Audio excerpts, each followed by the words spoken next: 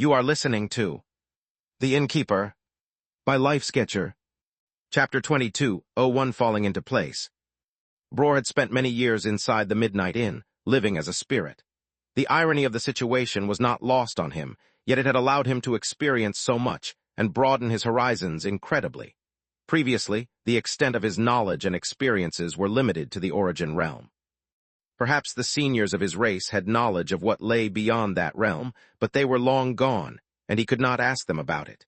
He could merely continue on living, hoping to somehow fulfill his mission. The Cthulhu race had been almost wiped from the origin realm in their war against the spirit race, but that did not mean that they were by any means weak. In fact, the only reason they had lost the war was because of how many allies the spirit race had. After all, unlike the Cthulhu race, which had few members, spirits were abundant and varied in shape and form. They were relatively weak, and the conditions for their growth were strenuous, but they had their advantages too. Natural spirits were especially close to nature, and could nurture countless treasures and promote the growth of cultivation hololands. Thus, with their many allies their abilities granted them, they turned the tide of a war they never should have been able to survive. Well, if there was one thing he learned from defeat and death, it was the power of allies. Even powerful races could be brought down by the right connections, and even weak races could rise through them. It was with this thought alone that Bror sought out a worker of the Midnight Inn. "Hey, Abby, how can I help you today?" asked Mrs. White, a really old worker. She was not an original worker of the inn, and had joined after coming here as a refugee from Earth. She was introduced to cultivation pretty late, so even though she now had the cultivation of a nascent soul, her appearance remained that of an old grandma. She was one of the workers who spent the most time in the spirit area of the Midnight Inn, where other guests who escaped death in the form of spirit usually resided. Thus, she knew Bror and the others quite well. She was much too familiar and friendly for Bror's liking, but he usually didn't say anything about it. "I have heard that the Midnight Inn is having troubles with the Dream Realm, having lost some guests and workers too. I wish to extend my services to the inn. In the field of dreams, I can offer some insight," Bror spoke slowly and in a deep voice. He missed his old voice, capable of driving anyone who heard it insane. Now he was stuck with this oddly pleasant and relaxing voice, soothing whoever heard it. Almost every other day, he was approached with offers to voice an audiobook or two. Mrs. White was taken by surprise by the offer, especially because Bror usually had trouble playing with the other kids. All right, even with a higher cultivation level, and introduced to the concept of immortality, and the fact that many of the guests were older than her, she was much too used to thinking of everyone as a kid, so she just kept doing it. "Look at you, Abby, playing nice and trying to make friends. It warms my little old heart. Let me just send in a report that you want to help, and I'll let you know what they say. It might take a while since." Before Mrs. White could even finish her sentence, Lex appeared with his clone in front of the two. "Mrs. White, Bror, it's been a while," he said, addressing both of them. "I heard you can offer some help with the Dream Realm. I wasn't aware that Cthulhus were knowledgeable in the field of dreams." Lex was not exactly skeptical of Bror. If he said he could offer some help, Lex would hear him out. However, the Dream Realm was a place that confounded the whole universe. He didn't think he'd find a solution talking to someone who had never left the origin realm in their life. Typically, Lex would not think so cynically of anyone. However, at the moment, he was just too tired. Trying to maintain a positive outlook took energy he was lacking. "You would be correct," Bror said, suppressing the shock he got looking at Lex again. When they first met, Lex had been so weak and fragile. Now, though, he was not someone that could be easily crossed. Contrary to normal expectations, Lex's somewhat cold aura and questioning tone was not off-putting for Bror. Instead, he respected him even more. This was exactly how the powerful should act, at least according to what the Cthulhu believed. "We do not have any extensive knowledge regarding typical dreams. However, in the aspect of nightmares, we are absolute masters. It is knowledge that we inherently have from birth, and I have especially mastered the subject of nightmares beyond my cultivation realm. I wish to offer my insight to the Midnight Inn so that they may overcome their current predicament with the least amount of friction." Lex raised his eyebrow. The claim was believable, and he didn't sense any deceit from him either. "What do you want in exchange for this help?" Lex could not help but ask. Bror chuckled, the feeling of being questioned by a higher power being oddly reminiscent of his youth. "Nothing really. I only want to be of service. If that is unacceptable to you, you can pay me whatever you deem sufficient for my services. I don't mind." Lex could not sense any malice, and the security room didn't pick up anything either, so for the moment, he stopped thinking about it. He would listen to what Abror had to say. Maybe it could help him out after all. "I'll take over things from here, Mrs. White. Thanks for the help. Send Mr. White my regards," Lex said with a polite nod and teleported himself and Abror away. The two of them appeared in the mountain cabin, far away from everyone else. Lex already prepared a number of refreshments that could be enjoyed by spirits, so he took a seat while Abror made himself comfortable. "One of the primary ways in which we Cthulhu grow stronger is by devouring the minds and spirits of our targets," he said without the slightest bit of hesitation, as if it were the most common thing in the world. But directly devouring a mind is not as fruitful as doing it slowly, squeezing out every bit that a mind can offer. For that, nightmares are especially useful. Through them, we can not only infect our targets, but we can weaken the mind and deprive it of sleep to the point where the target keeps falling asleep during their normal life, allowing the nightmare to seamlessly mesh in with their everyday lives. But the nightmare itself is just the medium. The focus is on the mind or the spirit, and so the nightmare itself can become a target to be devoured. I have heard that the dream realm is very difficult to traverse, but I think that may not be the case for races that can naturally devour dreams and nightmares alike. Lex paused to think about it. It did sound like a plausible suggestion. If they could interact with the dream without getting pulled into it, avoiding having their life extinguished in place of the dreams that hope to come to life, then one of the greatest obstacles of the dream realm would be resolved. While that was far from the only obstacle the realm presented, it was one of the core issues, at least for mortals and immortals. As the Cthulhu revealed more about his insight into nightmares, and how they fed on them to personally grow stronger, Lex finally began to see a ray of light in the darkness that had been his life lately. He had an idea that was so absurd and unrealistic that it might just work, if that was the case. Lex asked some questions, discussing various possibilities with Abror to see the limits of how his ability could be stretched. Once he gained a deeper understanding, Lex was certain. The exhaustion that had been infecting his mind and soul began to wade, replaced instead by purpose. Soon after, a message was sent to the Midnight Battalion. The Dream Realm had attacked and infringed upon the sovereignty of the Midnight Inn. Such blatant disrespect could not be overlooked, thus the inn had prepared a fitting response. For that, however, the battalion would need to undergo emergency training too. Master a new technique that had been created for this very purpose. At the same time, Lex also sent a message to Charles, updating him on specifically what to look for. He also contacted Z. While Z was weak in terms of cultivation, he was versatile enough and had enough experience in manipulating space that he could also play a role in Lex's plan. Things started to fall into place. Chapter 22, 02 Heart Demon. The Midnight Battalion, when it started, had only a few hundred members. Moreover, all of them had the Death Counter bloodline. However, over the years, Leonidas, the leader of the battalion, had strategically added more members with various bloodlines. The only thing he didn't do was add members who didn't originally come from the Midnight Inn. It wasn't because he wanted to discriminate against them. It was simply because outsiders could not achieve the level of synergy they had. That synergy was extremely crucial, especially since the Midnight Inn granted them various benefits and formations, such as augmentations and the Midnight Mech.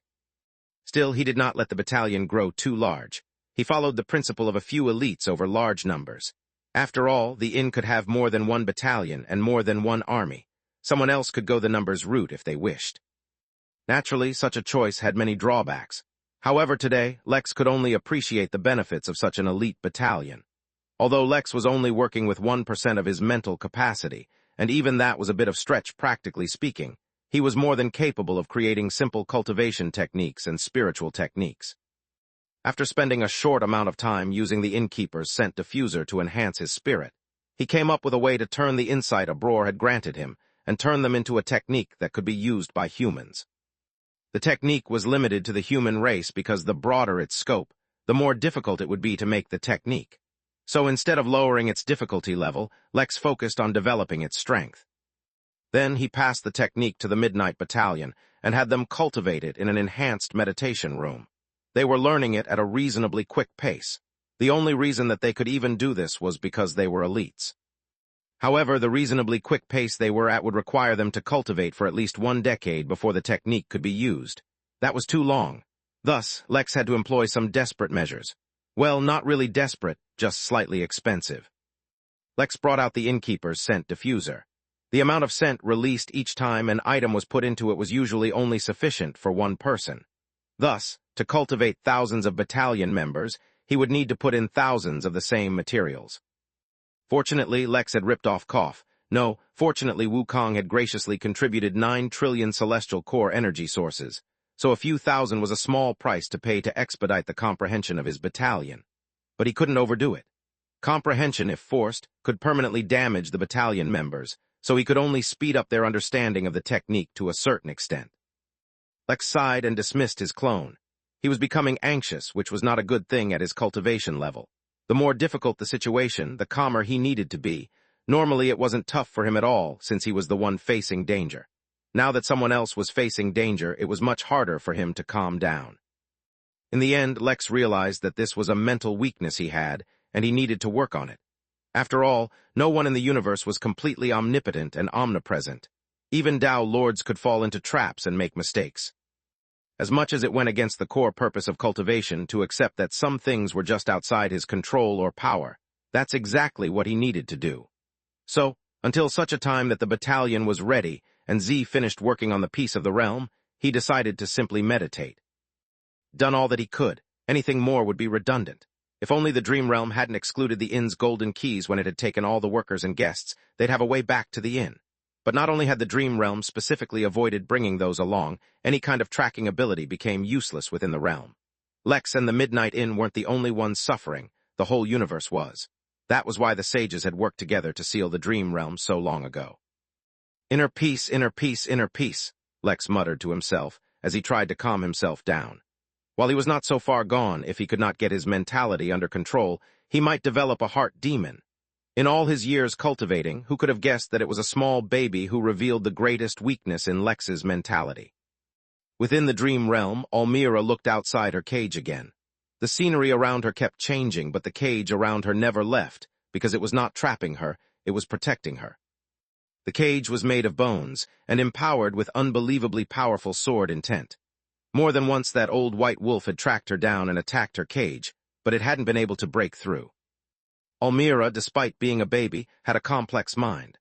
While her desires and priorities remained that of a baby, during critical situations she could recognize right from wrong, and she knew that her situation wasn't the best, which is why she obediently remained within her cage. After a long time, the same old wolf appeared again. Using the divine mythical bloodline in its body, even if it was impure, it could track down a scent it had. Personally caught. There was something about that baby which attracted it, so he had constantly tried to get to her, but the damn cage kept preventing him from reaching her. Fortunately, the cage's power was only at the earth immortal realm, while the wolf was a heaven immortal, so over time it wore the cage down. Without holding back, the wolf attacked again. Just as the cage was about to shatter, something unusual happened. Another power emerged from within the baby and restored the cage to full strength. In fact, the cage felt even firmer than before. As if that was not all, a projection of a human appeared in front of the cage. To whomever has triggered this projection, be warned. I'm Lex Williams of the Midnight Inn, and this child is under my protection. Mercy is a trait I never picked up as a child, and forgiveness is not something I excel at either. Chew. Your next actions carefully. Somewhere far, far away, a pair of tightly closed eyes suddenly opened. Chapter 22:03 Trivial. Decal was occupied, that much was true, between absorbing the nourishing energy provided to him by the Hall of Power. It was called the Universal Harvest, for it had been forcefully harvested from the universe itself. It was beyond rare, for it was actually unattainable. Even Tao Lords had no way of acquiring it. As far as Decal knew, the Hall of Power was the only place that had it, and it was awarded to those who completed the most difficult missions given out. Its value was beyond comprehension. It played a significant role in Decal's plan. With the Universal Harvest, he would create the strongest foundation for his ascension into the Tao realm. He was not satisfied with just entering the Tao realm. No, his goals, his ambitions lay further, which is why he was preparing the best possible conditions for himself to grow stronger. Getting his hands on an even stronger system was one of his requirements. He had already noticed that because of his interference with the function of the systems, it was prevented from giving him the best rewards. To do that, he'd need to play by the rules of the system itself, yet he was not interested in that. If he could raise his system's level high enough, even a substandard reward would be good enough for his purposes. Thus, even while he processed the universal harvest, Dekal had not stopped working. He had not stopped preparing. Slowly, steadily, he had been gathering information on his target, on his strengths, his weaknesses, his vulnerabilities. One of the things he learned was that it was basically impossible to track Lex. A lot of the time he was found inside the Midnight Inn, but whenever he left, even Dao Lords could not track him. But then again, with the backing of a Dao Lord like the Innkeeper, such a thing made sense. So he had begun his preparations to find a way to lure Lex.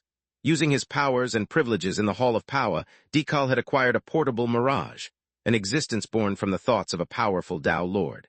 Anything that happened within would be hidden from detection from all beings outside, Dao Lord or not. However, that was far from enough.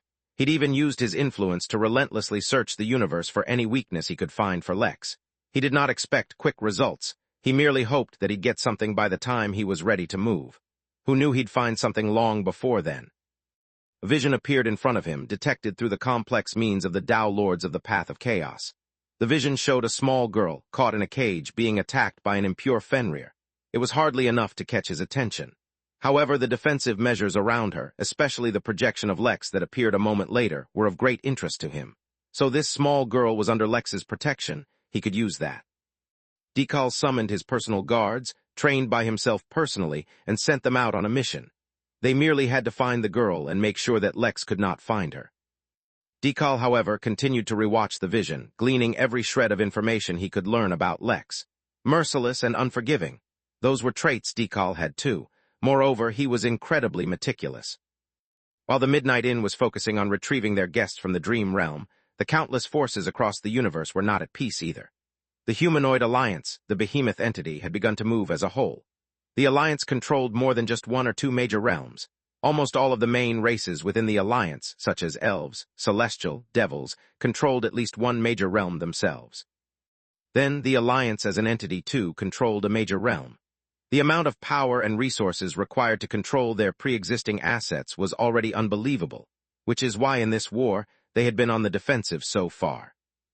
Now, however, many forces that had been observing and spying on the alliance started to report suspicious and unusual activity, as if they were gearing up for something. Within Eden itself, the war between the angels and the seraphim was heating up. Both of them had numerous Dao Lords, but the difference was that previously the seraphim had relied on its alliances to keep the angels at bay. Now that the whole universe was in chaos, the seraphim could not get as much assistance as they had previously. The general trend of the war seemed to lean in the angels' favor. It was too soon to tell, but at the current rate, in only a few thousand years, control of all of Eden would fall to the angel race.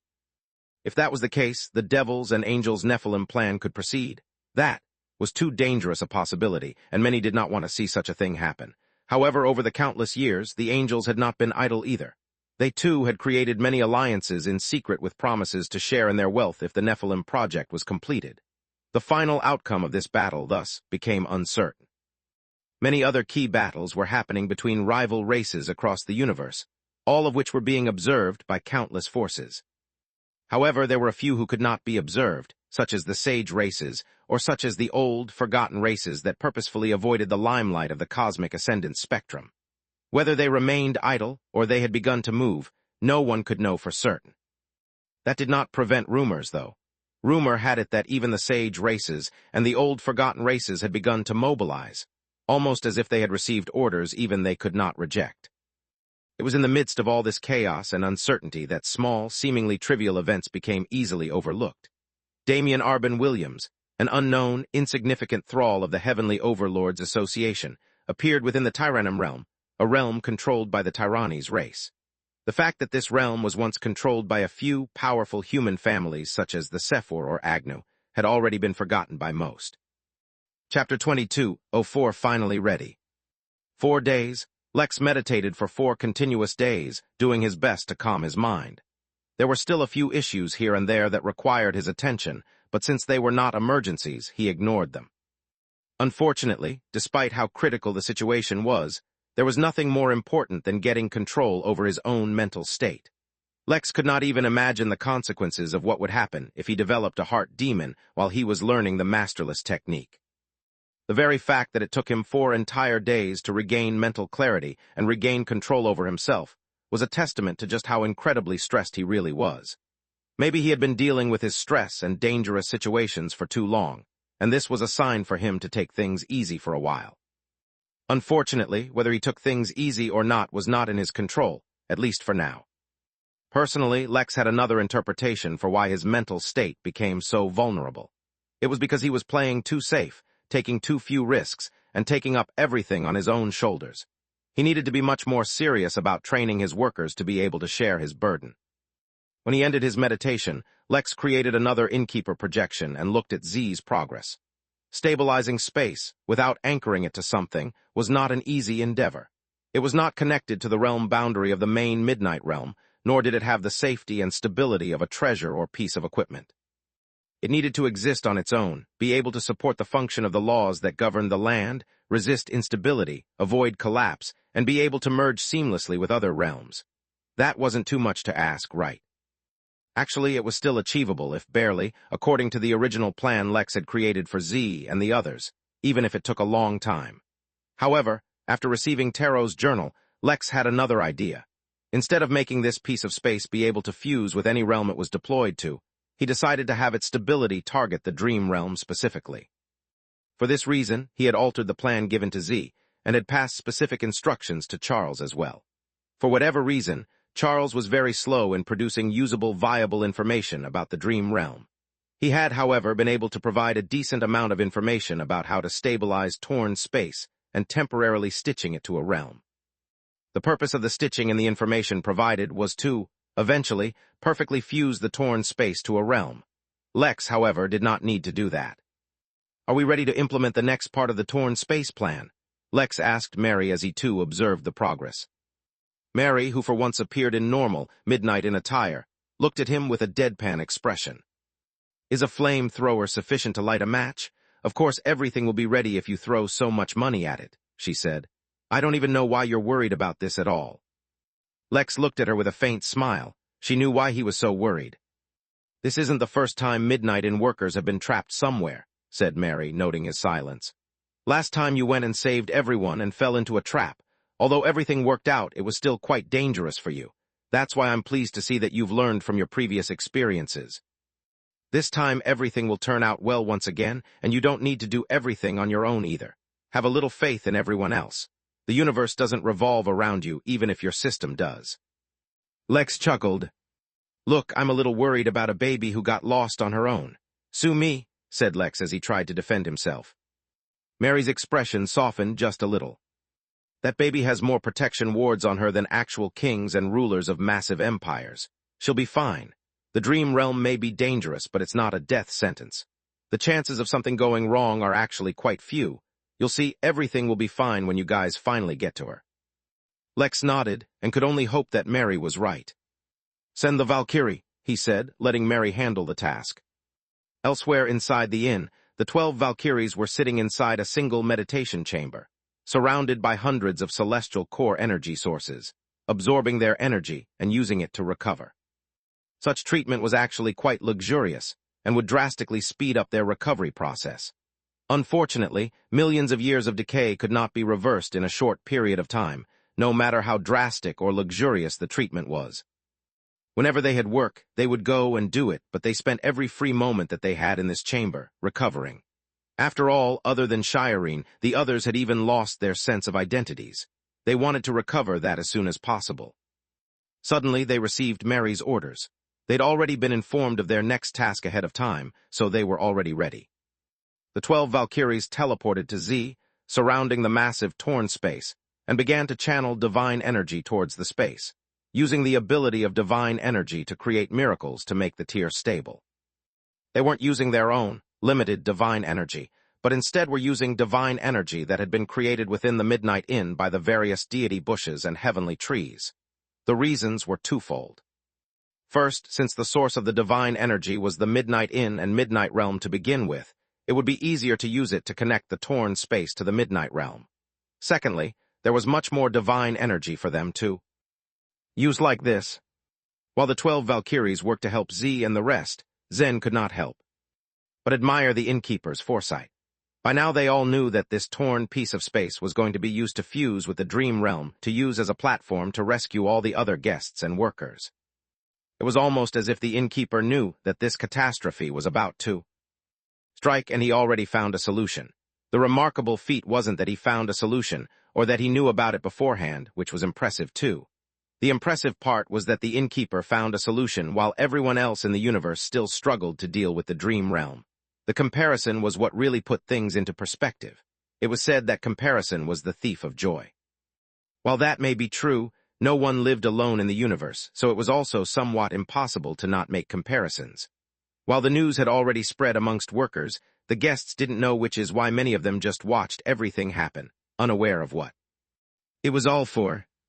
Lex, too, watched in silence as he quietly maneuvered everything in place, preparing for the rescue. Several taverns had already been sent to the Origin Realm, and the Henali were helping to transport them to places across the Origin Realm, creating a strategic network of inns that connected to each other and the Midnight Inn. Many of the guests who were originally from the Origin Realm began to exit the Midnight Realm and return to the Origin Realm. While they didn't necessarily return to the planet, or even galaxy that they were from, they could begin to return on their own. Most guests, however, waited and took up the inn's offer for free accommodation. The problem was that most guests wouldn't have the power or means to travel across the Origin Realm to their homes, so they could only wait till the inn opened back up, or until the Henali prepared means for them to return to their respective locations. That wouldn't be happening anytime soon. However, more days passed, and slowly yet steadily, the torn space started to become stable. At the same time, the Midnight Battalion continued to make progress with their techniques given to them. Lex didn't get any negative feedback from the karmic node he'd left on Liz, so she hadn't faced any critical danger either, which was the best news he could hope for at the moment. Charles also kept sending back bits of information which Lex kept incorporating into his plan. Finally, a little over 1 month after the Dream Realm had appeared, Z managed to stabilize the space, such that it was ready for the next part of Lex's plan. The system didn't complete the quest it had given Lex. That was because there was still one more step left. Z was allowed to take a break so that he could recover his energy, for he would continue to play a crucial role in the next step. Once he was ready, they proceeded with the plan. The minor realm, which had been ripped out of the Midnight Realm and was not connected to anything, had been compressed down as much as possible. At the same time, hundreds of workers worked around the clock to maintain its state. It was not yet ready to exist on its own without help. That part would happen soon enough, though. Once Z returned, the entire piece of space was transported to the newest tavern that had literally just been built for the express purpose of being able to accommodate this space. It was in the shape of a massive sports stadium, which is why the space was brought in right from the open ceiling at the top. Chapter 22, 05 Don't Disappoint Me. Mary resisted the urge to say anything that would even remotely reveal how nervous she felt as she watched the compressed space be lowered into the tavern, ready to be transported to another realm. The sheer complexity of sending a piece of unstable, unanchored, and unconnected piece of space to another realm far, far away could not be understated. She did not even add the consideration of the fact that the space was only kept in a state of temporary stability due to the hundreds of workers who were actively keeping it like that, and still needed the help of divine energy to create a miracle. Of course, none of them were responsible for sending the piece of space to another realm. The system would do that. The part she was worried about was the tremendous potential for something going wrong that this exercise held. If the transportation caused even the slightest bit of an issue, everyone working to keep the space stable could suffer quite a lot, and merely suffering was the best possible scenario in such a case. "Weren't you the one telling me everything would be fine?" asked Lex, who was standing by her, though he did not turn to look at her. "Relax. I calculated everything about this myself. The space will remain stable and everything will work out fine." If Lex had said this at any other time, it would have been a whole lot more reassuring. Considering his exhausted mental state, however, it did nothing to reassure Mary. It was actually quite rare for her to be this stressed.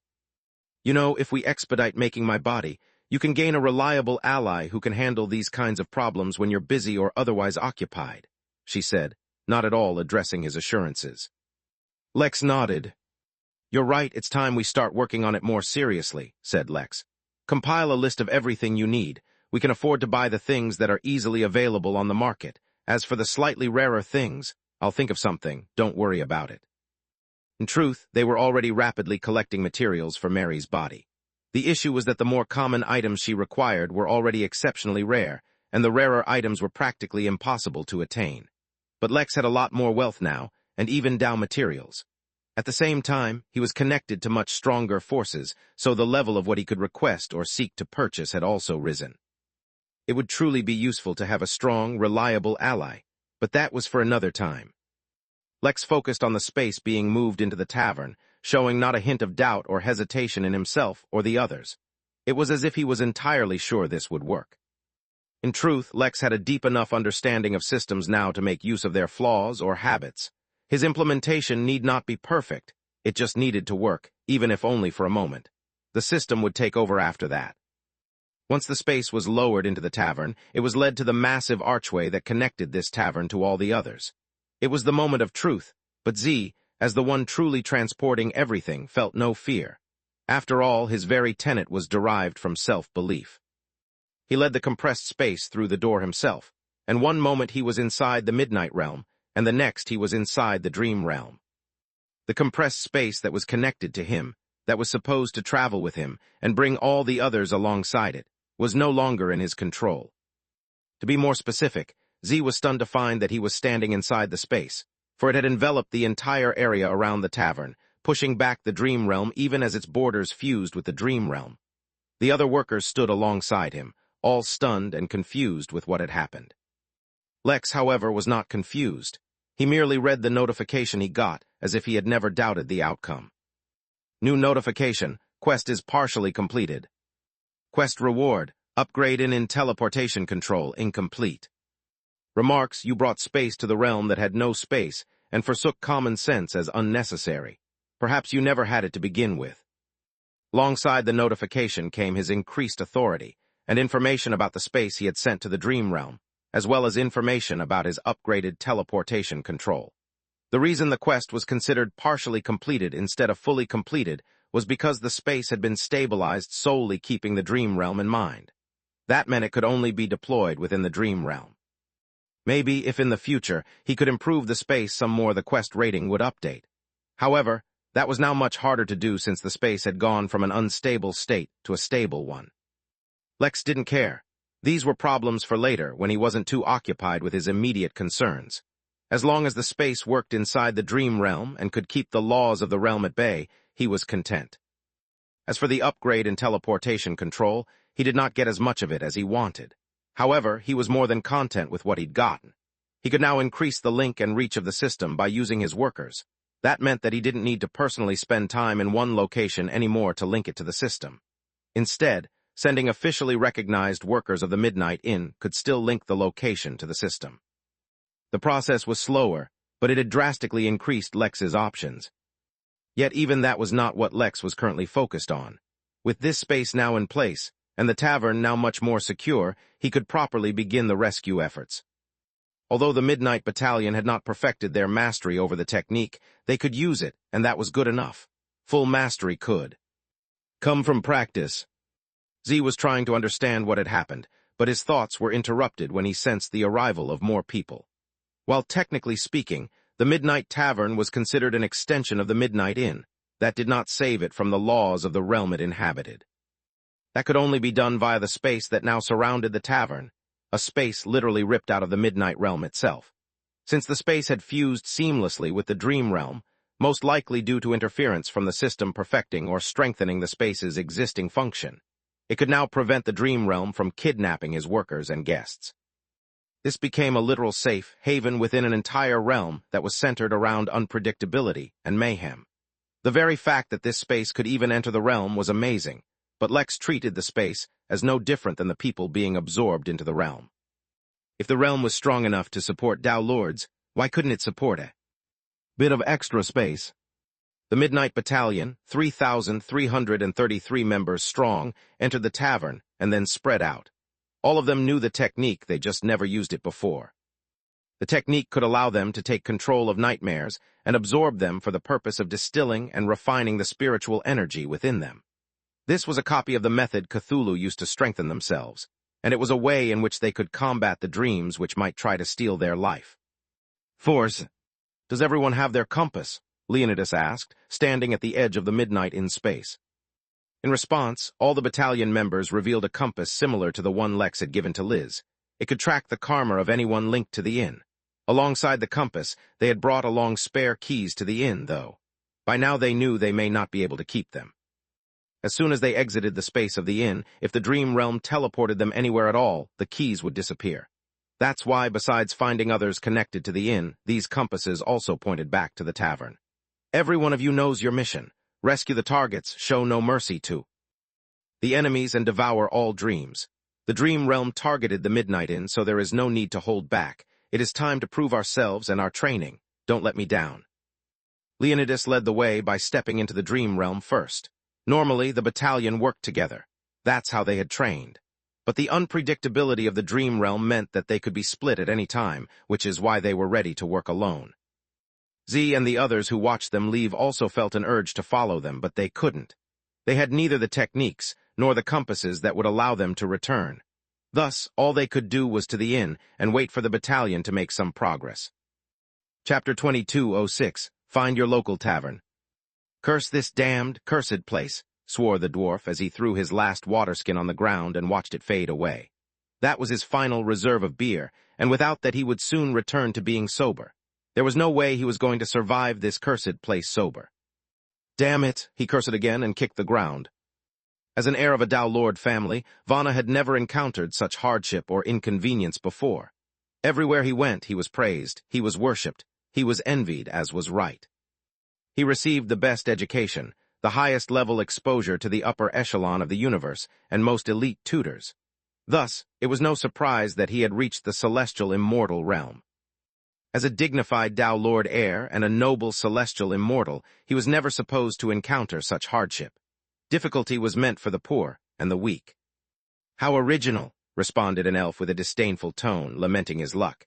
He couldn't decide which was worse, getting pulled into the dream realm or getting stuck with Vana. The dwarf was somehow more insufferable sober than he was drunk. Vana glared at Callan but said nothing.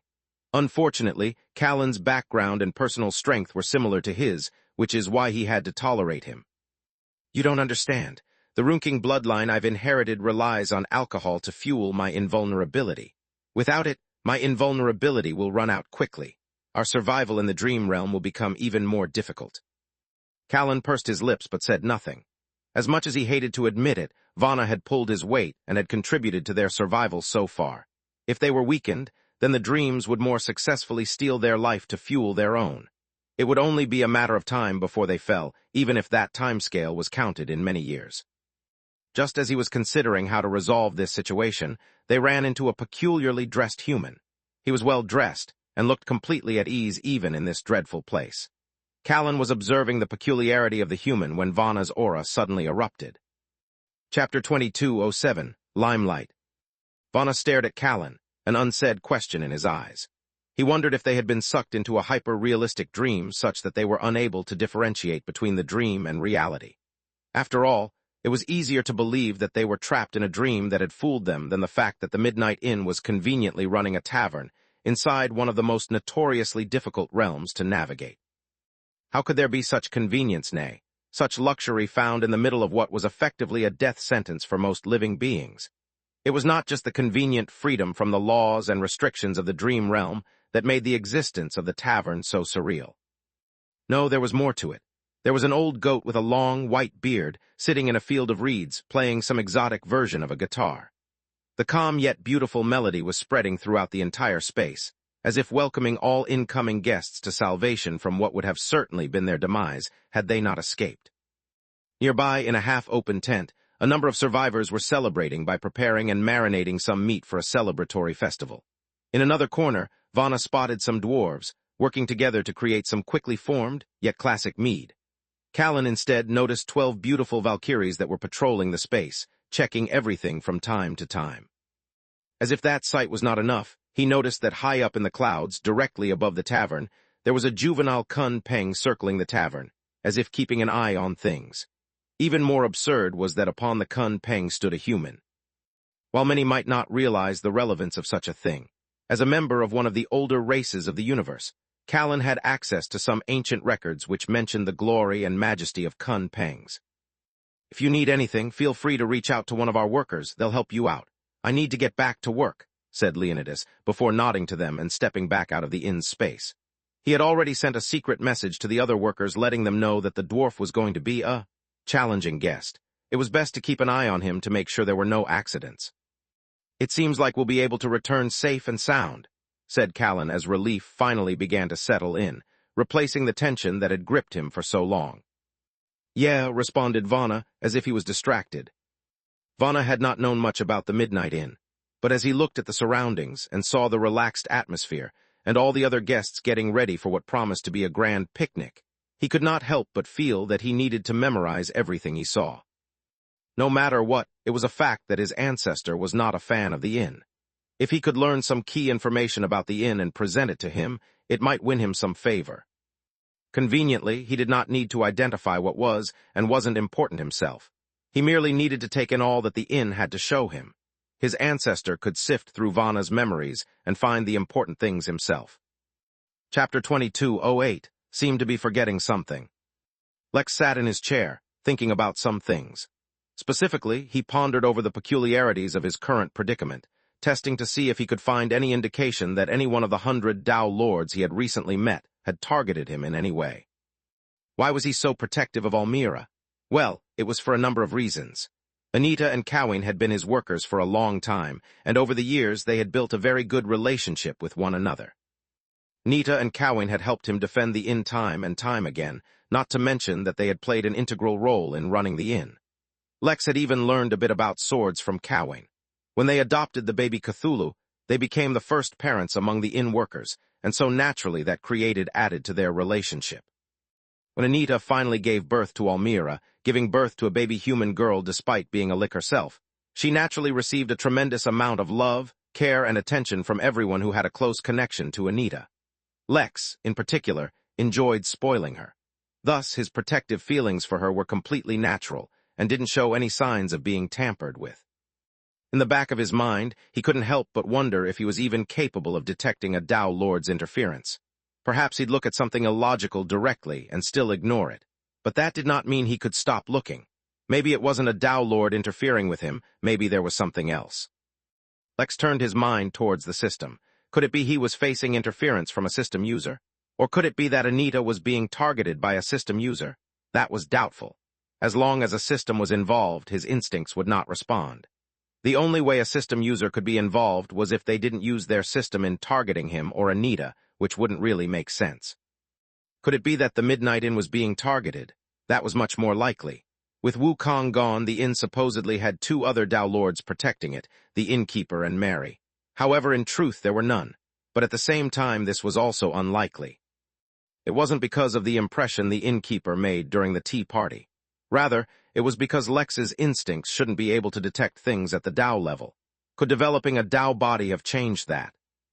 None of these considerations solved his immediate problem. What could the problem be? Lex turned his attention towards Obsidian. He'd been using that as a gathering place for system users, but recently its use had dropped a lot, mainly because system users couldn't come and go conveniently anymore. Thus, he added a new service within the rewards in Obsidian, which was the right to use taverns to come and go to the inn, and use a secret key to transfer from the Midnight Inn to Obsidian. Chapter 22:09 Silent but Deadly. There's news, Mary said as she appeared in the innkeeper's office. The innkeeper sat at his desk with his eyes closed, almost as if he was asleep, though she knew that wasn't the case. He was watching over the inn and the dozens of taverns that had been deployed across the Origin realm. Although, considering the Henali's recent stance, he didn't really need to oversee them personally, the innkeeper had taken to doing that more and more often. Over the past year, Mary had seen Lex become more and more quiet. To call him a recluse would be inaccurate. He made sure to appear inside the inn or one of his taverns every day. But he talked to his guests, spent time with them, and even oversaw the inn's operations with greater care than many years prior. Yet when they were alone, she noticed he spoke less. If it were anyone else, she would have assumed that they were depressed, or maybe they felt demoralized. It would make sense. A whole year had gone by, and though hundreds of thousands of random beings had been rescued from the dream realm, very few actual inn-workers and guests had been rescued. It couldn't be helped. They were searching randomly across an entire major realm. Considering that anyone could be moved anywhere across the realm at any moment, it actually made sense that it was tough to rescue specific people. It also made sense that after a whole year like this, one would get demoralized. However, Mary knew Lex better than that. It would take a whole lot more than this to affect him. That was exactly why she could not explain his off behavior lately. The innkeeper opened his eyes and looked towards Mary, a silent question in his eyes. One of the new guests we rescued at the tavern saw Pierre and Brenda 2 months ago. They were fine last the guest saw, without showing any signs of having their life signs depleting. The innkeeper nodded, as if expecting such an answer. They are both resilient. When they are found, I'm sure you'll discover that they have grown tremendously during this period, the innkeeper answered calmly. Yet it was exactly that perfectly maintained calm that unnerved Mary. This was not how Lex normally was.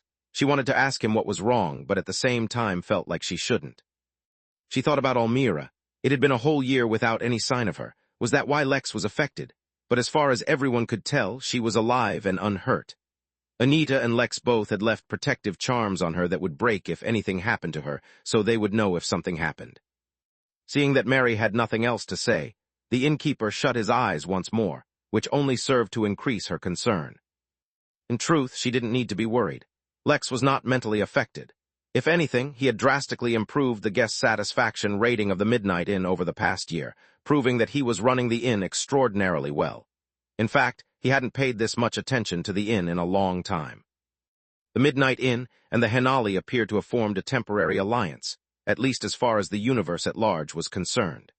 This was because if anyone wanted to exit the dream realm of the Midnight Inn, they had to do it through one of the taverns located in the Origin realm, where the Henali had created processing centers to process anyone who arrived via the tavern.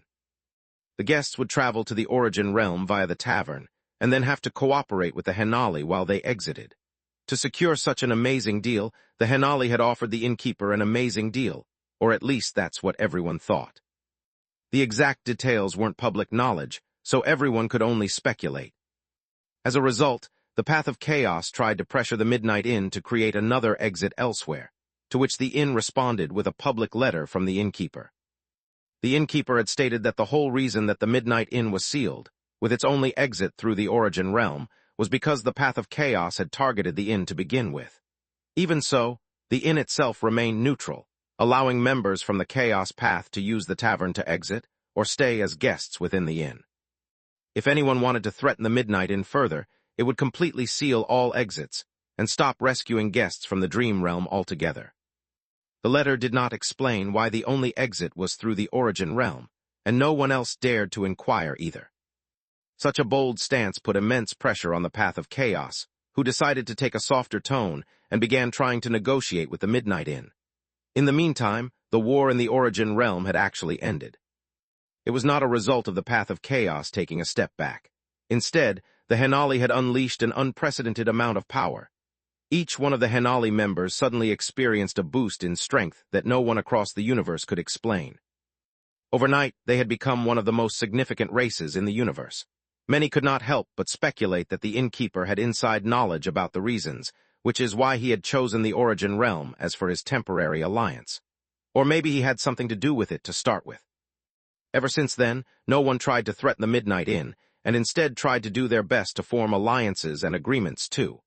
Heck, some even tried to probe the reason behind the Henali's sudden growth through the Midnight Inn.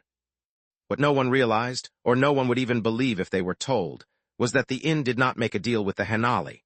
Moreover, Lex had not put in any special attention towards improving the inn. Instead, he had done the exact opposite. Over the past year, he had reduced use of his brain and spirit as much as possible, bringing the levels down to 0.0001% of his actual awareness, all so that the speed of him mastering the masterless technique would increase. It was actually his decreased activity levels caused by his reduced spirit allocation, which was causing Mary to be so concerned. In truth, Lex had made a plan, and he was following through even if it required a few drastic measures. Chapter 2210, Failed Tao Tribulation.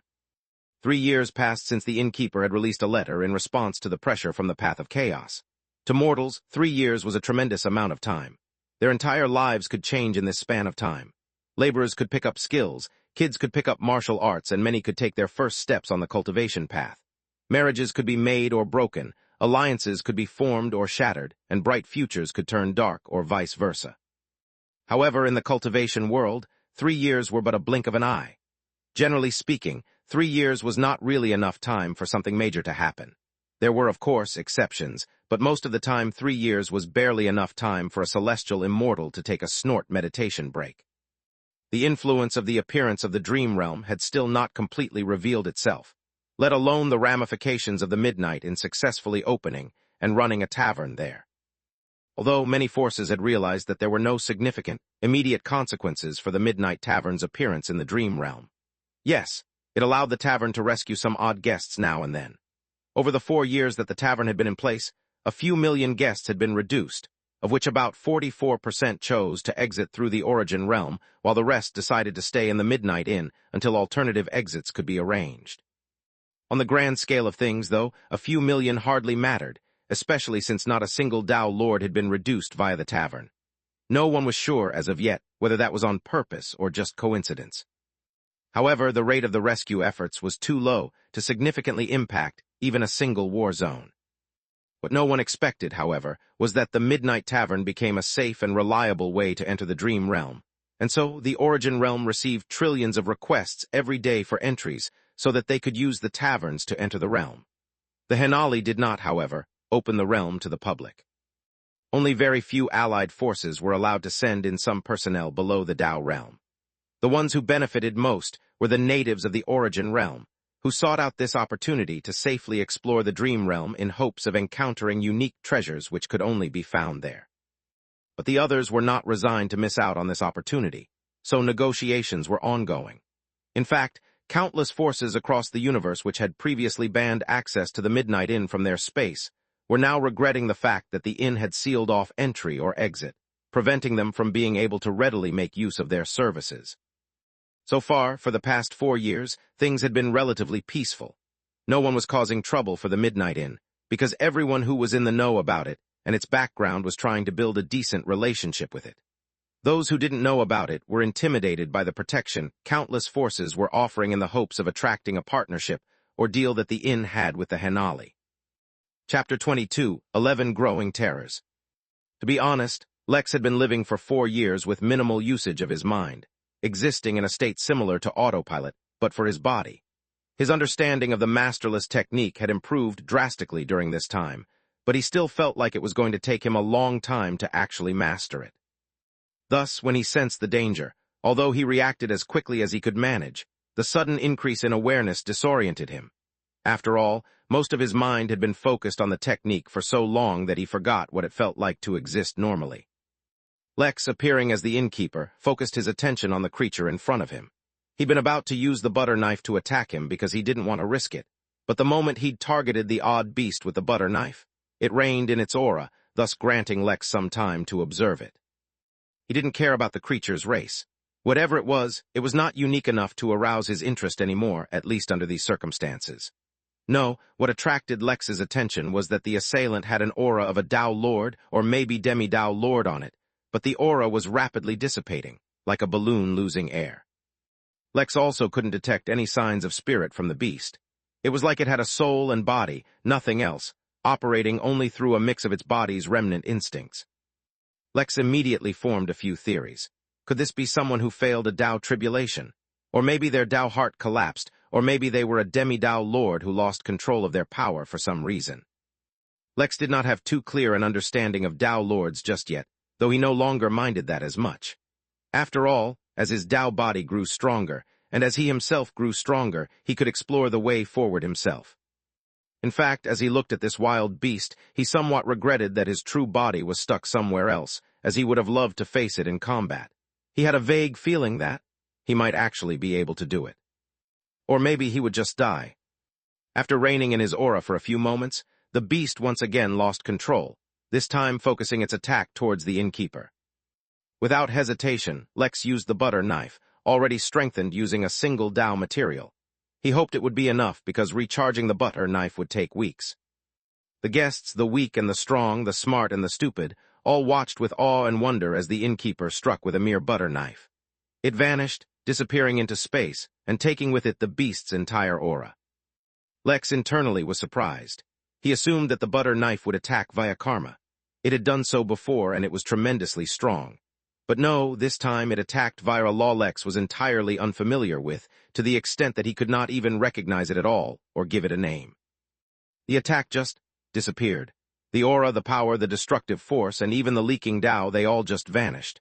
They were not vaporized, not disintegrated, or teleported elsewhere. Everything simply ceased to exist once he attacked with the butter knife, leaving even himself stunned. The only thing that remained was the corpse of the beast that attacked, falling over like a lifeless shell. Lex teleported the body away, and then turned his attention towards all the guests. My apologies for the inconvenience. This issue has been taken care of. I hope it does not negatively impact your time at the tavern, he said with a soft smile before fading from view. Z and Little Blue did not return, as they had been forcefully sent by the innkeeper to get a full body scan in case of injury. Messing with anything related to the Tao was not a joke.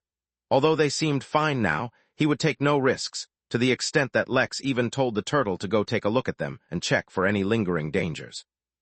Meanwhile, Lex retreated to his office and used his awareness to listen to what all the guests in the Dream Tavern were talking about.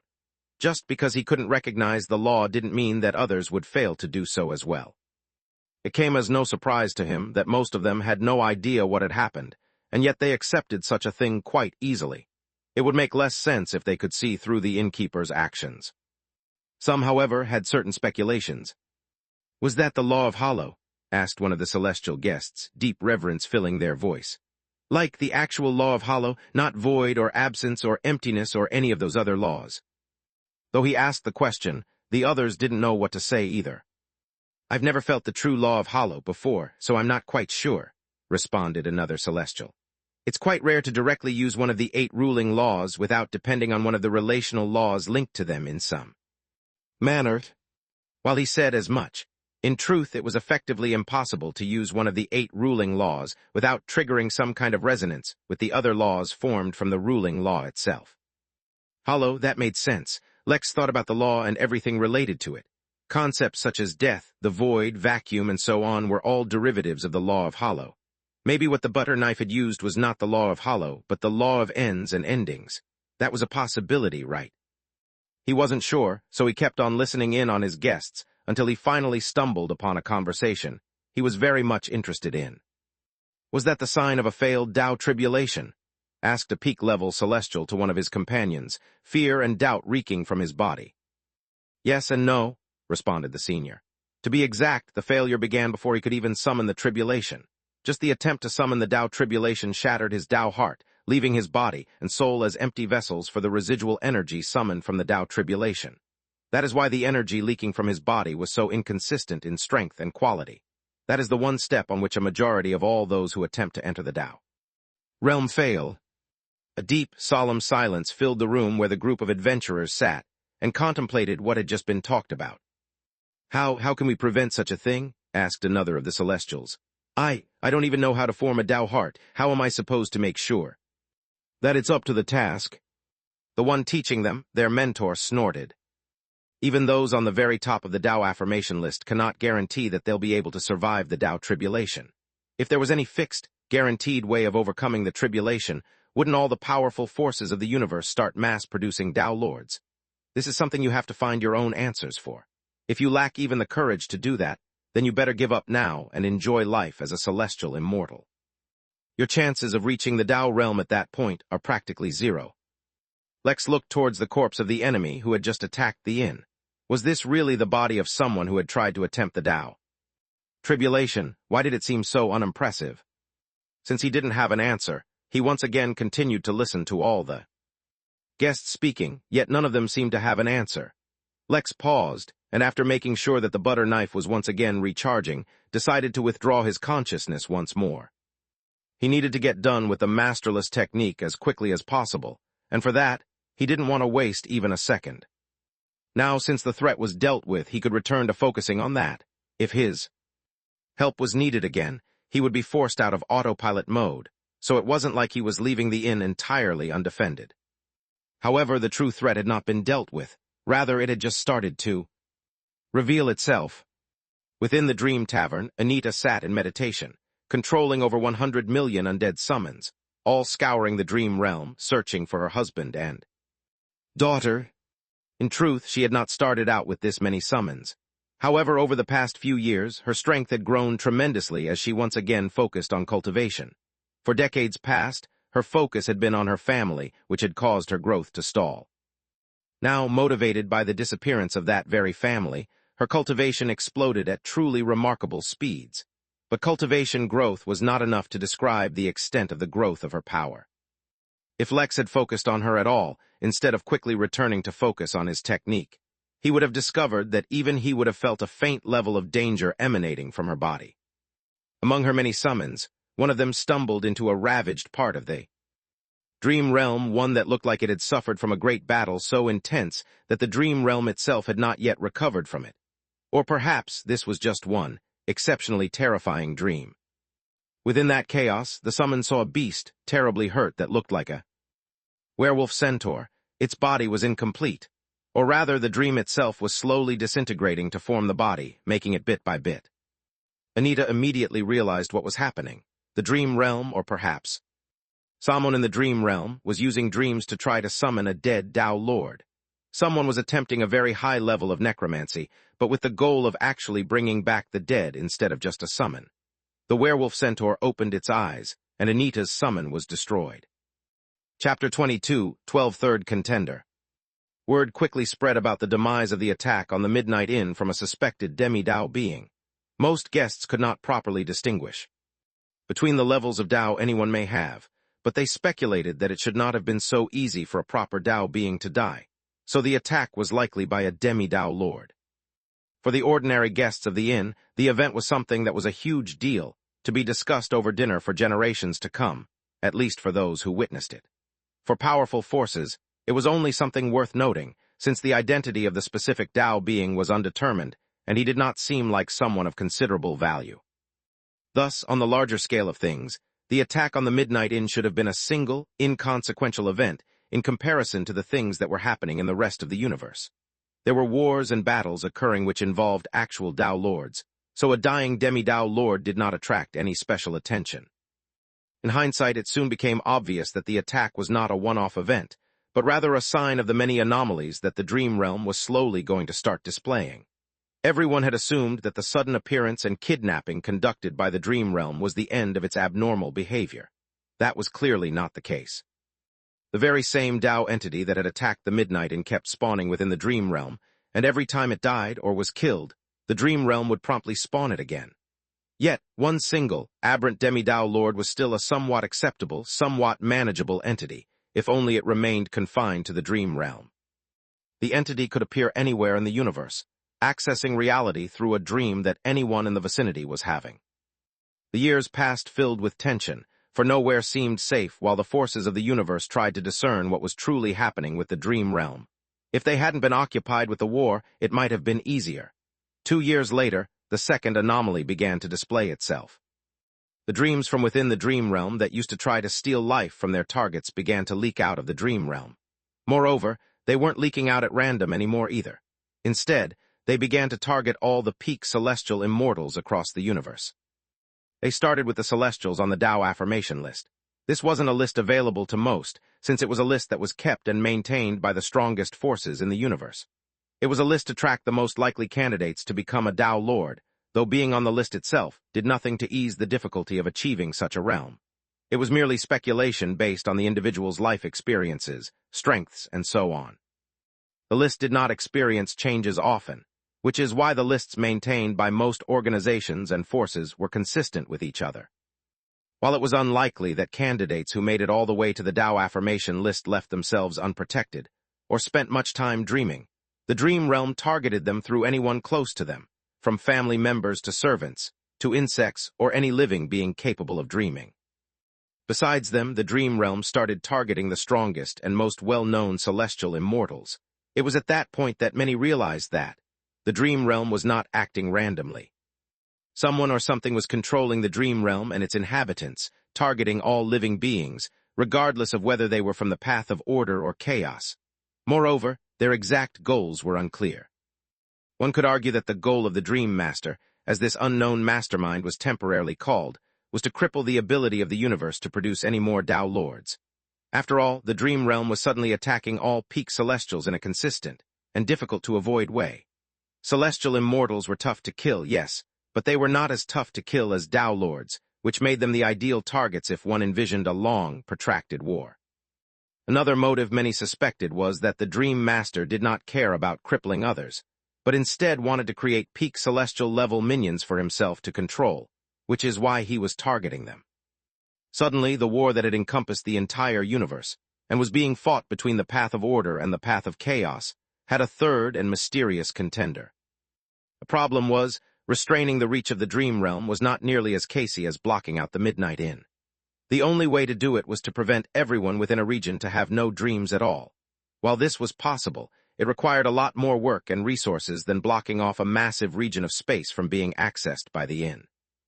If there was one aspect about the Dream Realm which kept the universal forces from panicking, or at least taking some drastic actions, was that so far, the Dream Realm did not seem to target any Tao Lords outside the Dream Realm. However, once a Tao Lord entered the Dream Realm, they became entirely inaccessible, which was another source of doubt and confusion for everyone. The anomalies that the Dream Realm kept producing were thereafter considered strategic attacks by the Dream Master, and kept increasing as time passed by. Ironically, the weaker one was, the safer they became, at least as far as the Dream Realm was concerned. While on the universal stage, this caused many changes. Within the Midnight Inn, the only change it caused was that the level of the adventurers heading into the Dream Realm changed from celestial immortals to heaven and even earth immortals. If the pace continued, then it wouldn't be long before the Dream Realm became safe solely for mortals. In the backdrop of everything, the Midnight Inn became one of the most peaceful and safe places in the universe, despite being directly connected to the Dream Realm, and so the passing years allowed them to exist in peace. In the 10th year since Lex started learning the masterless technique, a special delegation entered the Midnight Inn, all for the express purpose of delivering a letter of intent to the Innkeeper. The arrival of this delegation caused quite a commotion in the Midnight Inn, exciting many guests and workers alike. One reason for that was that this delegation did not arrive through the tavern in the Origin Realm. No, they arrived through the tavern that Velma kept with her at all times. The second reason that the delegation excited so many was because Velma had returned to the Midnight Inn, as a part of the delegation itself.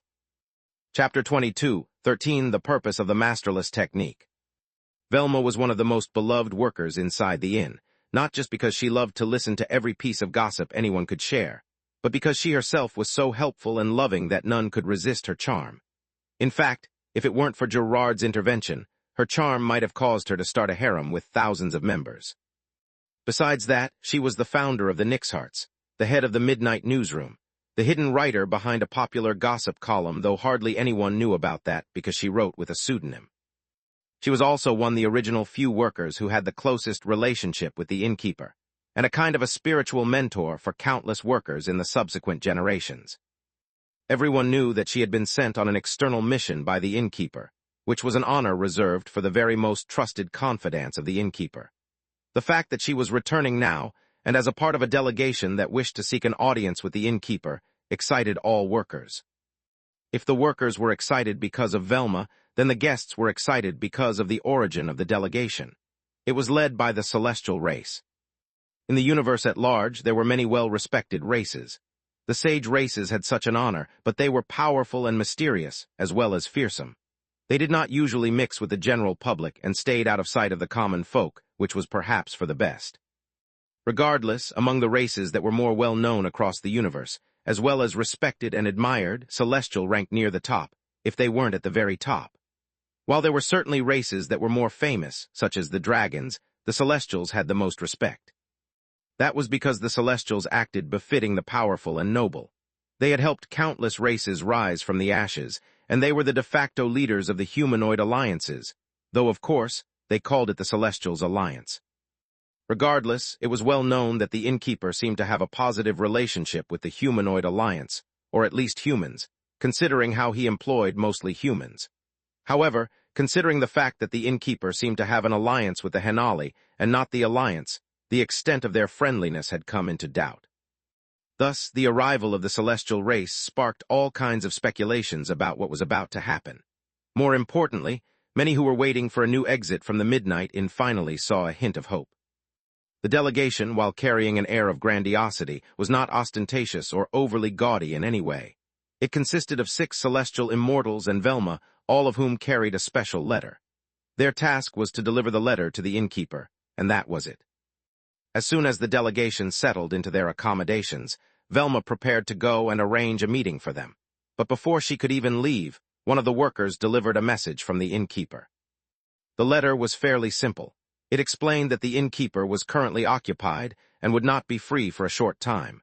A meeting had been scheduled for them in 8 months for the handing over of the letter. 8 months was not a long time for them. In fact, during normal times, a meeting in 8 months might even be considered somewhat rushed. Yet ever since the Dream Realm revealed its sinister design, things kept happening at a rapid pace. 8 months could mean many things might happen during that time. Yet the Celestials weren't displeased. It was understood that some things could not be rushed. Besides, 8 months in the Midnight Realm and 8 months in the Arctica Realm from which they came were 2 entirely different timelines, so they felt no pressure at all. Seeing that she wasn't being blamed for the delay, Velma returned to her lively self. After so long, she finally had some time to enjoy herself and catch up with everyone about what had happened.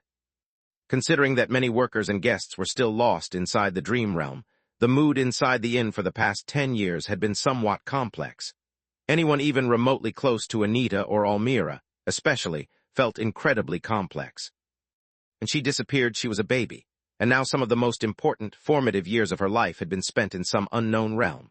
No one knew whether she was with her father or if she was alone, and no one knew what she had experienced during this time. The only redeeming factor was that the flow of time inside the Dream Realm was that of the average mature realm, meaning that time flowed about 9 times slower than the Midnight Realm. On the bright side, the protective measures Anita and Lex had left on her were still intact, so they at least knew she was safe. That was how everyone consoled themselves, or, well, most people. Lex didn't bother wasting his time trying to make himself feel better. No, he had wholeheartedly focused on the masterless technique so that he could master it faster. Well, there had finally been some good news on that front. In the 8th year since he began receiving the technique, Lex finally acquired the entire technique. However, now that all the information regarding it had been transferred, he had to comprehend it. While the 13 statues all around Lex expected that the comprehension would take far longer than receiving the technique, reality proved otherwise. In just 2 years, Lex had made tremendous progress. The reason he had delayed Velma's meeting by 8 months was because he fully expected that, by then, he'd finally have mastered the technique. What's more important was that as Lex's understanding of the technique grew, his expression within the Temple of Fasting changed somewhat. This was not what he had been expecting. That the masterless technique was far. If Nuwa had made the masterless technique with this express purpose in mind, then he needed to reevaluate what he knew about the universe, and even humanity as a whole. After all, the sole purpose of the masterless technique was to Chapter 22, 14 A much larger game. It was a long time coming, but Lex was finally coming in contact with information about the Tao. It started with information about his own Tao body, which was actually inaccurate, unbeknownst to him since he was actually forming a primordial Tao body. Then he learned about the types of Taos, for example, minor, major, and unique Taos. Or rather, he learned that such distinctions existed, rather than understanding their details. Following that was the knowledge that the demi-Tao Lord state was not actually a cultivation level, and that such a state could be achieved in various different ways. If he achieved a full Tao body, Lex could theoretically also be considered to have reached the demi-Tao Lord state. The reason it was theoretical was that most people died before completing the Tao body, which is why it was uncertain what state they'd end up being at the end. Then came the knowledge that laws could, supposedly, be used with such depth of skill that the effect could rival the power of a Tao Lord. Slowly and steadily, the veil around the Tao was being lifted, allowing Lex to gain a clearer and deeper understanding of the universe. The masterless technique provided another hint of insight into the world of Tao Lords for Lex. A normal human had a few basic senses, such as touch, sight, etc. Cultivators got a few more, such as spirit sense, soul sense, instincts, etc. However, Tao Lords not only had more senses than normal cultivators could imagine. Those senses allowed them to glean even the slightest detail in excruciating depth. It was to the extent where a Tao Lord could feel a breeze and infer what the weather had been on a planet for the past 1,000,000 years, relying solely on that. The thing was, Not only did Tao Lords have such amazing senses, those senses were accompanied by their power, which allowed them to access the universal laws on a level immortals could not even imagine. Thus, every single Tao Lord in existence was simply naturally excellent in all forms of divination, simply because their senses were so great. The range of their spirit sense could not be calculated in physical distance, and the extent of their ability to gather knowledge could not be equated to simple, mortal, or immortal tools. Thus, in the universe at large, keeping secrets was actually quite hard. Any random, passing Tao Lord could sense a person's deepest, darkest secrets by simply sparing a glance. Sure, other Tao Lords might have some means to hide their secrets better, but how effective was it really? If an average Tao Lord was an expert diviner, then someone who was specialized in it could see through even the most thorough means. Thus, for Tao Lords, the ability to actually keep a secret was highly valued, and it was also exceptionally rare. Having said that, the express purpose of the masterless technique was to detach the user from anything and everything that connected them to the universe, making it impossible to be detected. Since Lex was a mere heaven immortal, the effect of him using the masterless technique was limited. However, even in its limited state, using the technique would make it almost impossible to be detected or tracked by anyone. Even Tao Lords would not be able to detect him randomly. Only if they specifically looked for him would Tao Lords be able to find him. But below the Tao realm, no one would be able to trace him. No one would be able to track him. No one would know what actions he took or what he was doing. This was one of the most amazing and yet unbelievable techniques he'd ever come across. At the same time, Lex could not help but smile wryly as he thought of why Nua gave him this technique. He had been causing her too many problems, and she wanted to wash her hands of him. If he could hide himself better, then she would not need to do it for him. He was extremely grateful. Not only was this a tremendous gift, it was an immense show of faith and trust in his character. After all, if this is what he could do with the masterless technique as a heaven immortal, he could only imagine what one could do with it at higher levels. The first thing that came to his mind were the Tao Lords of humanity. Were they all really dead? It was possible, sure, but with the existence of this technique, that piece of knowledge came into question. Lex also couldn't help but wonder who else could be hiding using this technique. Everything he thought he knew about the humanoid alliance had to be reevaluated with the addition of this one single technique. At the same time, it made Lex wonder about who or what exactly Nua was hiding from that she needed to take such meticulous precautions. He thought about the temple of fasting which could hide from even Tao Lords, and realized that perhaps what he had learned was only the first level of the masterless technique. Regardless, this technique gave him confidence that Lex never knew he lacked. With this, he could act without fear of being tracked, traced, or targeted, not just him but Jack as well. A surge of excitement swelled in Lex's chest, but then he contained himself. He hadn't learned the technique just yet, even if he was close. The total time spent to learn the technique, in the midnight in standard time, missed, was between 10 to 11 years. In the origin realm, it was just shy of 4 years, and in the dream realm, it was a little over a single year. Once he was free and he finished adjusting to the technique, he would personally venture into the dream realm and see for himself what it had to offer. Although he was not personally interested in the dream realm, he was not going to let his workers stay lost. Once that was done, he could start spreading his taverns across the universe, and using his workers to start building connections to various realms. For too long, others had been plotting against him. Now, with the ability to hide from everyone, it was time he began plotting against others.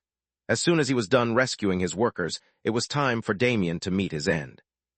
Lex stopped thinking, as he did not want to distract himself any further. Every second wasted delayed the time it would take for him to complete the technique. For once, Lex actually had trouble containing himself. All the possibilities filled him with indescribable excitement, especially since he had not actually wasted all this time only learning the technique. Jack had spent the same amount of time in the dream realm, and he had been searching for answers. While he may not have had much luck finding Almira or the others, he had gained a lot in terms of information regarding the Nexus event. Lex suppressed all his thoughts and focused solely on the masterless technique. Soon, it would be time for him to use it. Soon. Within the Midnight Inn, through the tavern, a number of old and familiar guests were arriving.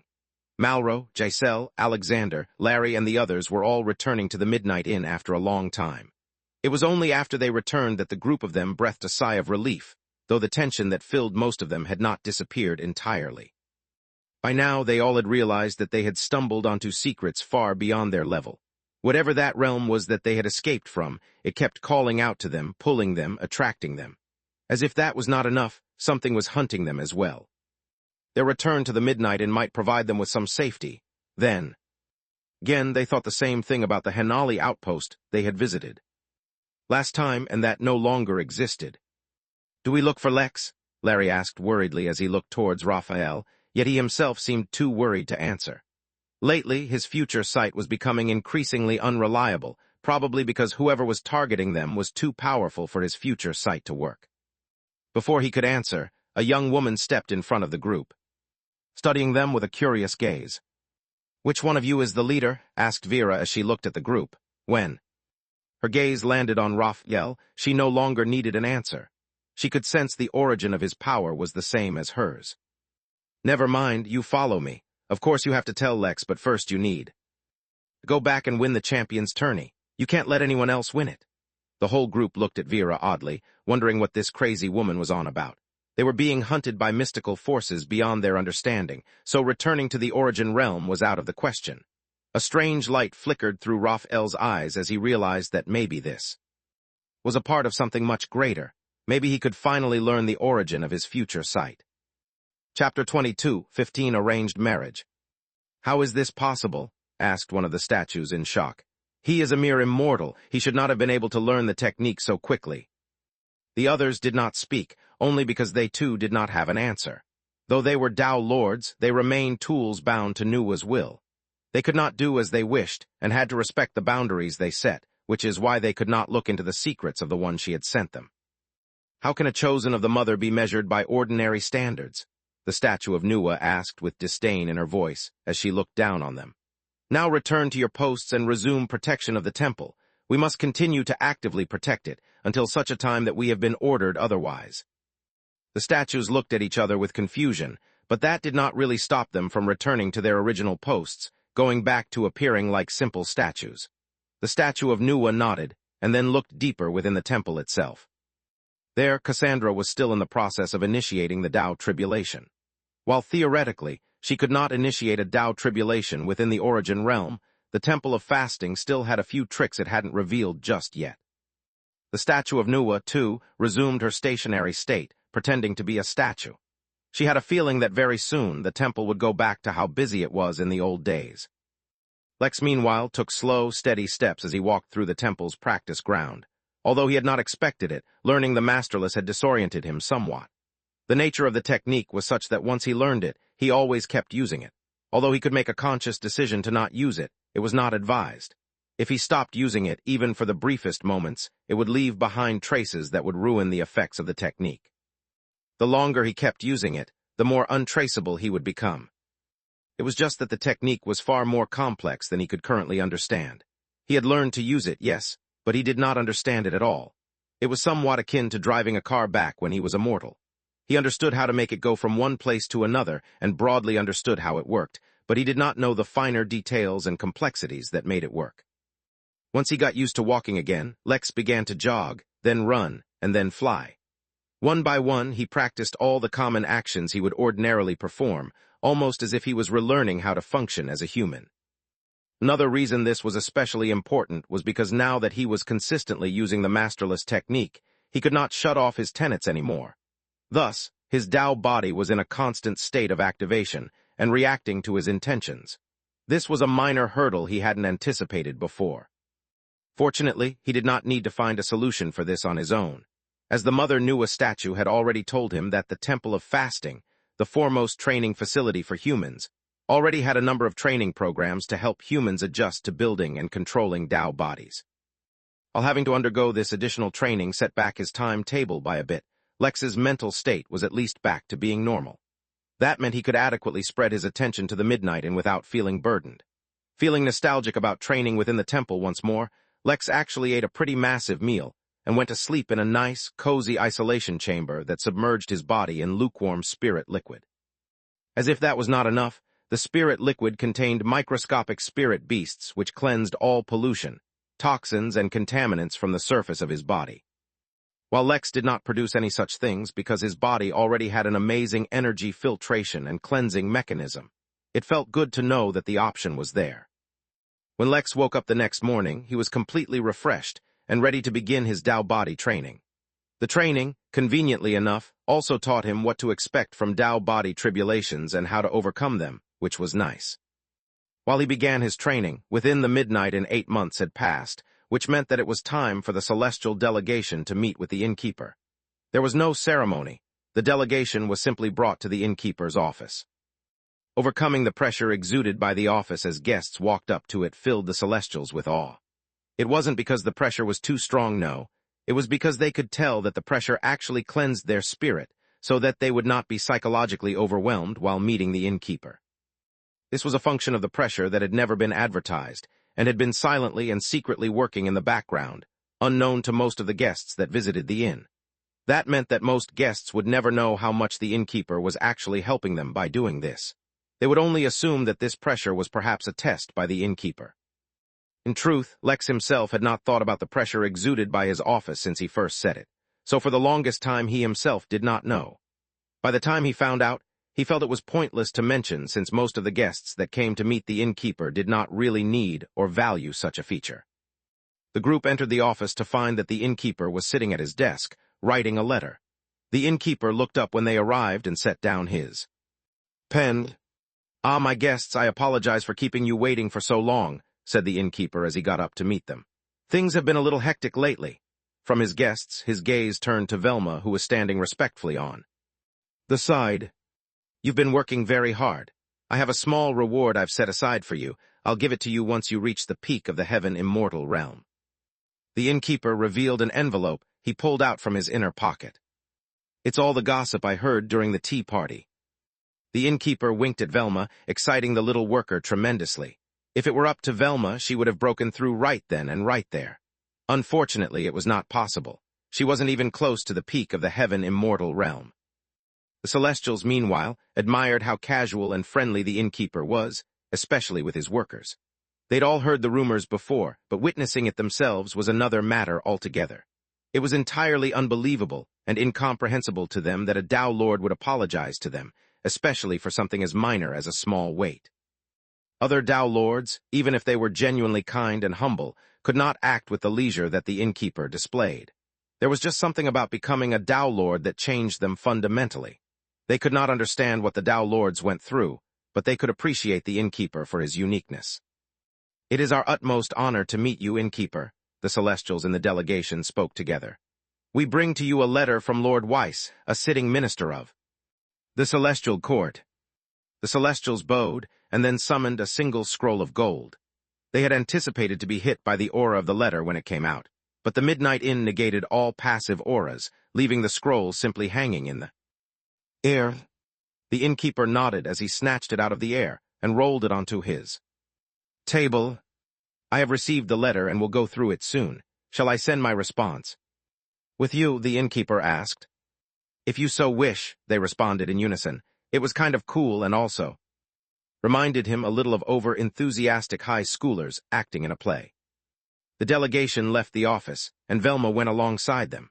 The Innkeeper summoned his letter opened and smacked the scroll with it, unraveling the gold as if it was paper. Instead of writing, which was what letters of intent usually contained, the Innkeeper found himself in an illusion, his surroundings a peaceful garden with a celestial standing in front of him in a white and gold robe.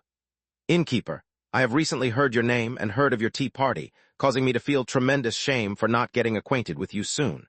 But while I cannot remedy the past, I hope to fix this grave injustice in the future. I hope you would allow me leave to enter your inn, and to meet with you once so that we may get acquainted. My youngest daughter, who has been reading the Innkeeper comics she found somewhere, has also been pleading with me to visit, and I would be remiss to deny her such a request, so I sincerely look forward to your positive response." The illusion ended, but Lex frowned once it did. He had a feeling that the purpose of this meeting was not as simple as the Celestial was making it out to be, but he shook his head. No, he had to be mistaken. His instincts had to have made a mistake. This couldn't possibly be a meeting to discuss an arranged marriage, could it? Why would his instincts even warn him of that? It was totally impossible. Chapter 22, 16 Reassurance. Lex continued to frown as he thought about the situation a little more. His body wasn't here, but even if it was, could his instincts really detect the intentions of a Tao Lord? It was all but impossible. Maybe if mastered his Tao body training or fully learned how to control it, he would be able to. But that was far from the case. That left only a couple of answers. Either the celestial immortal that sent the letter allowed his intentions to be abundantly clear, letting the innkeeper sense them without them being said, or that they were the intentions of the celestial's daughter who he had mentioned in the letter. Speaking of the letter, the golden scroll burnt up after the illusion was over, leaving nothing behind. Although Lex felt it was a bit of a waste of ingredients, since the scroll was made up of a variant of gold even more precious than what Goldilocks made. It was also somewhat convenient, as Lex didn't need to store another Tao-level letter in his drawer. He was absolutely sure that nothing could go wrong with storing a bunch of letters of intents altogether within the same drawer, suppressed only by a few of his business cards. At least until Lex completed a sanctuary of Tao, this was how he intended on storing his letters. Speaking of which, he turned to look at the letter he had been writing. Some time ago, he had been contacted by the Hanali, who wished to cooperate with the Midnight Inn in their realms beyond the Origin realm. They had 9 other major realms, and wished to bring at least 1 tavern in each one. Lex very much wanted to accept that he had no connection to those realms. However, if he could get the Hanali to send the taverns there from the Origin realm, he could use his workers to slowly build a connection to those realms while simultaneously operating the taverns. However, he could not accept the request too readily. He set forth some demands, including but not limited to providing protection for the taverns, looking after his workers in their realm, allowing guests to enter the taverns rather than simply using them as strategic entry and exit points to connect the various realms, and so on. Lex was very much aware of just how incredible it was that the taverns could seamlessly connect to one another and the inn. It had made travel between realms considerably easier. However, Lex set up restrictions so that others could not travel between realms themselves. They could only go from their starting realm to the Midnight Realm and back. If he did not set this restriction, then he faced the threat of having his taverns being attacked or targeted for their ability to traverse between other realms. Even as they were now, his taverns were too big a target, considering the universal war itself was still ongoing. Lex finished up the letter and sent it to the Hanali representative. This was not a negotiation. They had made a request, and he set forth his demands to fulfill that request. If they accepted, they could move forward. Otherwise, Lex had his own stuff to deal with, such as the celestial delegation. He saw no reason to delay and sent a response immediately. He might as well use this time efficiently while his body underwent training for the Tao body.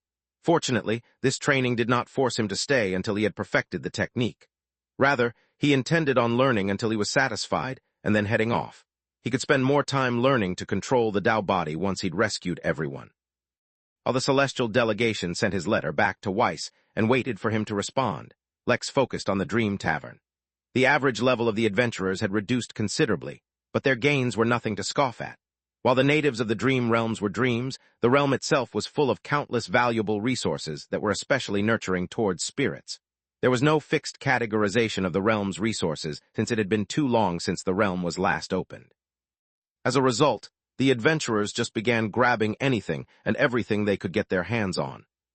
While these things were too low-leveled for Lex to use personally, they were incredibly attractive to normal cultivators, which had caused a recent boom in activity in the guild room.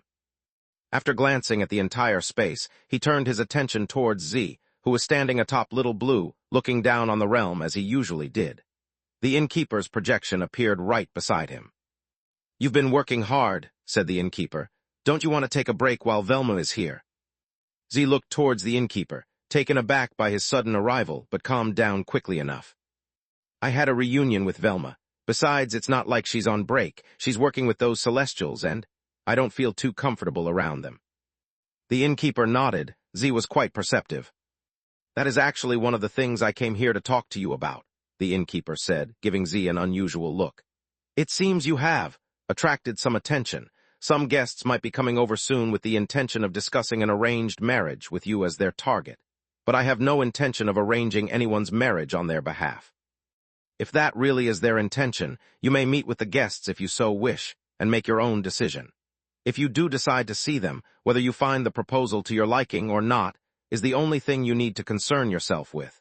Do not feel pressured or obligated to accept or reject based on the other party's identity. Z was taken aback, not expecting such a sudden development. How had he attracted any attention? All he ever did was work and work. Could it be that the Celestials were interested in him? But he hardly ever interacted with Celestials at all. The innkeeper patted Z's back, encouraging him. Don't worry too much and do what you want. No one can force us to do anything, said the innkeeper, reassuring Z. Chapter 22, 17 Sentimental Celestial.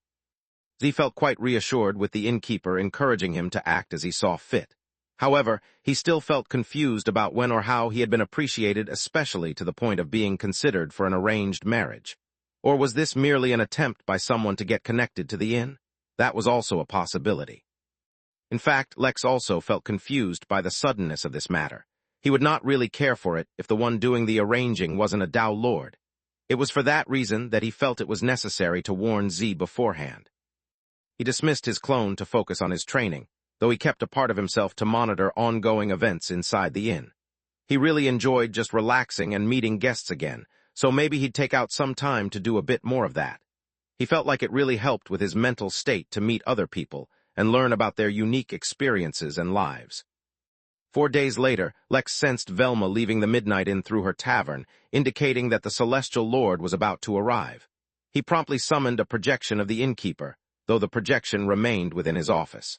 At the same time, he put his butter knife within his sleeve. Although a mere butter knife was nothing in the face of a genuine Dao Lord, it was the only means of self-protection he had besides the host attire. A couple of hours later, Velma returned as a part of a much larger delegation. This time, all the celestial immortals that came were dressed in armor of gold, fully equipped with 2 long swords at their hips and a round shield on their back. Their helmets had long horns on the sides, almost looking like half a crown.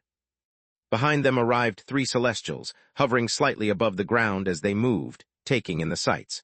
Lex immediately identified Lord Weiss and his daughter, though he did not know who the 3rd celestial was.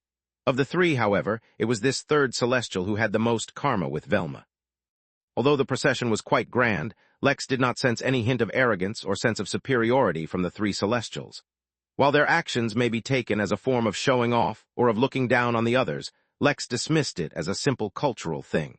He was a decent enough judge of character, at least for non-Dao beings, to be able to sense such things. Upon arriving at the inn, the 3 celestials looked around and likely talked among themselves because the Dao Lord and the girl split off, heading towards the innkeeper's office, while the 3rd celestial went off on his own, accompanied by the delegation. Mary appeared beside the innkeeper and looked at the delegation with a look of reminiscence in her eyes. The delegation supporting them is protocol, she said, though Lex hadn't really asked. Back in the early days, the leaders of the celestial immortals set some rules by which to govern the race, and throughout history, those rules have not been changed, one of the reasons for the success of the celestials. This delegation is one of those rules. Any celestial royalty leaving celestial territory must take a royal guard with them, even if they are heading towards friendly territory. There can be no exceptions, regardless of how trustworthy the ally is. Although in the early days this rule caused a lot of problems, with many perceiving the guard as a sign of distrust, it also saved countless celestials from betrayal and surprise attacks. Lex nodded, accepting her explanation. It made sense that important people would be targeted more. He did not begrudge them their security. The boy, the one that went off, he is being groomed as an heir, she continued to talk, almost as if talking to herself. You can tell by the laurels on his helmet. His mother must either be exceptionally important or he must be extremely talented. You can tell that he's quite young for his position, probably around the same age as you. Lex raised an eyebrow and took in the sight of the celestial boy as he explored the realm. Rather than calling him boy, Lex should really call him a strapping young man, very early in his prime. Yes, very, very young. The girl, on the other hand, is a part of the royal family, but she does not have any official position, something you can tell by her official garb. That does not reflect her worth or value to her family, only her position with reference to the celestial empire. Everyone, regardless of their background, is judged based on their position within the empire. So why are the descendants of the royal families allowed such privileges? Because one of their family members sits in the celestial court, marking them as royalty to the empire. The service of a single family member elevates the whole family. It is quite an honor. Lex looked towards Mary and saw the complex emotions in her eyes. It was rare to see her like this. "Any advice for this meeting?" Lex asked, keeping the setting somewhat professional for now. Mary thought for a moment, and then nodded. "I could tell you many etiquettes that would impress Celestials, but instead I'll make a personal judgment of this Tao Lord coming to visit you and give you advice on that. Ask him about his home and how it's doing. This is clearly a Celestial who pays great importance to sentiments, so he will appreciate the question." Lex nodded and then turned to sit at his table. Only a few minutes later, someone knocked. "Please come in," said the innkeeper as he got up from his chair, and willed the door to open, revealing the Tao Lord Weiss and the young lady who was likely his daughter. "Innkeeper, it is an honor to finally meet you," the Celestial said as he took off his helmet and flashed an earnest smile. Chapter 22:18. Recreate the Glory of Old. Weiss placed his gold helmet on the air, as if setting it down on a table, and the helmet stayed there, as if gravity forgot to work on it. The Celestial stepped into the office, his daughter lagging behind as she too relaxed, removing her helmet and placing it behind her father's. "No, please, it is my honor to welcome you as a guest to the Midnight Inn," said the innkeeper as he walked across the table to greet the Celestial Tao Lord. "The reputation of the Celestials precedes them." Weiss nodded with a soft smile as he took a glance around the office before taking a seat on one of the sofas in front of the innkeeper's desk, and his daughter stood behind the sofa, positioned to her father's right. "Thank you for your praise, innkeeper, but lest there be any confusion later on, I must specify that I am visiting in my capacity as an individual, and not as a member of the Celestial Court. This is but a family vacation. My daughter has been clamoring about the Midnight Inn ever since she started reading the comics." Weiss turned to look at his daughter, who blushed slightly out of embarrassment, but said nothing. The innkeeper raised an eyebrow. "I have heard that the Celestial race follows a set of unquestionable rules created by the founders of the race. Unless this too is a part of those rules, then please, allow your daughter to sit and relax. I have never been much of a fan of such unnecessary formalities." Weiss gave an admiring glance towards the innkeeper, then waved a hand, calling his daughter to come sit beside him. "No, it's not really a part of my race's rules, just a set of general rules followed as a precaution in the presence of Tao Lords," Weiss said. "The slightest carelessness in terms of controlling their aura could completely destroy an immortal, which is why our immortals don't usually relax around Tao Lords. However, I see that your inn has a splendid capability of suppressing harm from auras. This is genuinely an excellent spot for a family vacation. I don't think I've ever sat comfortably around my daughter before. Speaking of, this is Tildy, my daughter." Tildy bowed slightly towards the innkeeper. "It's a pleasure to meet you, innkeeper. I have been following the story of your inn ever since the Love Island incident with one of your workers," Tildy said, her voice sweet and delicate, as if Tildy was a little girl. Perhaps by Celestial standards, she really was a little girl, for Lex could tell that she wasn't even a century old. The innkeeper laughed, suddenly reminded of that unsavory event. Of course, he could not say that to his guests.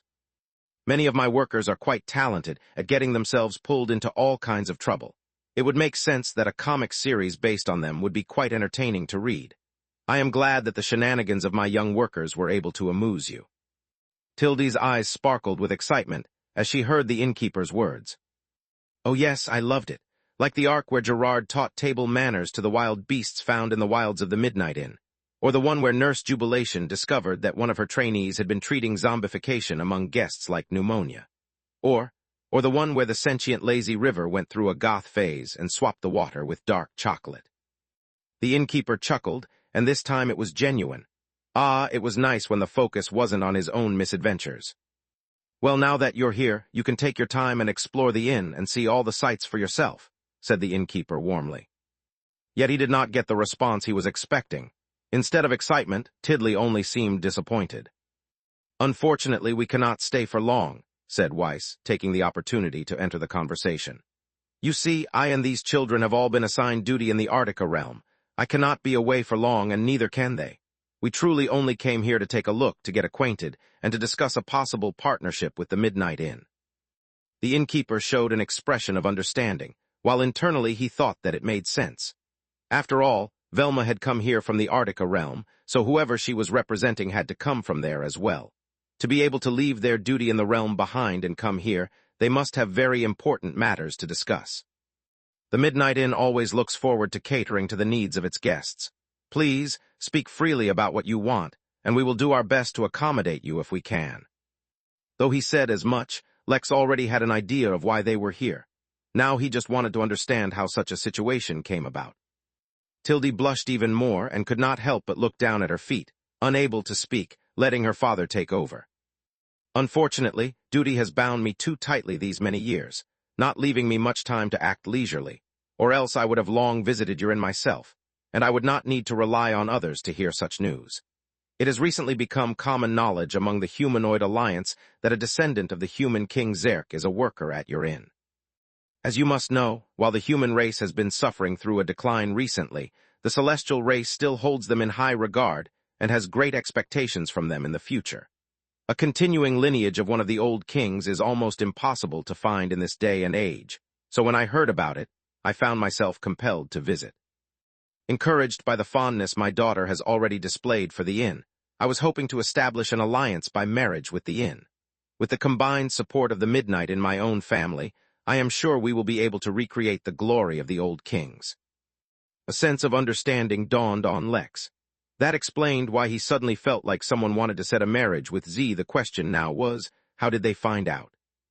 Chapter 22:19, Indirect Trouble.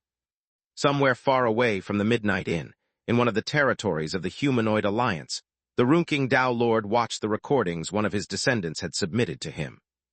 When he first heard of the recordings, he thought that it was a pointless endeavor and had only accepted them to placate the child. After all, he had acted in the interest of the Runking. That thought alone deserved encouragement. However, he had not expected the depth in which the recordings had been taken. Not only had he recorded openly, he had called for one of the workers of the inn to provide him with a full, in-depth tour of the tavern and the inn. Thus the Runking got his first ever tour of the Midnight Inn, not that he was dying for one. But it wasn't the tour itself which had revealed some of the secrets of the inn to him. Instead, it was his in-depth knowledge of humans granted to him through the secret records of the Humanoid Alliance. Thus, recognizing the human with the ancestry of the human king was not an issue at all. But that was only scratching the surface of everything. He discovered that many random workers in the Midnight Inn carried the genetics belonging to many old heroes of humanity, their lineage thought to have been lost to the ravages of time. Beyond that, he soon found that many ancient human bloodlines, such as the anachronistic ignition, had been revived within the Midnight Inn. There were even some such as the regalia bloom which hadn't been recorded in humans at all, and were actually bloodlines belonging to elder races. But that was not all. Nearly 100% of the human employees of the Midnight Inn cultivated the true path, or something very close to the true path. According to the records of the Humanoid Alliance, the true path was called as such because that was originally how the humans used to cultivate. However, after the human decline began, the human race found it too difficult to cultivate it, causing the true path to be split into 3 individual cultivation paths. Unfortunately, a side effect of cultivating like this meant that the path to becoming a Tao Lord became even harder for humans. This basically meant that the Innkeeper was single-handedly recreating the foundation for the return of the human race. Maybe many others had already noticed as much, but hadn't acted out. The Runking, however, did not want to see the Innkeeper become a member of the Humanoid Alliance. The arrival of such a strong member would cause a massive shift in the flow of resources of the Alliance, and the Runking already found his share insufficient. That did not, however, mean that the Runking was going to act against the Innkeeper himself. He was too powerful. However, he didn't mind creating some trouble indirectly. Thus, he spread the word. He only spread it within the Alliance. He would never reveal such things to others. But the thing was, once attention was brought to a matter, it could never be hidden again. Since the Innkeeper so openly and blatantly revealed his humans, their bloodlines and their ancestries, then he wouldn't mind if word spread about them, right? He likely was prepared for any retaliation he faced. One thing was certain, though. After this, it would become impossible for the Midnight Inn to feign neutrality. Clearly, he was backing the human race. Runking continued to watch the recording. He was sure that if these were the secrets the Innkeeper displayed out in the open, then the secrets he actually hid were even greater. Meanwhile, within the Midnight Inn, the Innkeeper looked towards Weiss. He almost felt like the man was in a rush to act, as if he was afraid that someone else would beat him to the opportunity of proposing an alliance to the Innkeeper. "Your offer is extremely gracious, but the thing is, I do not take the liberty of deciding my workers' marriages," the Innkeeper patiently explained. "However, I can call my worker and see if he is interested in the proposal. Whether he agrees or not will be entirely up to him.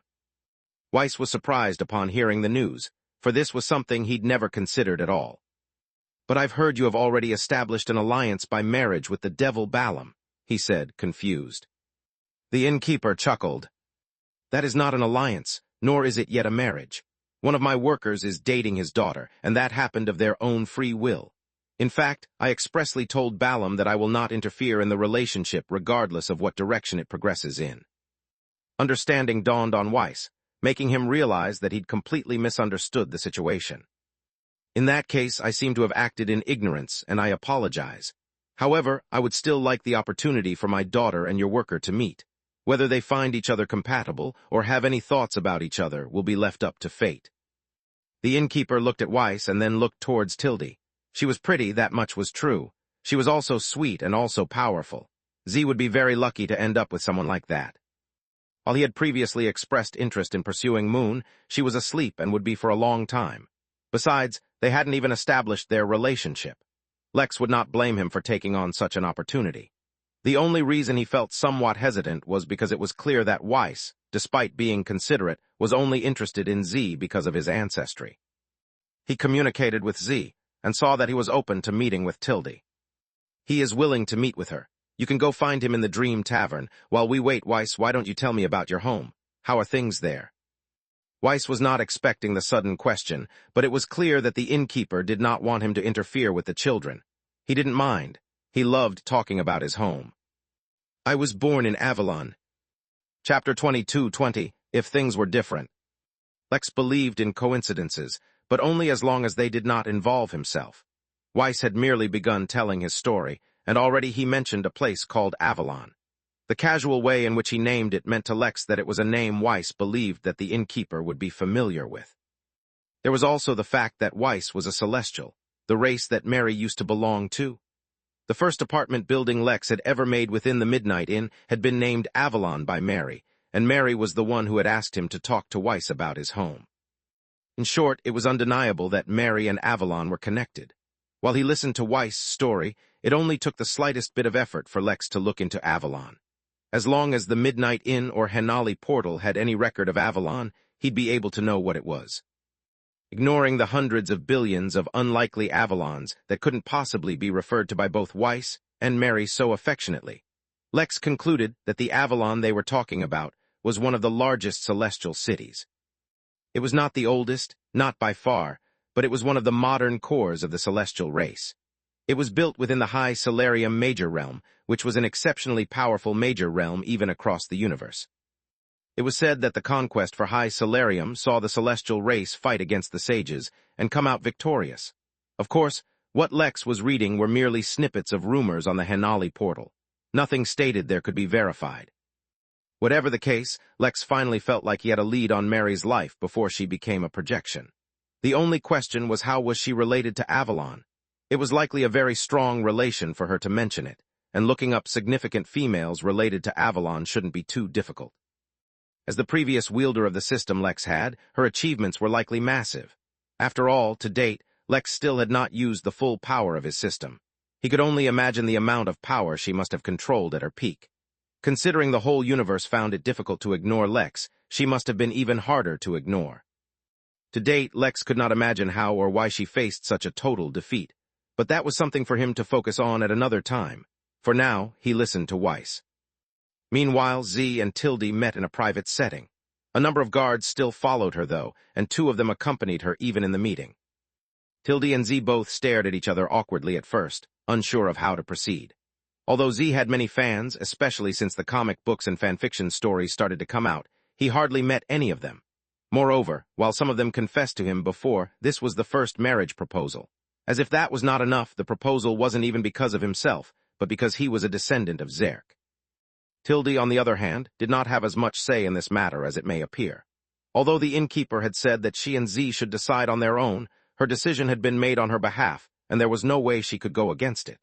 It was fortunate that she was genuinely a fan of the Midnight Inn, so she wasn't too resistant to the idea. Perhaps that's why she had been selected to begin with. Eventually, though, Z started a conversation. It wasn't because he forced himself, or because he didn't want a guest to feel awkward, or because he was trying to emulate an anime character.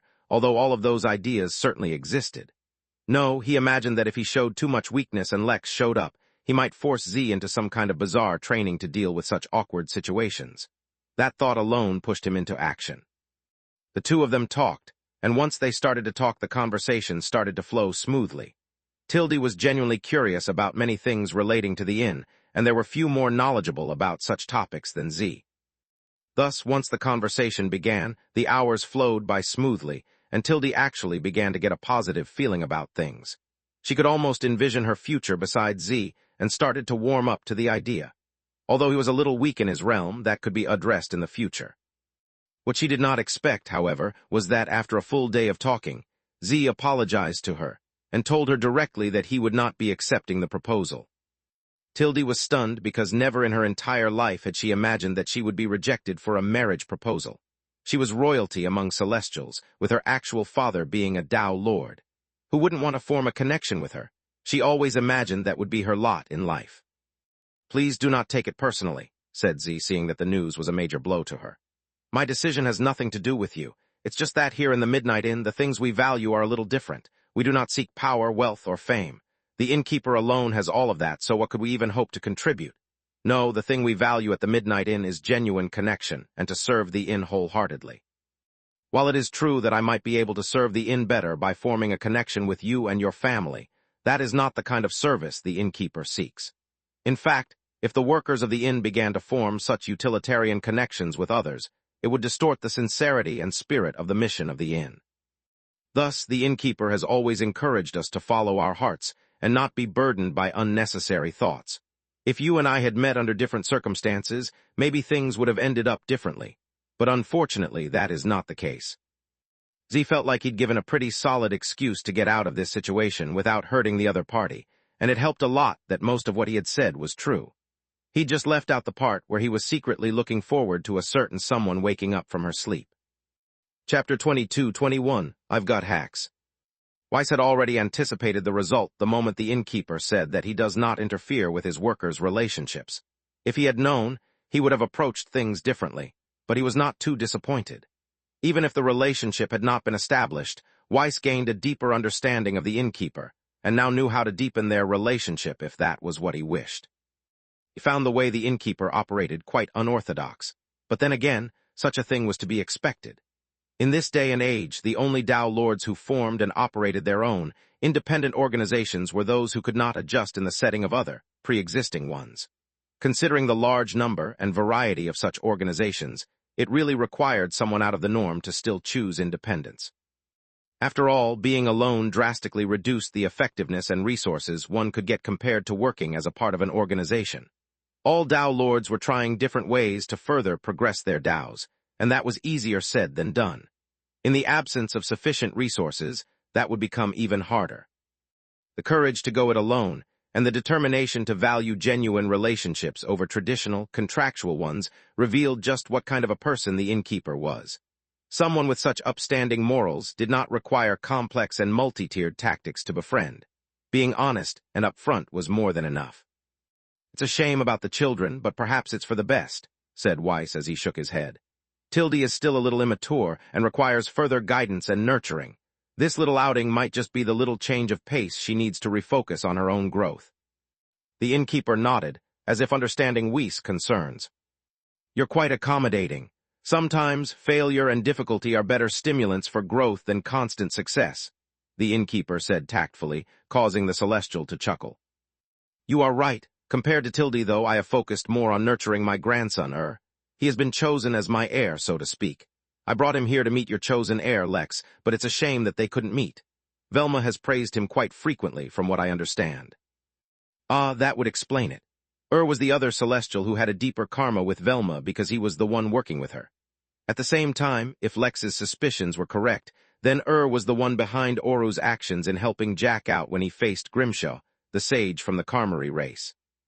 Lex had a decent opinion of because of that, not to mention how many resources he'd used to upgrade the Jolly Rancher.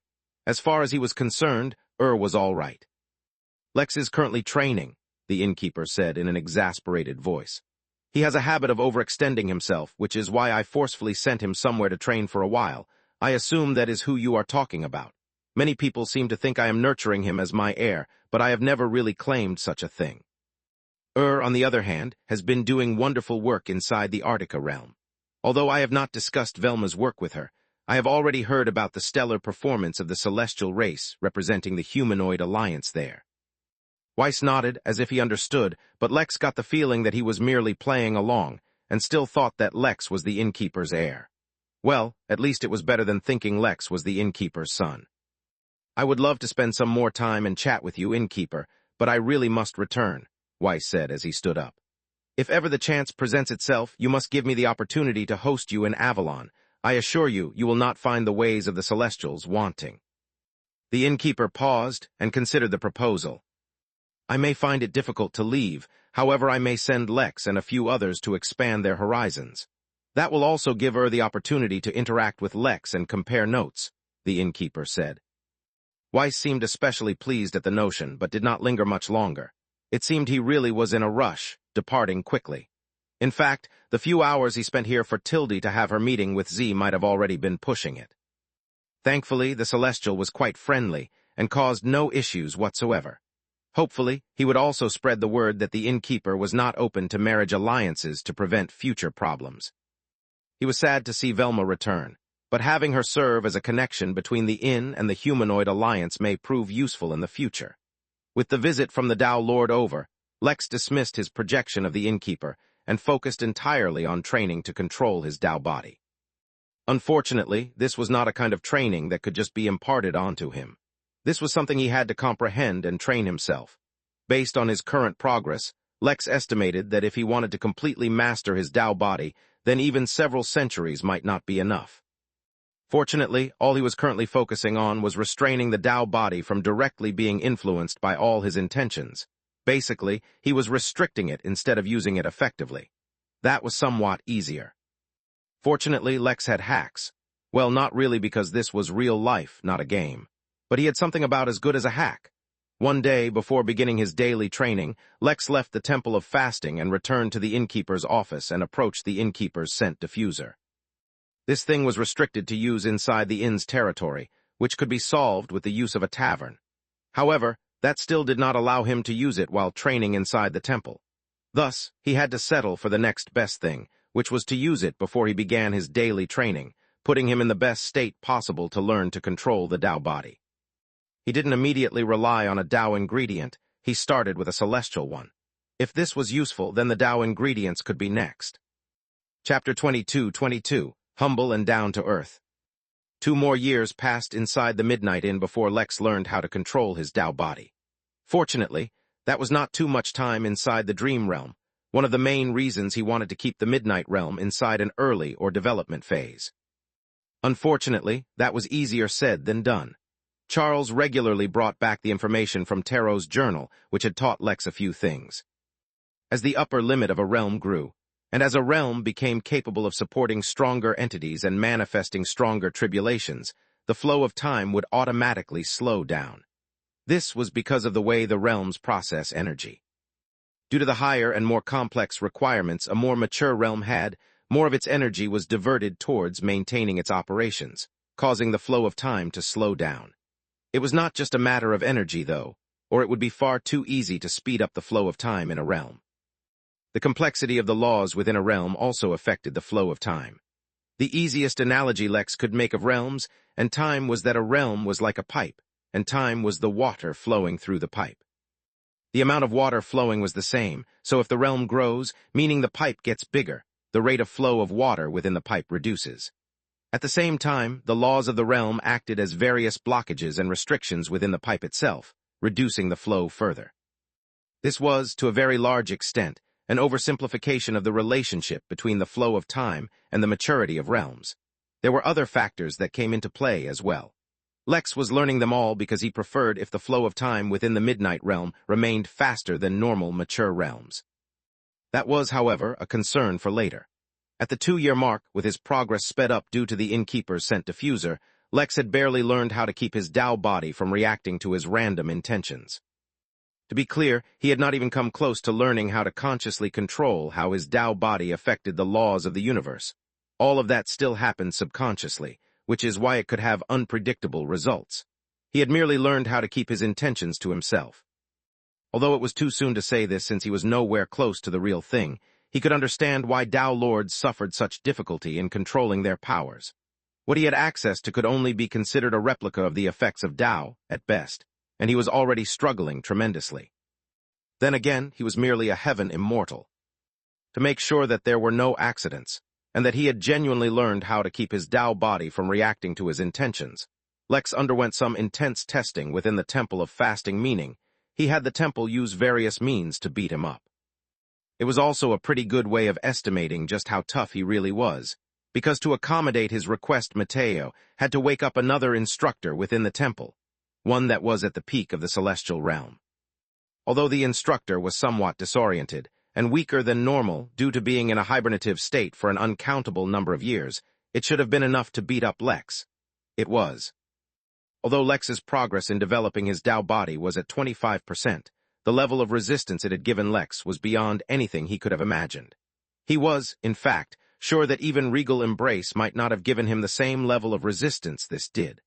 Or maybe the Regal Embrace might have also led him onto the path of developing a Tao body.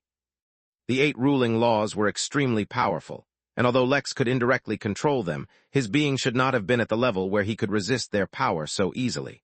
But he did. To the immense frustration of his sparring partner, even a direct assault from the Law of Anchor could not break Lex's skin. In the end, instead of sparring, Lex had to just stand there and let the peak celestial immortal instructor smash him repeatedly until Lex bled. At which point exposure to Lex's blood, with its healing properties restrained, directly injured the instructor. For reasons he couldn't quite grasp, Lex felt that his Tao body was quite a bit stronger and more robust at its current level than what the instructors at the Temple of Fasting told him it should be. In the end, Lex figured that the gap might be a result of the fact that the instructors had been sleeping for a long time and weren't up to date with the laws of the universe. In truth, it was simply because there were no records of a primordial Tao body in existence. How were they supposed to speculate on something that had never existed before? Of course, Lex did not let this get to his head, for there were a few things that had led to this outcome. The instructor was weaker than his usual peak while Lex was in his peak state. Okay, well, that was really the only thing, but Lex still didn't let that easy win get to his head because he was extraordinarily humble and down to earth. What was even the point of being able to resist a celestial immortal while standing there, letting him attack as he wished? A single sneeze from a Tao Lord was still enough to destroy Lex down to the last atom. With that done, Lex teleported out of the Temple of Fasting and back to the Midnight Inn. Keeping in theme with a humble, down-to-earth attitude and mindset, Lex decided to unrestrainedly mess up the dream realm for the over a decade of stress it had given him. Chapter 22-23, A Nightmare. Regardless of what others may think, ever since Lex had begun his cultivation journey, he'd always erred on the side of caution. He'd avoided provoking trouble, stayed away from danger, and had only sought out to make friends. The fact he somehow always provoked trouble, got into danger, and mostly only made enemies was totally the system's fault and had nothing to do with his actions. Now, though, with the masterless technique hiding his actions, preventing anyone from spying on him and detecting what he was doing, and with his strength rivaling powerful celestial immortals, Lex did not need to, nor did he intend on holding back. Lex took a big, deep breath of the fresh, midnight air before disappearing from there as well. There was no shortage of work for him to do, but for too long had he been stuck, unable to act freely. He was itching for some action, so he directly appeared within the Dream Tavern and looked around. Z stood atop Little Blue, surveying the area, making sure everything was within control. Ever since his last encounter with the Demi-Tao Lord, he'd increased his wariness, but at the same time he'd realized just how much danger the Dream Tavern was constantly in, so he began working even harder. Lex smirked and flicked a finger towards Z, strengthening the karmic bead he'd left behind. Now his karmic clone would be stronger than before. He didn't interfere with Z, though. While Lex could offer him a lot of guidance on cultivation, Z's path was something he was coming up with on his own. Lex did not want to pollute Z's ideas with his own, not unless Z asked for help first. He glanced around at everyone and saw that everything was more or less fine. Then he stepped into the dream realm. It was not a new experience for him, not really. Jack had spent a great deal of time here already, so Lex knew what to expect. But Jack could not do what Lex could, so their experiences were destined to be different. Since Lex was hiding his identity, he put on the invincible tyrant mask and for once acted completely without restraint. His surroundings changed, turning into a dark forest full of dead trees. A thick white mist covered the ground below his knees, hiding whatever might be crawling underneath. Up in the sky, a red moon shone down on him with an ominous, eerie light. The setting was perfect for a nightmare, but when he looked up at the moon with a devilish grin, the very air around him trembled, as if shivering in fright. His spirit sense spread out like an unstoppable tide, pushing back on the laws of the dream realm and forming a proper domain all around him, where only the laws he permitted could act. The dream realm was rapidly reacting to his strength. The dreams and visions everyone saw were usually a reflection of the target's cultivation, but Lex's strength did not match his cultivation at all. He was an anomaly among anomalies, yet before the dream around him could change sufficiently, Lex reached out his hand towards the sky. The red moon, seemingly far away from him, was covered by his hand, and when he tried to grab it, the moon became locked in his grip. Since space did not exist in the dream realm, Lex did not intend on adhering to the logic dictated by the existence of space. He looked at the red orb in his hand, feeling the ominous energy that filled it, and began to devour the moon whole. The technique of the Cthulhu, which could devour spirit via dreams, was something Lex could learn pretty easily. Compared to the masterless technique, or learning to control his Tao body, learning that took no time at all. The red moon was a dream that had haunted many, and devoured quite a bit of vitality. Still, it was not enough to bring the moon to life, so it continued to haunt the visitors of the realm. Yet today, it was the one being haunted by this strange devil. If the moon had been truly alive, it would have felt regret in its dying moments.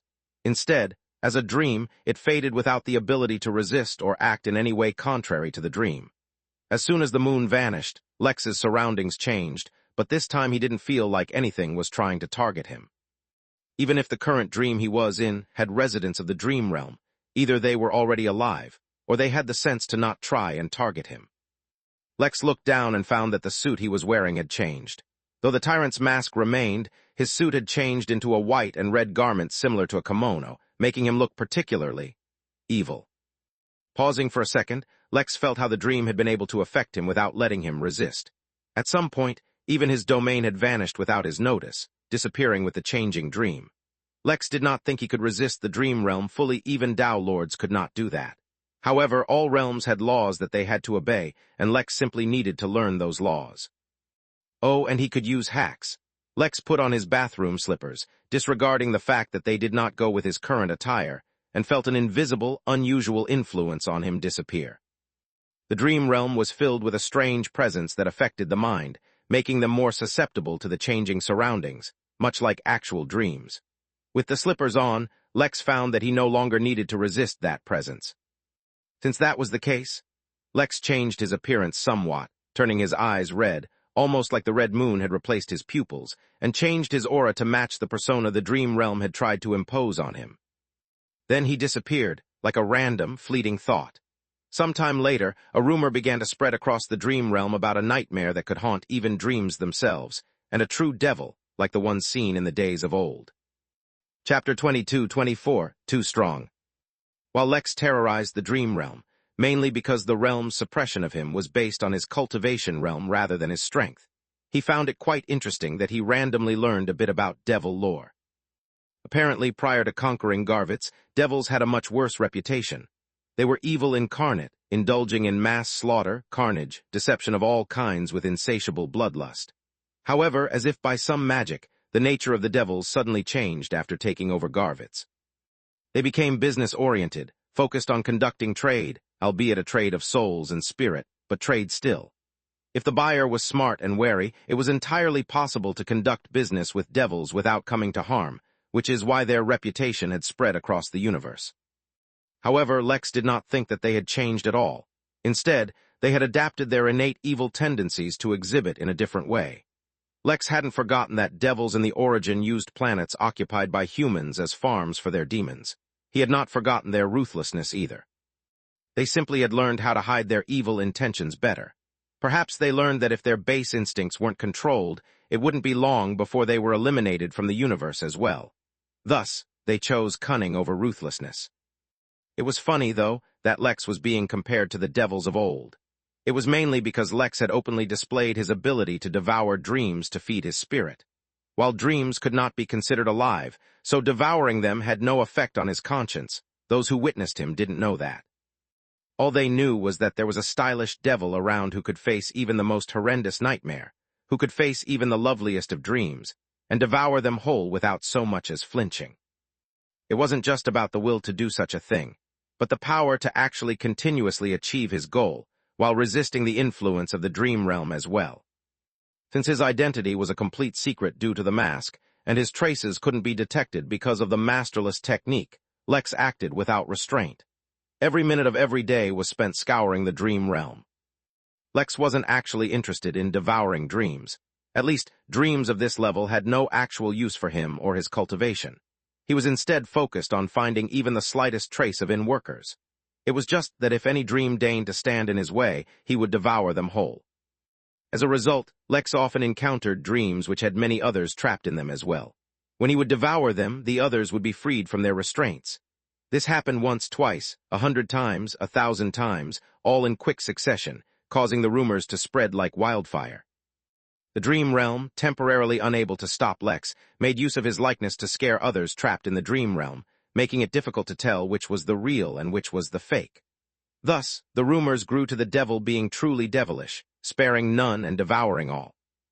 The rapidly spreading rumors would have bothered most if they were the ones being talked about, but Lex did nothing to clarify the truth.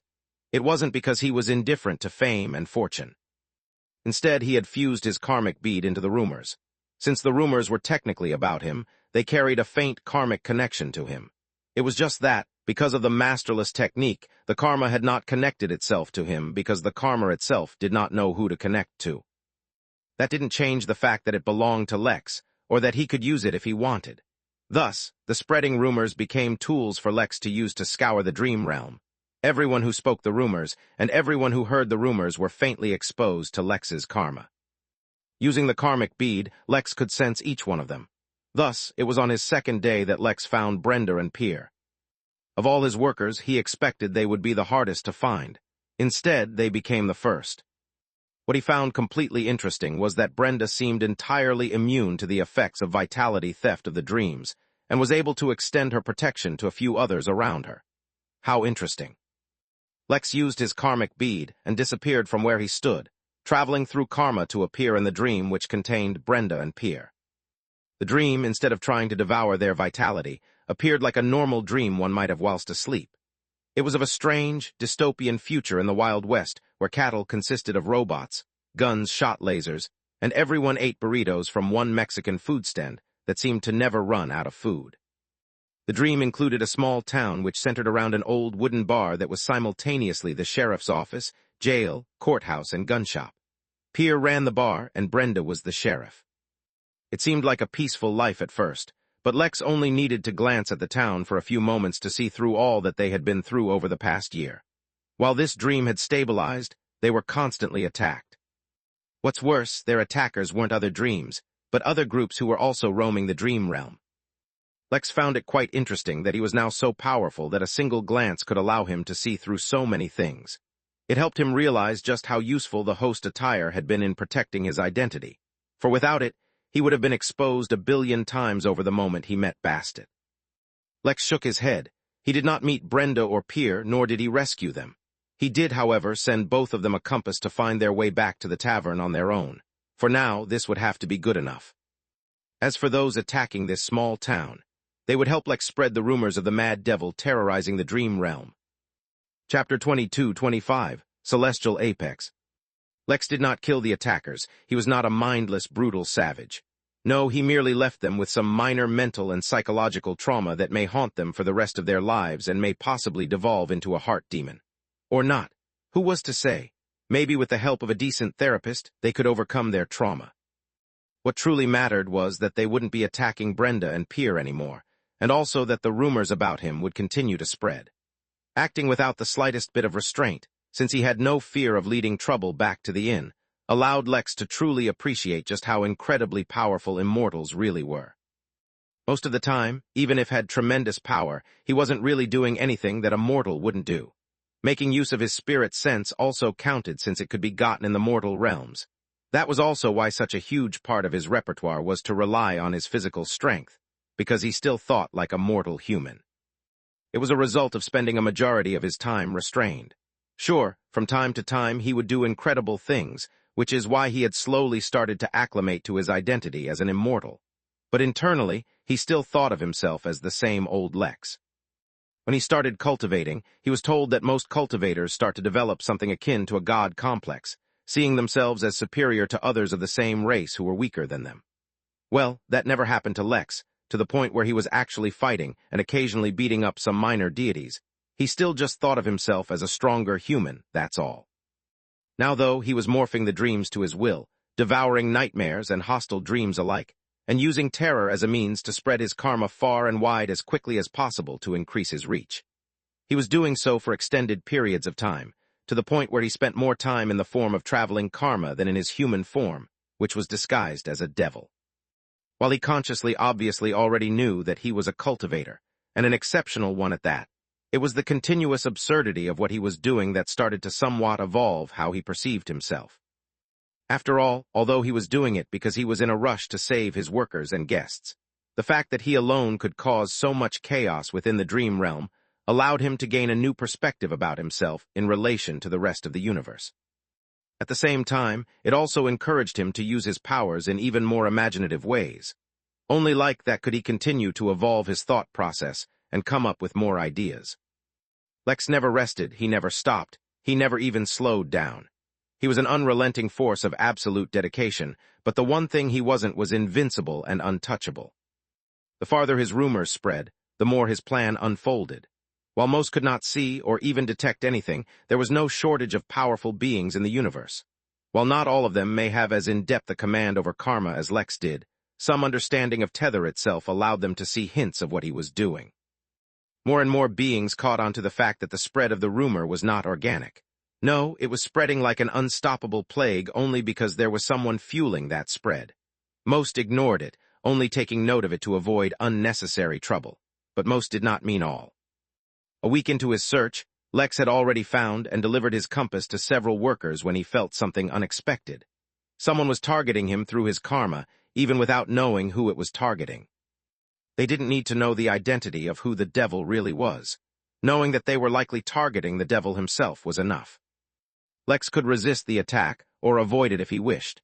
But since this was the first time he was being targeted like this, Lex decided to go investigate. Switching to his karmic form, Lex disappeared as he traveled towards the one targeting him. Mere seconds passed in the dream realm before the devil reappeared, and found himself in a surprisingly luxurious lounge. Soft music was playing in the background, while the spiritual energy in the air carried a comfortable, soothing sensation, relaxing him.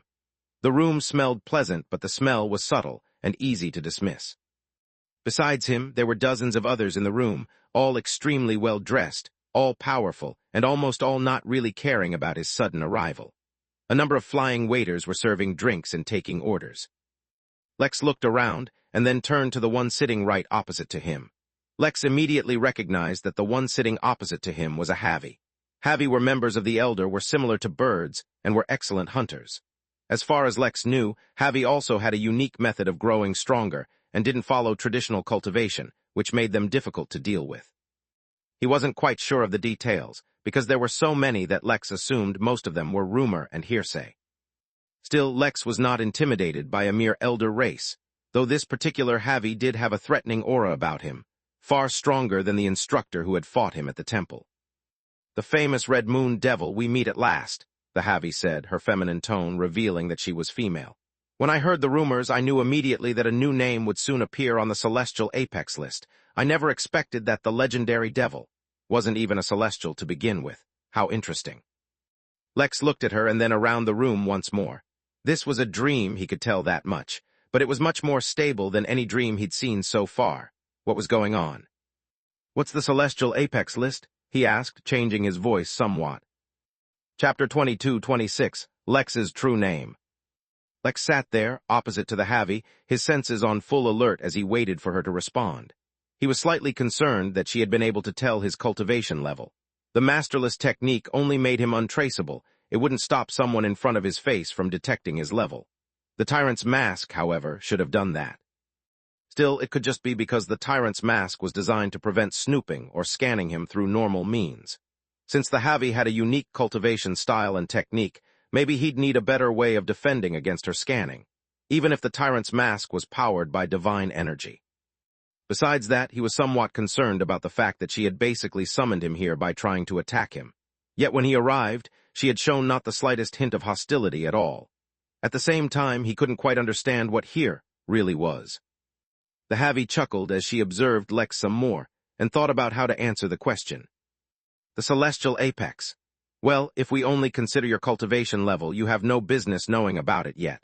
But based on the strength you've displayed, it's almost inevitable that you join, so I may as well tell you ahead of time, she said as she summoned one of the waiters.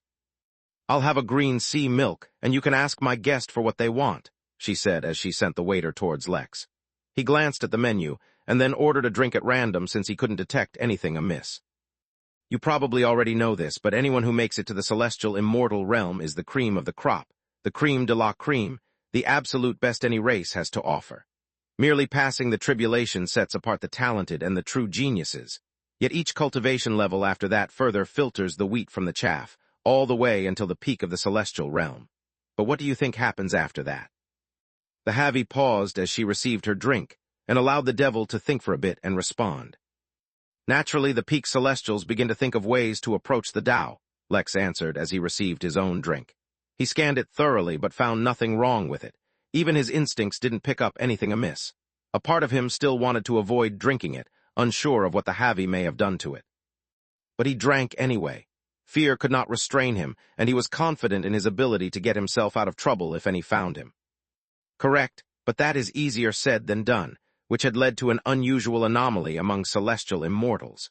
Universe-wide, it is the only cultivation realm that has more cultivators at its peak than the sum of cultivators in its lower levels. Lex found those statistics questionable, yet he could also imagine how it could come about. At the celestial level, it became exceptionally difficult for cultivators to actually die. It was easier to trap them than to actually kill them. That, combined with the fact that celestials were indeed immortal, meant that over hundreds of trillions of years since the dawn of the Enlightenment Age, countless cultivators had reached the peak of the celestial immortal realm and had been stuck there. Some may have become Tao Lords, and more likely died in the process of attempting to become one. But even more would just remain stuck there, entirely unable to even cause the Tao tribulation to descend. I shall avoid the topic of Tao for now. I'm sure you can imagine that most celestials don't even get the opportunity to glimpse at it at all. So what of the countless celestials who are at the peak? What are they to do? Or rather, what does their continuous search for the next realm result in? The answer is pretty simple. They become powerful. They continue their search. They continue their study, enhancing their understanding of laws, improving their application of them, until a point where they entirely transcend the realm of power the celestial realm should have allowed for them to attain. Those cultivators who have ended up in this awkward stage between realms, entirely stronger than every other regular cultivator in the universe, but still unable to even stand up demi-Tao lords, are said to have reached the celestial apex, resulting in the celestial apex list. Each and every one of them has unimaginable power, the likes of which ordinary cultivators cannot imagine. The only reason they lose out is because no matter how impressive their manipulation of laws is, they are suppressed by the Tao. Lex casually enjoyed his drink as he listened to the Havi. What she said sounded plausible enough to be real. Considering his own abnormal strength, it would make sense that someone might mistake him for a celestial apex. What he found more worthy of note, however, was that while he considered himself extremely powerful, the Havi in front of him just considered him equal to a new member of the celestial apex.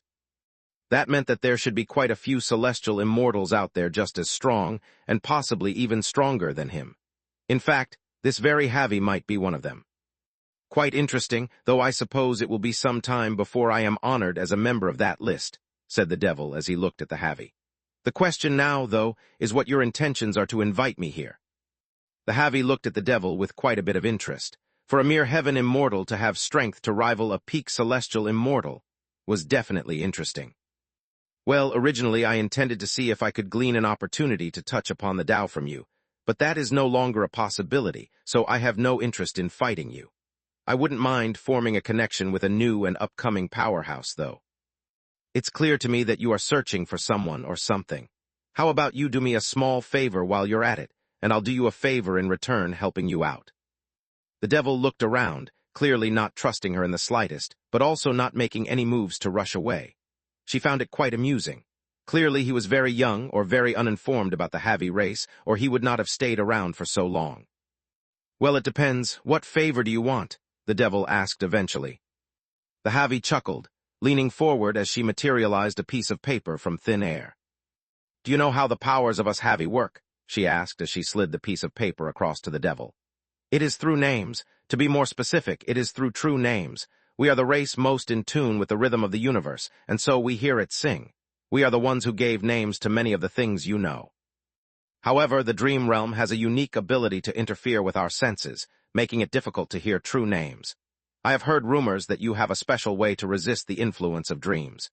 If you can bring me a dream, any dream, and let me study it so I can hear its true name, I will reward you." Lex looked at the empty piece of paper and then back at the Havi. He checked both sides but found it empty. His instincts were finally kicking in, indicating that the Havi was doing something, but he wasn't alarmed at all. Instead, he felt amused. Lex didn't even find the need to properly defend. The masterless technique alone hid all his traces. Still, he let a small crack of information slip through. "And what will you do in exchange?" the devil asked, leaning back as if he finally relaxed. "Well, there are many things I can do for you. For example," the Havi held out its claw and summoned the paper back. Lex had touched it, and that's all she needed for her trick to work. "I can keep your true name from slipping out and alerting your enemies." She picked up the paper and channeled her power, causing a deep blue ink to slip onto the paper and spell out some characters. With the devil's true name in her hand, she could weaken him tremendously and take him as a servant. Who would say no to a powerful servant? If he were a true celestial apex, this wouldn't have worked, but since he was. The Havi's expression suddenly distorted as she read the characters on the paper, and then looked towards the devil who was looking at her with an amused expression. "Go ahead, read it. Call me by my true name," he said tauntingly. The Havi looked from the devil back to the piece of paper in her hand.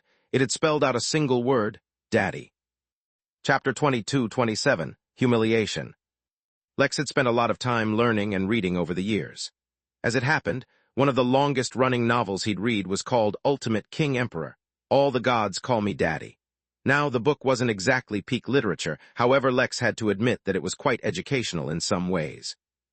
He wasn't talking about the main character's army of harem monster girls from all races which he used to conquer the universe. No, the thing Lex had learned from that novel was the art of face slapping. The Havi put down the paper and looked at the devil. Nothing about him had changed. His posture was the same lazy posture he had adopted from the beginning, and his expressions were casual as well. Yet the air in the room had become still. There was a hint of tension in the air, which was highly unusual because the Havi did not fear the devil at all. "You know, I myself have a bit of talent when it comes to guessing people's true names as well," the devil said as he started to stand up, looking the bird in the eyes. "Would you like me to guess yours?" The Havi felt amused. Did this devil really think it could intimidate her? "Fine, I'm curious. Can you really guess my true name?" she asked. Lex looked at the Havi. In truth, he did not even know her casual name, let alone her true name, but that hardly mattered anymore. He had conversed with her in good faith, but she had attempted to take advantage of him, and that was not acceptable. "Let me see," said Lex as he pulled out a thin, white piece of paper of his own. "It says here that your old true name doesn't matter, because after today you're going to have a new one." Lex threw the paper towards the Havi, who caught it mid-air and read the word. It read simply, "Dead." Naraka sang as she cut through the air, having her shape changed so that it wouldn't be recognizable. Naraka now looked like a massive, double-handed sword with a larger-than-average tip. Of course, Lex still swung his sword with a single arm. The attack came too quickly, but the Havi wasn't in the least bit worried. Did the devil really think that she was a pushover, just because she... The Havi's eyes constricted in fear as she heard the song of death and decay. She flapped her wings and flew back rapidly, but no matter how far she flew, or how fast she flew, distance was meaningless in a place with no space. The absurd strength of Lex's arm forced the law of anchor to manifest within Naraka, filling it with the strength of an exploding star.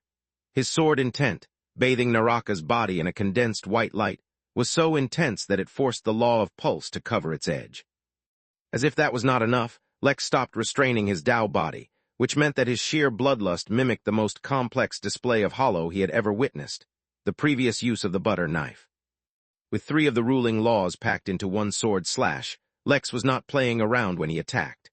Heavy or not, elder or not, no one took advantage of Lex and got away without suffering the consequences. The distance between them was greater than the distance between the moon and the earth, and yet when Naraka descended, the Heavy wailed in pain as her thick, green blood splashed out into the air.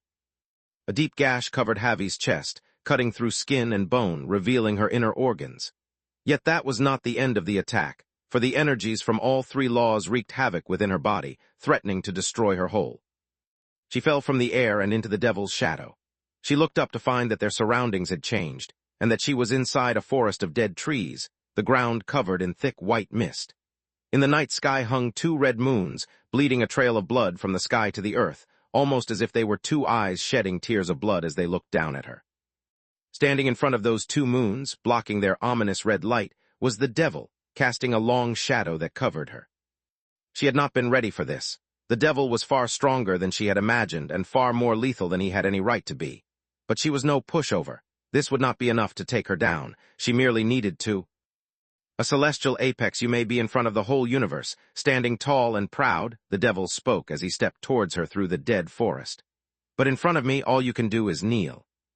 Shame, it had been so long since this particular Heavy felt the sensation of shame. But as she was looked down upon by a heaven immortal devil, and she was genuinely in a position of kneeling, she was filled with shame. Naturally, that shame quickly transitioned into anger. Although Lex had taken the lead in this fight, and had even inflicted tremendous damage, she was not without skill of her own. Not a single celestial apex was weak. A day of pride. A week of sin. A year of grievance. 1,000 years of despair. Abide by agony, she chanted, her words seemingly influencing the laws and shifting the dream. Lex felt himself being targeted by powerful laws, as inescapable webs tied themselves around him, slowly transmitting some kind of condition onto him. He felt that if he didn't disrupt the situation, he may really have to live through what that Heavy described. Lex used his karmic bead and forcefully cut off the karma the Heavy inflicted on him by attacking him, dissipating the attack and its effects. But by then the Heavy had recovered. The dream had changed and she had regained some control. It did not matter. In fact, the greater the challenge, the more fun this would be. Naraka was singing in joy as it cut through an elder, as if the blood of elders was the greatest tonic in the universe. Lex was not even using all his means yet. This fight was a good way of testing his strength, and so he tested. Unlike all his previous fights, this was not an exchange of moves of spirit energies. Instead, it completely devolved into manipulating laws and targeting each other like that. The realm trembled, the currents of energies raged, the laws swirled as anarchy spread through their clashes. The ripples of their fight traveled far and wide, affecting countless dreams within the dream realm and without, creating legends and rumors as it did. A wicked bird, an evil devil, both agents of malevolence, crossed blade and claw in a bout for dominance. Reality and dream intermingled as the reverberations of their clashes rewrote their surroundings in the dream realm, merging countless smaller dreams into one, massive one. Thousands of weaker immortals feared and lamented as they were caught up in something they could not even understand. The fight had only just begun, but Lex truly had no interest in wasting time with this. Instead, he would punish the Heavy with something far worse than death. He would cause her to live in disgrace. A loud wail tore through the skies, and an evil laugh echoed across the lands. A mere bird dares to target me. How could you ever seek out the solace of eternal escape? Live in agony, and know that forevermore when my legends are uttered, your only name besides my defeated foe will be Chicken Wings. For a race that valued names so much, Lex figured giving her an embarrassing name would be the worst thing ever. Afterwards, he disappeared, cutting off his karma and leaving no trail for Chicken Wings to track. Countless immortals had personally witnessed the fight and heard the words, and even more beings across the universe had dreamt of it. Suddenly, the legend of the devil rose to prominence, and along with it, the tale of the legendary Heavy, also now known as Chicken Wings. Lex secretly nodded to himself. If he lived in the universe of Ultimate King Emperor, all the gods call me daddy, the main character would be proud of Lex's latest attempts at face slapping. Since he had already escaped, he did not hear the fury-filled howl that nearly killed some weaker immortals. The only reason she didn't immediately begin a slaughter was because she had been too rampant with her power, and the dream realm suppressed her by throwing her into a distant dream, allowing the poor immortals to escape. Lex, on the other hand, found that his rumor started to spread so quickly that he began finding more and more workers and guests. His rescue efforts were going great. Chapter 22-28, Hidden Surprises. In the first 20 days, Lex had single-handed found more guests and workers than all of the rest of the inn combined, including Anita's countless undead.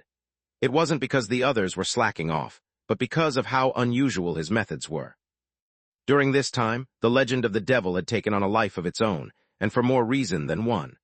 Lex had severely underestimated the effects of his actions against chicken wings. Publicly fighting a celestial apex, while being a heaven immortal himself, attracted a whole lot of attention on its own. In fact, that is how Lex also learned that the unofficial ranking of celestial apex ranked themselves was not based on their individual strength or fighting record, but based on the bounty on their heads. Basically, 99% of all celestial apex had bounties on their heads for various reasons. When one lived for millions and millions of years, it was almost inevitable that they would gain a bounty. The problem was, unless a demi-Dao lord went out to collect the bounty, or other celestial apex showed up, there was basically no one who could hunt them down, thus making the bounty just a way to show off. Well, the Red Moon Devil, despite not actually being a celestial, joined the ranks of celestial apex in the sense that his bounty had been included in their list, mainly because the bounty had been offered by chicken wings. Speaking of, that was the second reason the devil was attracting so much attention. Naming the Javi chicken wings was quite embarrassing and was surely to be a sore point for her throughout her life. But that was it. It would have no actual measurable impact on her, or at least that's what was supposed to happen. In truth, Lex was quite vindictive, and he was practicing the art of tormenting his enemies subtly and secretly, which was why, although it appeared that he had run away from the fight pretty quickly, he had actually left behind quite a few surprises. To start with, when he had uttered the name Chicken Wings, he had done so using supremacy, the lawcraft Lex had self-designed to enact his words. Mixed with domination, the mere declaration of the name Chicken Wings had left behind a minor imprint on the laws of the dream realm. Ordinarily, that imprint would fade quickly, but owing to the fact that many kept using the name after the fact, the imprint slowly became strengthened instead. Thus, Lex had inadvertently actually affected Chicken Wings' true name. While this was not an unsolvable problem, especially for the Javi race which specialized in the use of true names, it was certainly not something that could be fixed without cost. Moreover, the deeper the name became ingrained in the laws of the dream realm, the weaker Chicken Wings would become. This was not something that could be casually replicated, especially now that the Javi race was aware that the devil could do such a thing. They could protect their true names, for they weren't something that could be so easily influenced anyway. As if that wasn't enough, the gash in Chicken Wings' chest contained the influence of 3 different ruling laws. Although Lex's command over them was indirect, and thus weak, it was still not something that could be dismissed. Unless something unexpected happened, it would take 100 years to eliminate the influence of each law, meaning that for the next 300 years the gash would continue to harm her. That was convenient, because hidden behind the pain and easily detectable influence of that gash, Lex had also left behind a hidden, weak karmic plague. The reason it was weak was because if it was strong, it would be easy to detect. However, the weak state also made the plague easy to remove if detected early. However, if Chicken Wings failed to detect the plague, then it would slowly fester and grow each time she cursed him or acted against him, nurturing the negative karma until it was ready to explode, or until Lex triggered it. Speaking of plague, Lex had already learned that normal cultivators, no matter how strong, could not normally absorb Dao materials or even safely interact with them. They were the cultivator equivalent of radioactive material. The amber chaos resin was one of the few exceptions to this rule. Thus, he had designed an especially potent poison using his own blood. Ordinarily, Lex's blood had very powerful healing qualities, but in this case that was the perfect disguise.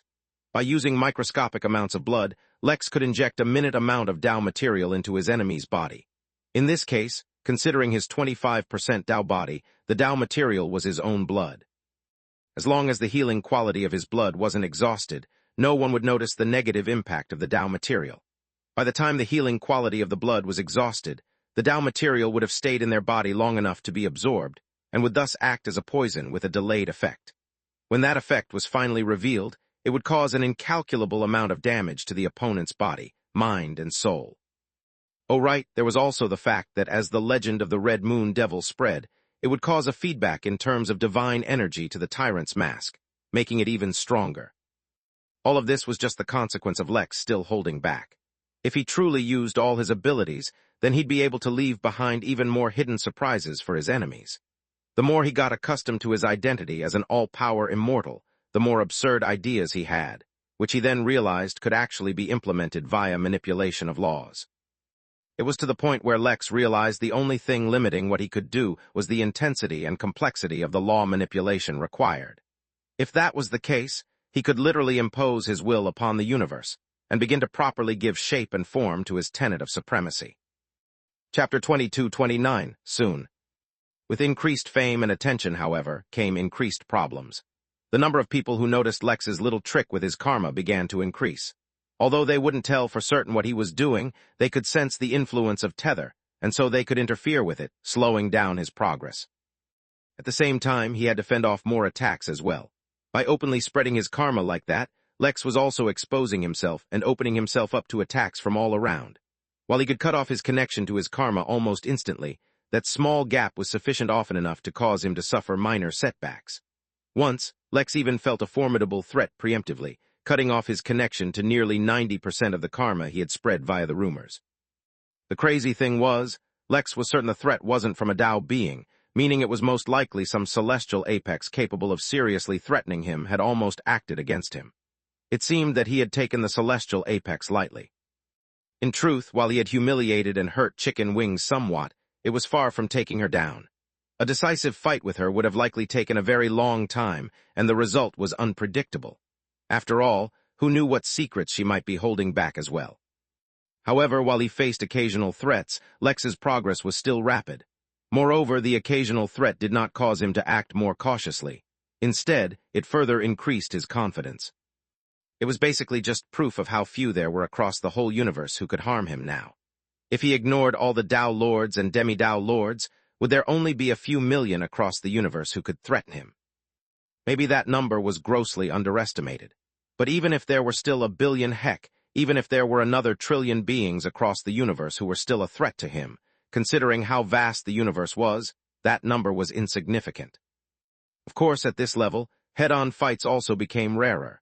Instead, fights transitioned from being individual combat to a collective, involving great armies, formations, and generations of planning and setup. Lex, if he was careless, could still be defeated by those even weaker than him. He would not forget how many people stronger than himself that he had defeated because he had the right tools, or the timing was correct, or because circumstances helped him. Since he had clawed his way to the top, he would not forget the lessons he had learned along the way, nor would he think that he was immune to the very strategies he had used against others. Thus, his growing confidence did not mean he took things lightly. After all, he could not actually ignore the presence of Demi-Tao Lords and Tao Lords like he could for the sake of his self-comparisons. An entire year passed inside the Midnight Inn, and more workers started to find their way back, all revealing the same story, that the compasses just appeared in their hands and guided them back. Some of them even reported instantly healing from previous wounds, and others shared stories of being caught in intense fights only for their opponents to mysteriously vanish.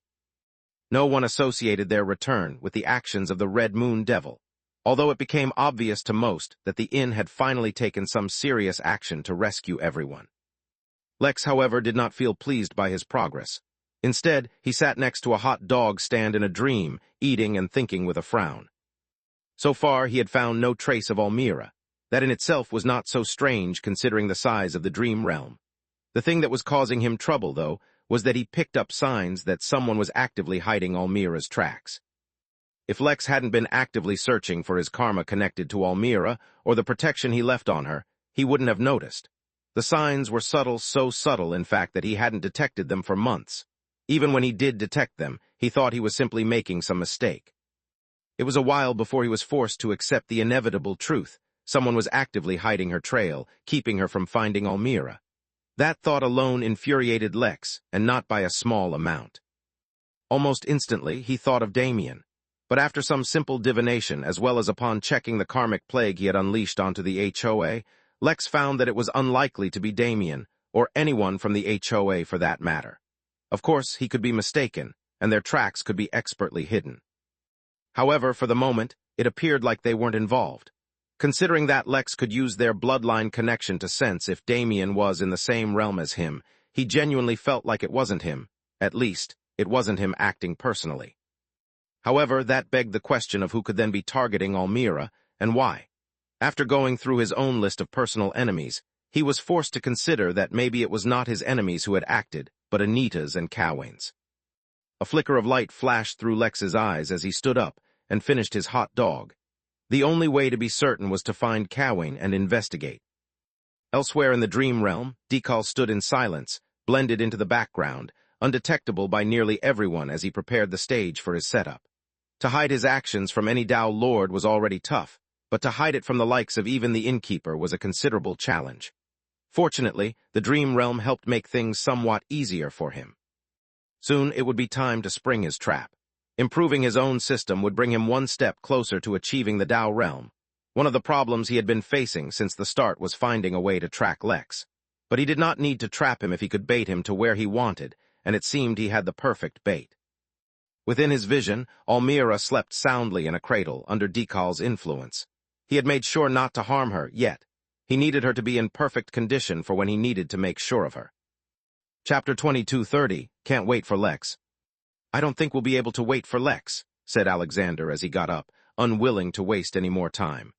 No one inside the inn has any idea when he'll return, and we're on a tight schedule.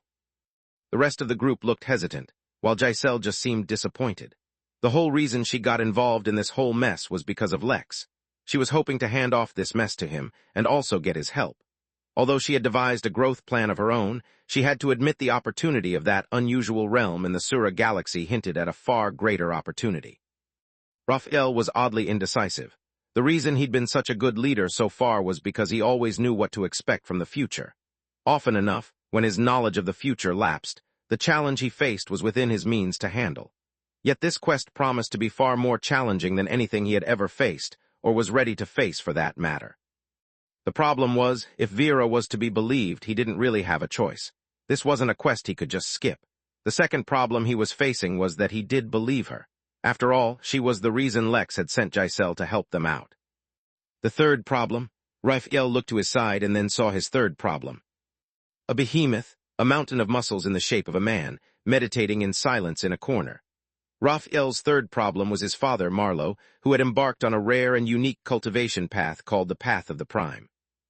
Once he stepped onto the path properly, he had attained the mark of Prime, which let him sense and communicate with other Primes across the universe, each one from a different race. The Primes did not communicate with each other to participate in a cricket club or something like that. Nope. They only ever contacted each other to challenge each other to a fight to the death, pushing their bloodline and limits beyond what should have been possible, thus attaining a higher realm.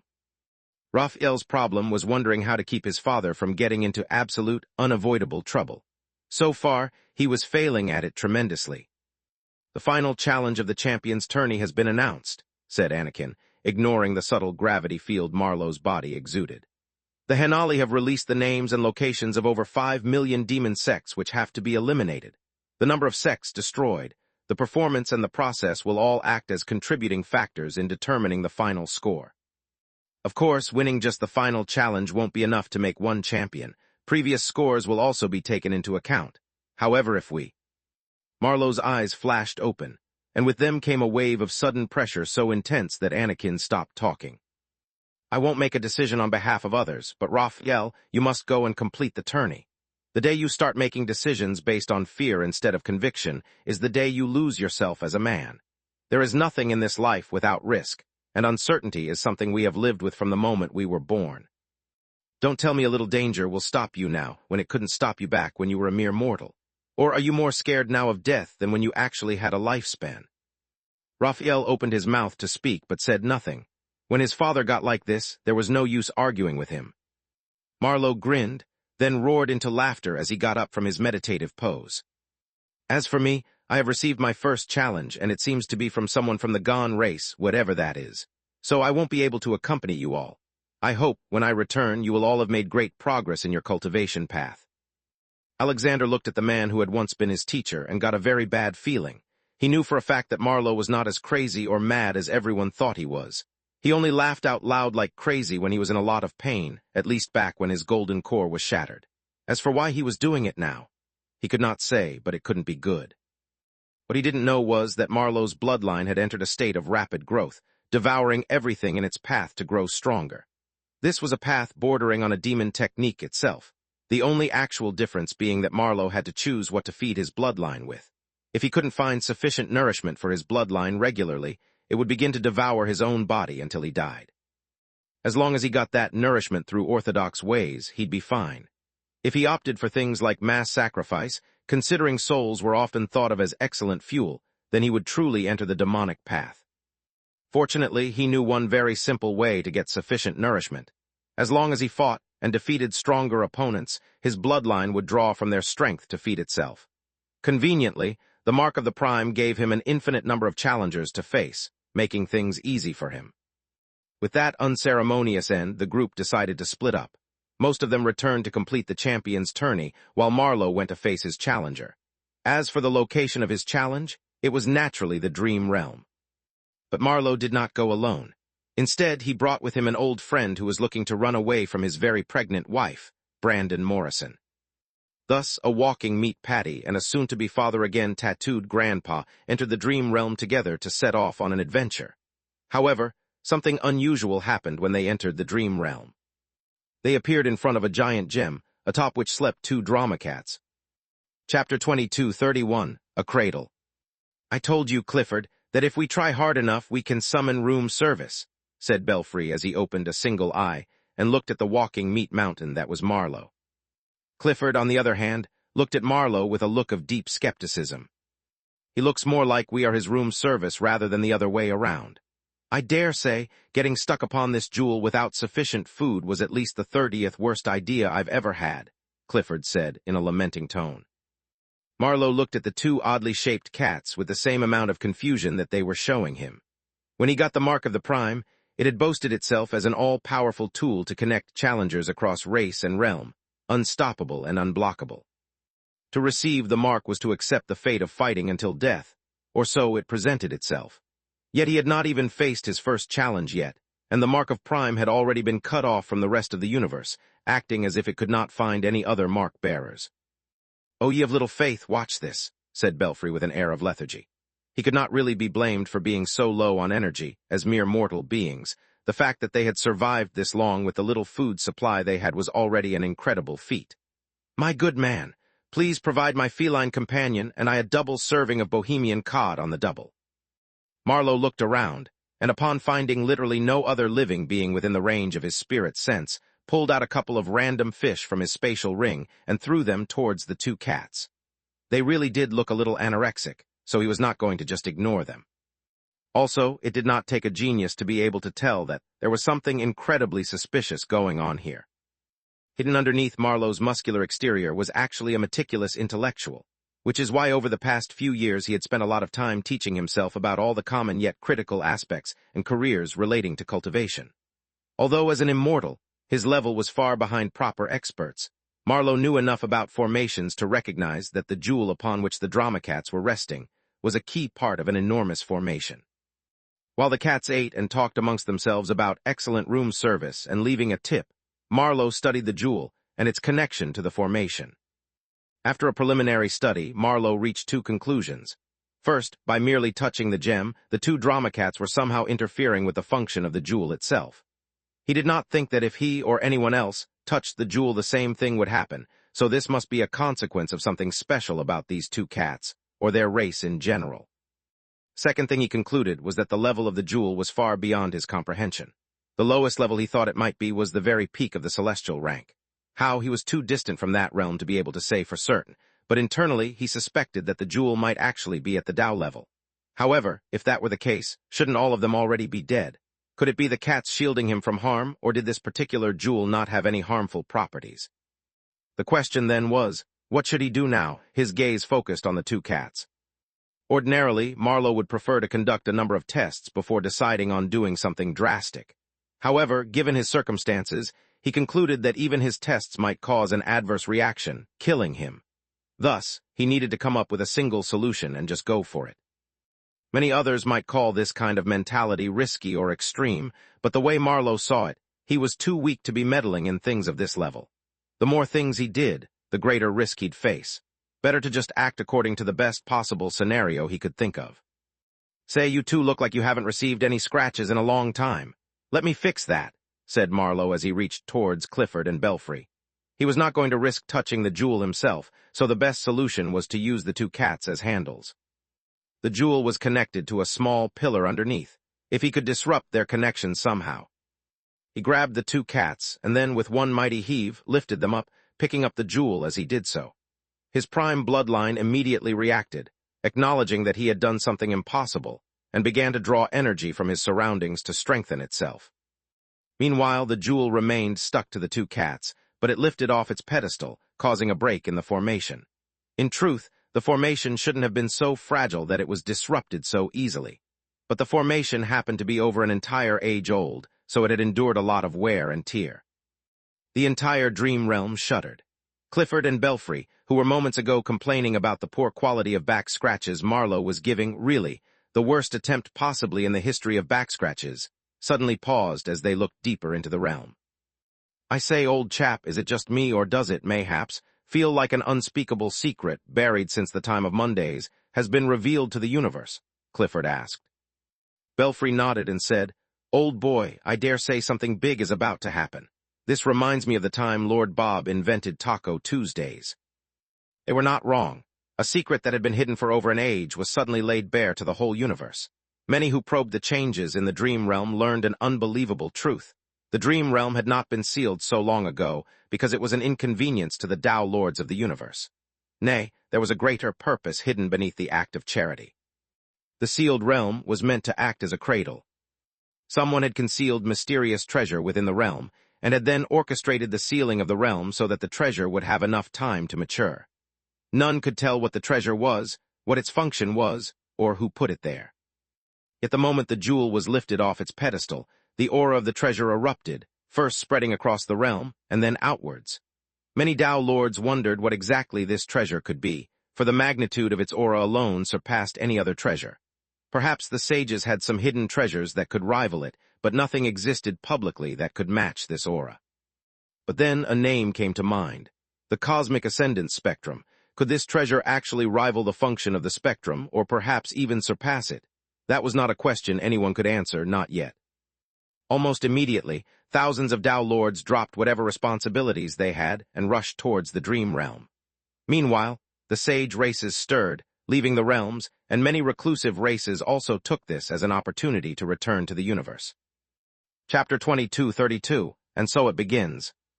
Things were happening at an unprecedented pace throughout the current age. If the trend continues, then this age may be named after the extreme frequency of major events happening.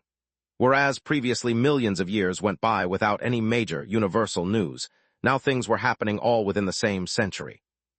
Any number of Tao Lords and immortals would one day exit from their cultivation retreat, and find the whole universe a different place from when they went into retreat. To be clear, the reason things did not happen on a universal scale was because the universe was just too damn big. Moving from realm to realm on its own was too difficult, so for something to affect the whole universe was almost impossible. That was why the existence of this war was so baffling, for so many had successfully planned and invaded countless realms without letting any secrets loose. It confounded all weaker cultivators, though many top organizations and stronger Tao Lords all arrived at the same conclusion. This was the result of the action of one of the seniors above the Tao realm. The problem was, most people and organizations didn't even know who those beings were. Were they from the sage races? Were they unique beings without a race of their own? Did they control multiple races? Most did not know, even if they knew or speculated the existence of beings above the Tao Lord realm. Regardless of who was behind it, though, they had to deal with the consequences. What many now began to wonder about was whether whoever was behind the war was also behind whatever was hidden in the dream realm. Could it be, were they really watching a plan over an age-old unfold? But who could have planned for things so long ago? And for what purpose? Why did they need to wait this long? These were questions they could not answer, and perhaps they would not learn the truth even after everything had unfolded. For Dekal, the sudden change presented both opportunity and risk. It would be much easier to hide the trail of his actions between the turbulence caused by the revelation of this treasure and the arrival of countless Tao Lords. At the same time, ironically, he was a lot more likely to get discovered as well. Risk and reward, those things came hand in hand. It was up to him to make sure he ended up with the reward and not the consequence of taking that risk. Although he had planned things out meticulously to avoid any accidents, plans often don't keep up with reality. He could either miss this opportunity to hide his actions from the innkeeper and foolproof everything, making it impossible for his prey to escape or survive. Or he could accept the small flaws and weaknesses left in his plan and act anyway. In truth, what he considered an incomplete plan was already far more thoroughly prepared than what most others would do. But then, that was the difference between him and others. He left nothing to chance. He would always use his full strength, regardless of how noble his identity was or how insignificant the task was. What others considered a perfect or ideal situation was still riddled with deficiencies to him. That did not mean, however, that he could not act unless circumstances were perfect by his own standard. The benefits this opportunity brought outweighed the risks, for Dekal implemented his plan earlier than anticipated. He had organized a team of 512 peak celestial immortals to act on his behalf for the purpose of his plan, but keeping them all together within the dream realm was a tedious task. Fortunately, he did not need them to be together or even close to him, at least for now. He had already made arrangements for how to summon them if he needed them. Currently, their sole task was to hide Almira's traces. Heck, they did not even know why they were doing that or the fact that they were targeting Lex. He would not need their help in the fight, but they all played a crucial role in the setup. Now that he was foregoing the complete setup, they could skip to the part where they provided a real, plausible lead for why Almira was undetectable so far, and why she would suddenly become detectable soon. But her tracks would not be revealed permanently, and not for long. They would only be revealed for short intervals at unpredictable times. That was to spur Lex into hurrying and not wasting time probing. At the same time, they had to make sure no one else found Almira either. Since the bait was for Lex, it would only work if Lex rescued her. If anyone else intervened, they did not need to live. He turned his emotionless gaze to the sleeping baby, and then to the sleeping Fenrir with an impure bloodline. They were both at the very core of the stage he had created. Dekal narrowed his eyes as he felt a vague, indiscernible threat. He expected nothing less from the wielder of a powerful system. Mentally, Dekal began to exert his will on the universe around himself. He was already impossible to detect, but he reinforced his stealth, made sure to remove his traces, and ordered his surroundings to align perfectly with his will. Everything was in motion now, which is why the wolf began to rouse from his slumber, entirely unaware that he had fallen asleep in the first place. "And so it begins," he muttered to himself. Elsewhere within the dream realm, Lex was searching for Cowan when he finally sensed something familiar. It was Almira's tracks, but instead he sensed karma related to Fenrir. Moreover, his instincts seemed to guide him that he had caught onto something incredibly important to himself, and at the same time, something incredibly dangerous as well. A strange light flickered through Lex's eyes, but he kept his inner thoughts hidden. In response to sensing karma related to Fenrir, Lex finally remembered to summon the wolf back from Arch-Heaven. Chapter 22:33, A Natural Progression of Events. Fenrir was a pure-blooded Fenrir, inheriting the full might of his mythical ancestor, who also happened to be a deity. Thus, the bloodline he inherited was that of a mythical being that also allowed him to control divine energy. It was incredibly powerful, and yet, on a universal scale, it was middling. That was before he got some upgrades inside Abaddon, and that would have eventually helped him surpass his supposed bloodline limits. But what might happen to a beast capable of controlling divine energy if they hibernate inside a place called Arch-Heaven? Probably a lot of cool things, but Lex would never find out, because when Fenrir went to sleep, he was not affected by the divine energy inside Arch-Heaven. Instead, he was affected by the feedback from his bond to Lex. At this point, even Lex wasn't sure what part of him had affected Fenrir. Was it his dragon heart, his phoenix DNA, his primordialness?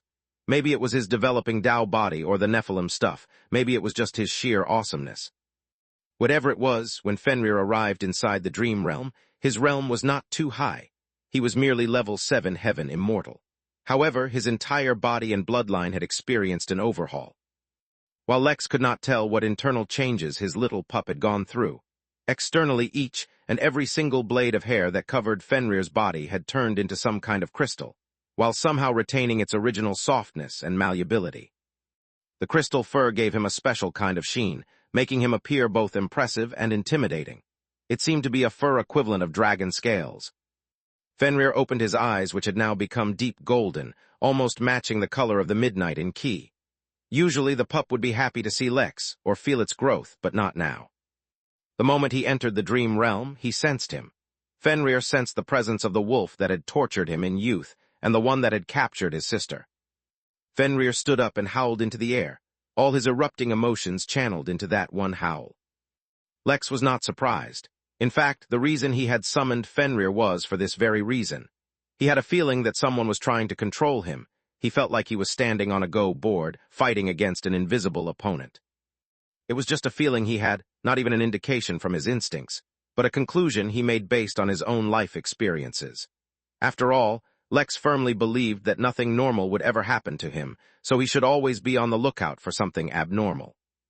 If he was playing against an opponent, he needed to disrupt his plans as much as possible, while leaving himself as many opportunities as possible. At the same time, in front of Dekal, the wolf was circling Almira when suddenly it looked away. It heard the challenge and recognized the aura. It was from the very cub he had been searching for. Moreover, the cub's strength was far stronger than he had anticipated. Fortunately, it was not to the point where he needed to run. The wolf glared at Almira once and then began running away. It had heard the challenge, and it would answer. After all, getting his hands on that bloodline was far more important than anything else. Dekal did not stir when he saw this happen. In fact, this was a part of his plan. He needed to isolate Lex, and getting rid of his regular allies was the first and most important task. The wolf was gone, but that was far from the extent of his plans. But everything needed to follow a natural, believable progression. Dekal closed his eyes and used his will to completely erase all signs of his activity for the past few years. Although he had decided to call Lex early, it would not happen instantly. Rather, it would follow a number of steps and take a certain amount of time, just long enough for the chaos caused by the arrival of countless Tao Lords to start affecting the dream realm. As an agent of chaos, Dekal understood well how to use chaos to his advantage. Lex watched silently as Fenrir began running, but did not immediately follow. Instead, he sent a karmic clone behind Fenrir to watch what happened. Naturally, he had no intention of leaving Fenrir to fight an unknown enemy on his own. Unfortunately for Lex, the dream realm interfered. It had been that wolf's dream to find Fenrir and tear him apart, recovering his lost bloodline for quite a long time now. While the realm did not make the dream itself come true, it facilitated it quite a bit. Lex lost sight of Fenrir, but their connection could not be cut off. He could forcefully summon Fenrir to his side if he wished, and he could feel Fenrir's emotional and physical state.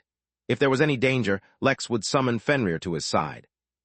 At the same time, he sped up his search for Cowan even more. Although Lex himself did not know the details of what had happened within the dream realm recently, his instincts were telling him that it had, instantaneously, become much more dangerous. The rumors of the Red Moon Devil kept spreading, but at a much slower rate. Nowadays, there were other kinds of rumors spreading around. It was said that countless new races had entered the realm, many of which were strange and unknown. 2 more days later, Lex paused. An aura of a demi-Tao Lord had appeared within the Dream Tavern once again, and it was the exact same werewolf centaur that had invaded the tavern the last time. Logically, it couldn't be the same one, and yet he appeared to have the same aura, and had the signs of a failed Tao tribulation on him. This was bad. Although Lex had a charged butter knife with him inside the inn on his projection, he did not want to repeatedly attack with the butter knife. The more frequently he did that, the greater the chances that someone would begin to notice a pattern. Unfortunately, it was not really up to him. Just as he was about to draw the knife and attack the centaur werewolf, another demi-Tao Lord aura appeared. Chapter 22:34, Letters. Compared to the fading, dissipating aura of the werewolf centaur, this second aura was a whole lot stronger and stable as well. The Innkeeper looked towards it to find that it was a celestial immortal. The celestial did not act against the werewolf centaur, though he looked like he wanted to. Instead, he looked towards the Innkeeper first. "My sincerest regards, Innkeeper. Please allow me permission to take care of this abomination. The Celestial Race, Humanoid Alliance, and a number of other organizations have signed a resolution to eliminate these rogue threats. Not only have they caused the deaths of innumerable beings from across the universe, their very existence is an abomination to life itself." The Innkeeper turned from the Celestial to the werewolf centaur and saw that it had been temporarily suppressed by the aura of the Celestial, much as it had been when Lex summoned his butter knife. If he was right, the creature would attack at any moment. "I bet the necromancers aren't happy about that agreement," the Innkeeper muttered to himself and then shook his head. If he attacks or breaks a rule of the inn, you may act against him, but not before. The Celestial nodded, understanding that saying that was the same as giving him permission. Everyone knew that these creatures were entirely unstable and would go on a rampage right before they descended into madness. As if to prove him right, the inn staff began teleporting all the guests away from the edge of the tavern. The beast seemed to take that action quite personally, and finally snapped out of his hesitant state, unleashing its aura as it sought to destroy everything.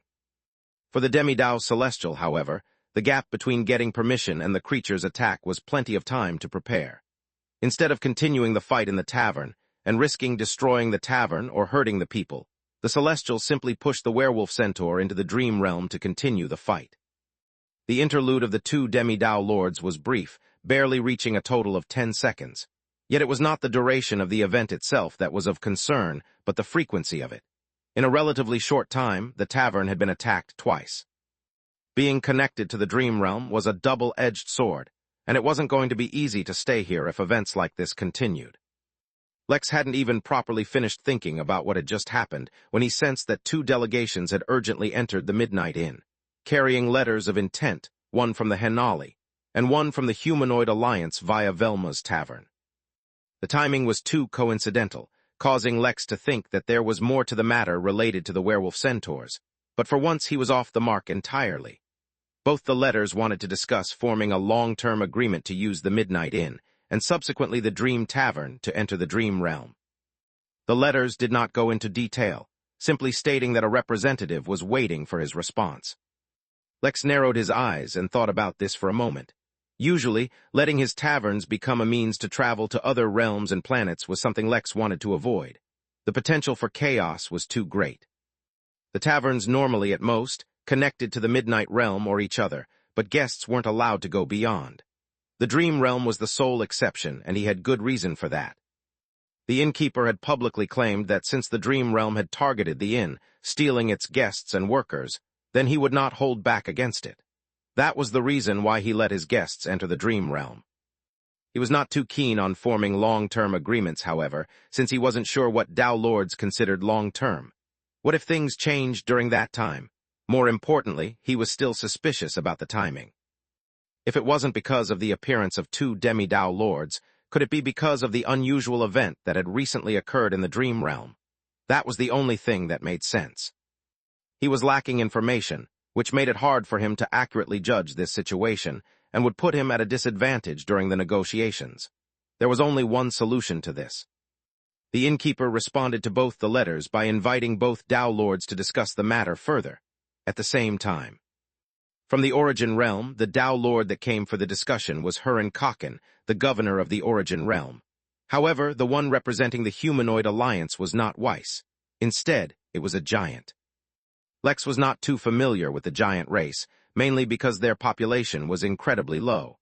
They weren't anything special to look at. They were identical to humans in appearance, but had varying heights, though even the shortest ones were well over 20 feet 6 meters tall.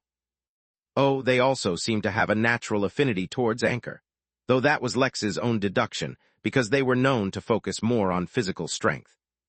Among the many humanoid races that Lex was aware of, giants were one of the most overlooked, which was quite ironic because they weren't easy to overlook in person.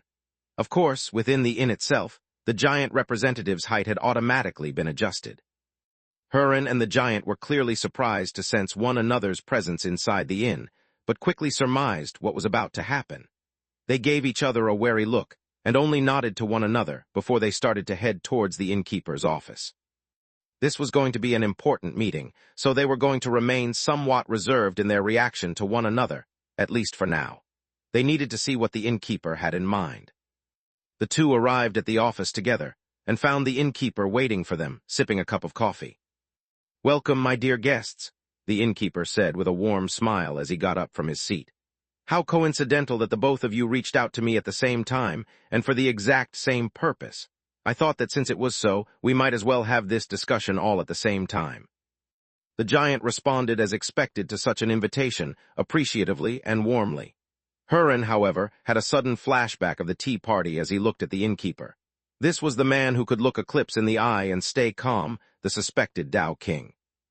If he knew what had happened in the Dream Realm, and he obviously did, then the price for this exchange wasn't going to be cheap.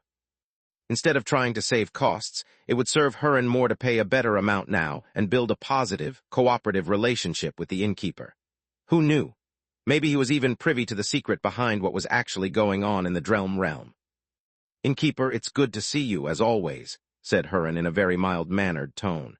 "I'd like to say, regardless of how these negotiations go, the Henali will vow to help the Midnight Inn search for its missing staff and guests. I will pass the order as soon as I return." Lex was pleasantly surprised. This wasn't something he had been expecting. It was very welcome, though. The giant took note and realized that he had fallen to a disadvantage. Unfortunately, he was not at liberty to promise the cooperation of the humanoid alliance like that. While this meeting was ongoing in the Midnight Realm, while Fenrir was closing in on his childhood enemy within the Dream Realm, while Lex was searching for Almira and Kawain, the next step of Dekal's plan was being carried out. One of the Celestials working underneath him had reached the public headquarters of the HOA and announced that he was working on behalf of the Path of Chaos. While the HOA didn't strictly align with the Chaos faction, they did have a working relationship. He handed over a single letter and waited. A few hours later, he was brought a sealed container that looked almost like a coffin. The Celestial Immortal opened the contained and looked at the clone inside. It was a clone of Damien, complete with his genuine bloodline and cultivation realm, making him a very convincing tool in Dekal's plan. The Immortal sealed the container once more, hiding all fluctuations of the clone's existence, and then returned to the Dream Realm. Soon enough, the container was brought, and then just left inside a certain area within the Dream Realm. Elsewhere in the Dream Realm, Marlowe walked with 2 drama cats sitting upon his shoulders, unwilling to leave. Once the formation had been destroyed, the Dream Realm had kicked them out of that area. Marlowe couldn't help but feel like he was being used by someone, but he could not tell by whom and for what purpose. Chapter 22:35, 1. "The name is Bori," said the giant, speaking to the innkeeper in a direct and rough manner. He was neither delicate nor formal, and was not in the habit of acting differently just to please others. It was for that very reason that, usually, he was not assigned diplomatic missions. However, the humanoid alliance's profile of the innkeeper clearly stated that the innkeeper was not bothered nor affected by such things. According to their profile, generally, he only cared about his inn. Extending beyond that, the only things that affected him were things that could benefit the inn. If there was something beyond the inn entirely that could affect him, then maybe it was sincerity, since he was so into hospitality. "It's a pleasure to meet you, Bori," said the innkeeper, not at all bothered by his rough attitude. "You sounded quite rushed in your letter. I hope everything is well." Bori nodded and glanced towards Huron before turning back towards the innkeeper. "I cannot promise you fancy deals to affect your decision. I am here for one thing only. The Dream Realm is about to become the newest battlefield. If you allow us to use the tavern to enter, it would help the Alliance a lot. You can tell me what you want in exchange. I can try to convince the Alliance." Huron looked at Bori oddly. That was by far one of the worst sales pitches he'd ever heard. Clearly, Bori was not a negotiator, nor did he have any experience being one, nor did he want to become one. If he did not even have the authority to make a deal, then what was the point of sending him in the first place? Was someone trying to sabotage this deal? "Battlefield, you say?" the innkeeper repeated, though he didn't actually ask any questions. Instead, he looked towards Huron to see if what he wanted was similar. "We desire something similar, innkeeper," said Huron. "We wish to use the taverns from across the Henali realms and enter the Dream Realm. I have a preliminary proposal ready for you, but of course if you have something in mind, you can just mention it directly. I have full authority in this matter." The innkeeper did not speak immediately, nor did he ask for the proposal. Instead, he thought about what he had learned so far. A battlefield. The Dream Realm was descending into chaos, and that meant danger for him, his workers, and his guests, not to mention his tavern. If these two wanted to use the Dream Tavern to access the Dream Realm, so would the others. If he became involved in this mess, his already feeble attempts at neutrality would be lost. But honestly, Lex didn't care so much about that anymore. Yes, the system would penalize him for failing to meet his standards, but he no longer needed to fear its consequences as much. Heck, Lex had recently even started thinking of speeding up his system's restoration. Thus, in this situation, he needed to think of what would give him the most benefit, and he needed a plausible excuse to ask for it. The way he saw it, he had two options: immediate yet short-term benefits or distant but long-term benefits. The sheer scale of what a long-term cooperation could offer meant that it made more sense to go for that option, but Lex was of a different mind. Preferring long-term profits was only a good idea when one was convinced that one could live long enough to enjoy it. He would rather take some immediate benefits that would improve his strength and capabilities as soon as possible. "I am not averse to the possibility of cooperation," the innkeeper finally said after an unusually long silence. "First, tell me the kind of cooperation you have in mind, and then I'll tell you what we can do." Bori nodded, finding this approach reasonable, while Hurin was relieved. The worst-case scenario was that the innkeeper would reject them outright. As long as he was open to negotiations, he felt relieved. The price for this cooperation hardly mattered compared to the sheer value of the treasure within the dream realm. "The humanoid alliance will use the taverns to send in its Dao lords," Bori said. "Depending on how the situation develops and the demands of the ongoing war, it would be best if the use of the tavern could be allowed for 5 million years to begin with further room for extension in the future. In exchange, the humanoid alliance will protect all taverns that they use and provide you with access to 2 Dao fields for the duration of the alliance." Hurin was taken aback by the offer. It wasn't that the offer was cheap, but rather the humanoid alliance was being extremely generous. 2 Dao fields for 5 million years or more. That was mighty generous of them, but then again the treasure in the dream realm. The innkeeper merely nodded and then looked towards Hurin. "The Henali also offer to protect all the taverns we use. At the same time, we will contribute 1 Dao protector for you to use as you wish, and a clear crystal mine seed for your realm. In exchange, the Henali wish to use the taverns to facilitate the movement of their Dao lords. The duration of the stay is negotiable, but we would prefer it if we have access for at least 3 million years. The innkeeper nodded, as if he understood Hurin's offer as well. In truth, Lex did not know what a Dao field was, nor had he heard of Dao protectors or clear crystals. He had no doubt they were super valuable if they expected to use the taverns for millions of years, especially to send their Dao lords.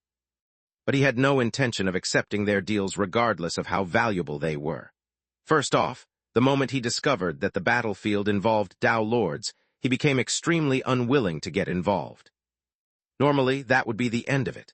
However, since he was playing a game of Go against some unknown opponent in the dream realm, his opponent couldn't blame him for playing unfairly. The innkeeper held up a single finger, attracting the attention of both Dao lords. What did he mean? That only one of them would get the deal? Or was he only willing to give the taverns for 1 million years? Maybe he wanted 1 more item in exchange for the deal. "Your offers are sincere. Now listen to my offer," he said with a soft smile. Chapter 22:36, 1. Both Hurin and Bori were taken aback, though they were also somewhat pleased that the innkeeper was directly offering a deal to them. The strategic importance of the innkeeper's taverns were immense, which was why they both had offered to protect the taverns. They didn't doubt that the innkeeper could protect the taverns, but if they made use of the taverns, they would most likely be targeted actively rather than passively. It would be best to contribute in their protection than leave everything to the innkeeper. The next step they were thinking of that they hadn't mentioned just yet was to limit the availability of the taverns for others. After all, if everyone gained the same advantage, it would cease being an advantage at all. Contrary to what many have been thinking, the purpose of the Midnight Inn and the taverns are not to act as transport hubs, said the innkeeper, causing the other 2 to feel a sudden sense of awkwardness. They had not been cheap in their offers to the innkeeper, and yet it seemed that monetary items could not tempt him at all. He cared more about that 50 MP he could earn through a genuine guest staying at the inn than he did about Dao fields earned by renting out his taverns as transport hubs. Truly unique and extremely content. "I do not normally interfere too much in my guests' activities, but leasing out assets of the inn will interfere too much with the experience of other guests and give the Midnight Inn a bad name. Thus, allowing you to use the taverns for an extended period of time is impossible. However, contingent on a few conditions, I can allow unimpeded access to the taverns for 1 year in the dream realm, meaning 9 years missed, midnight in standard time." 1 year, Hurin and Bori were both stunned. Even 1 year of use was better than having no access at all, but 1 year was hardly enough time to make decisive strategic use of the taverns. The treasure hidden within the dream realm, whatever it was, would no doubt cause bloodshed, even among Dao lords. Of that there was no question whatsoever. "The only reason I am allowing this to begin with is because the dream realm took many of my workers, and more of my guests. So, The first requirement of being allowed to use my taverns to enter the dream realm is that both your organizations must make a full, dedicated effort to help find and bring back everyone who went missing from the Midnight Inn. That means search efforts need to be made by those who travel using the taverns, but by all assets of your races or organizations within the dream realm. At the same time, you need to publicize that the reason you are being allowed to use the taverns for 1 year is to help the inn in its search efforts. Even those related to the inn but weren't taken from the inn itself need to be found. Hiern resisted the urge to blink. The innkeeper had given up 2 Dao fields in exchange for a search and rescue operation. The worth was completely incomparable. Innkeeper, you realize that Dao Lords are sent to an entirely different section of the dream realm, cut off from the rest, right? Asked Bori. The Dao Lords won't be able to find them unless you lost a Dao Lord as well. The innkeeper shook his head and looked at Bori with an amused smile. Even if they are separated, that doesn't mean they won't have means to search. There is no need to appear pedantic. We all know what can and cannot be done. On the surface, it seemed like the innkeeper was making it clear that he would not accept Dao Lords simply going through the motions. They would need to make a dedicated effort to search for the workers and use all their means at their disposal. In reality, though, Lex had no idea what could or couldn't be done, so it was best to leave everything to the imagination of others. Will you offer the same deal to everyone who offers to search? Bori asked seriously. The innkeeper didn't reply immediately, and once again went silent for a moment.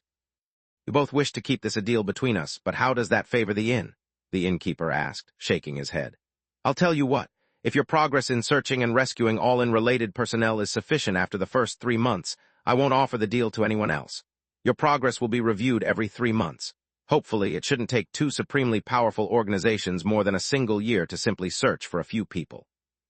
The innkeeper was making his stance clear.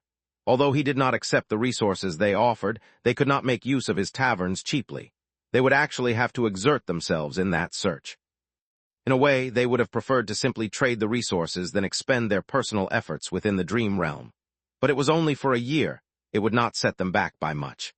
They could send in many Dao Lords during that period, and even if they spent the first year searching, they could more than make up for it later on.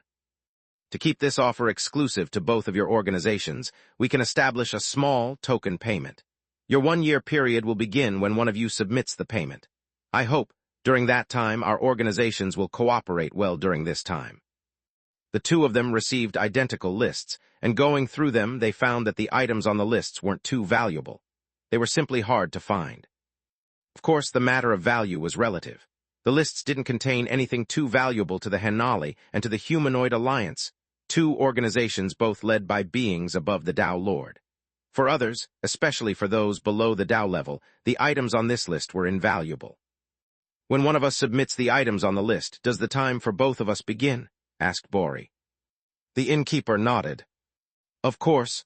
However, even if the time begins, the others won't be able to access the tavern until they submit the items on their list either. By doing it like this, he could make sure that they wouldn't take too long. Thus, very soon, Lex was going to have a lot of allies in the dream realm searching for Almira.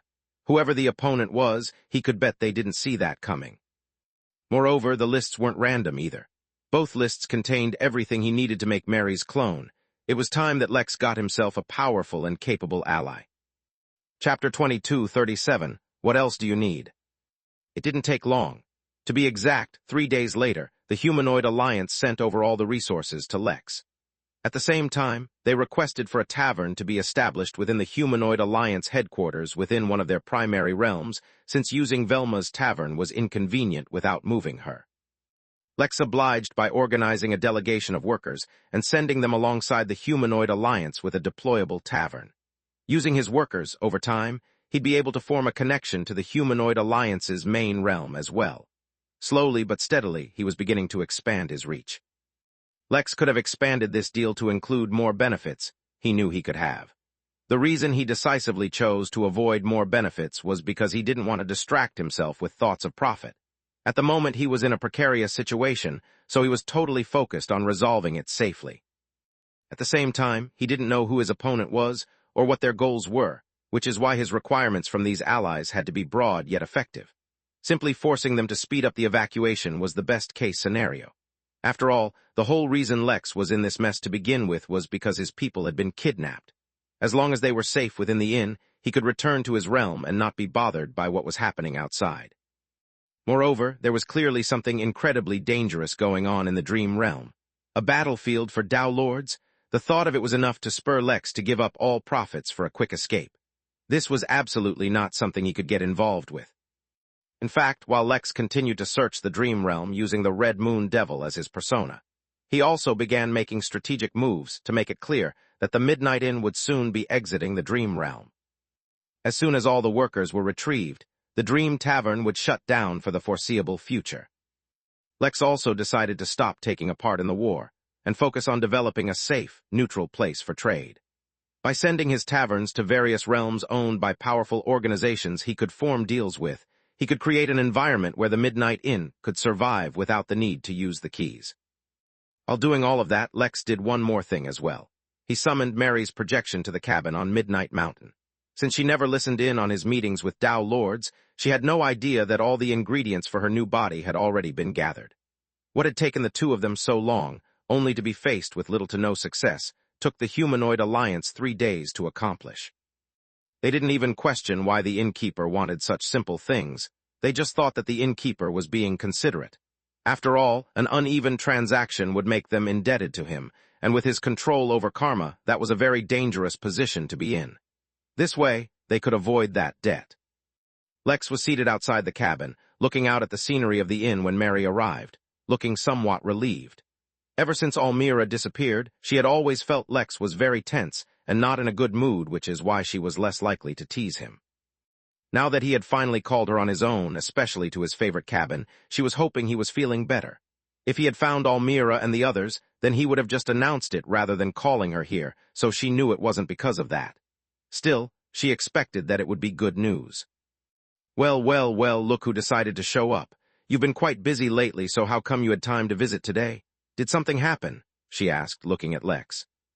Continuing with the theme of not immediately replying, Lex looked at Mary, dressed up like a railroad worker. This may be one of the last times he saw her in her projection form.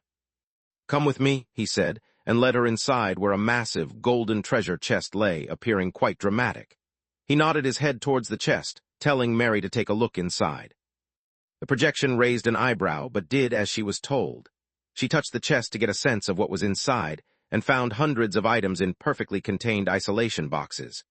Moreover, these weren't random items, but were items from the list she'd given Lex a long time ago for her clone. What's more, Lex hadn't stuck to just the list. He'd added something on his own. Is this? Mary began to ask, filled with disbelief. This was too sudden. She was fully prepared to wait at least another century or two before the resources could be found, but now they were all in front of her. What else do you need to start making a new body? Lex asked. I assumed that, like everything else cultivator-related, the process would take centuries or even several millennia, which is why I asked for a small, self-contained time accelerator in the shape of a containment pod. You can create your clone inside to speed up the process. Mary had, of course, noticed the pod but didn't know what to say at all. How did you suddenly get your hands on all this? She asked in a daze. I made a deal with the Humanoid Alliance, said Lex. They provided most of the stuff. If you need anything else, let me know. The situation outside the inn is getting quite dangerous, and I have a feeling that we're being targeted by someone. It's best to develop your new body as quickly as possible. Then I can work on removing your soul from the system and allowing it to enter the body. I'm sure that adapting to a new vessel will take a while as well, so I don't want to waste any time. Chapter 22:38. Building Desperation. For a while, Mary was genuinely and completely stunned. Although she had been waiting and hoping for her new body, she hadn't been expecting it to appear so suddenly. But Mary was not stunned for long, and immediately locked into the second part of what Lex said. Are we in some kind of trouble? She asked, looking at Lex. Lex sighed and shook his head. I'm not sure, but I feel like someone is targeting me. I can't tell whether I'm being targeted personally or it's the inn that's being targeted. But since when have I been one to silently stand around and wait to be played with? I have set a few plans of my own in motion, and this is one of them. So tell me, how long will it take for your body to be ready? Mary turned from Lex back to the chest and carefully inspected all the materials in great detail, including and especially the time accelerator. The time accelerator can speed up time by 5 times, I think, she said hesitantly. However, considering we're in an immature realm, such a fast speed will only affect the formation of my new body, we can, at most, limit the speed to twice. Beyond that, all the resources provided are in good condition. While that will help in making a strong body, it will cause the formation of the body to slow down. I'll need some time to study everything. I can't give you a definite timeline anytime soon. But even with the acceleration, I doubt I'll be able to complete the body in less than 5 decades. Lex couldn't help but purse his lips. He wondered if he could have sped this process up a bit if he had access to his mother's knowledge, but then dismissed it. 5 decades meant that she probably wouldn't be able to help him anytime soon. But oh well. All right, you focus on developing your body from now on. Hand over any tasks you're doing to someone else. I'll hold off on improving my system until we pull out your soul so that it's not any tougher than it needs to be. Mary simply nodded. She understood better than most the kinds of dangers Lex was facing. If his current threat caused him to even speed up the development of her body, then she could only imagine what his actual problem was. With this taken care of, Lex focused on his other plans. The first thing he needed to do was understand what was actually happening inside the dream realm. Once his new tavern inside the Humanoid Alliance's headquarters was opened up, Lex got to witness a unique scene that the inn had never witnessed before. Various humanoid races passed through the tavern, and a few even stayed in the tavern itself as guests, but looking at how they behaved, Lex had a feeling that even they had been ordered to stay as guests by the Alliance. Meanwhile, at any given moment, there was one continuous line of humanoid beings from the door of the tavern to the door leading to the Dream Tavern. They moved in an even and orderly fashion. However, contrary to Lex's expectation, they weren't all celestial immortals. Instead, their cultivation range varied all the way down to the mortal realms. By paying attention and overhearing the conversations of other guests in the tavern, Lex learned that the sole purpose of these soldiers passing through was to search for anyone related to the inn. The Alliance was taking the rescue efforts incredibly seriously. However, Lex guessed that this couldn't continue for long because the Alliance wanted to use it to send in Dao Lords, and that was the main purpose. They were currently only sending others to fulfill their obligation to the inn. One day later, the Henali also provided all the materials and began sending in their forces directly from the Origin Realm. Similar to the Humanoid Alliance, they opted to send weaker cultivators first for the sake of sheer scale. Sooner or later, though, they would also send in Dao Lords. A couple days later, Velma sent back some information she had gathered working for According to the trends, the Humanoid Alliance had diverted nearly all of its spare focus towards the Dream Realm.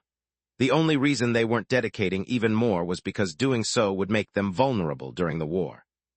She didn't get the details of why exactly something like this was happening, but based on what she was able to gather, she concluded that some exceptional resources for Dao Lords had become available in the Dream Realm. She didn't look into this too much, because she figured that the Innkeeper would be able to find out directly, since apparently all Dao Lords had been able to sense the change. The information provided Lex with a little perspective, but that caused him to only redouble his rescue efforts. Soon enough, more and more unrelated people started to get rescued. Dekal also noticed the trend, but he wasn't alarmed. He had already anticipated that since he was targeting one of the inn's most prominent workers, a dedicated search effort might take place. It was for that reason he had used most of his spare credits in the Path of Chaos to get help, specifically hiding his activities from other Dao Lords. He wasn't sure how it would be done, but the Path of Chaos hadn't failed him yet, so he trusted them. In fact, this was one of the things he was waiting for. He needed Lex to get desperate. When he realized that even Dao Lords could not find the child, he would slowly become more prone to taking risks. The moment even a hint of a lead relating to her showed up, he would be forced to jump and head first. Waiting or being cautious might cause him to lose the lead forever. It was not easy conspiring against powerful immortals. It required several layers of setup. Fortunately, he had the patience to follow through. Chapter 2239, Nine Swords Sect. 3 months passed in the Dream Realm, and things had both changed and yet stayed the same. The Dream Realm had become increasingly volatile, changing drastically at any given moment. That caused a whole new set of problems. Previously, the Dream Realm was dangerous because the dreams might try to steal a life to come to life on their own. Now, though, the dreams themselves became dangerous, posing danger even to immortals. As a result, the number of casualties within the Dream Realm began to rise, but not just from the actions of the Dream Realm alone. Countless races started actively sleeping, hoping that their dreams would get them pulled into the Dream Realm. During the old days, the chances of getting pulled into the Dream Realm via dreaming was actually quite low. but it was never zero. Nowadays, the chances were decently high. Although the realm was no longer actively kidnapping people like it did the moment it was opened, it still tried to pull people into it when it could. Lex didn't care about any of that.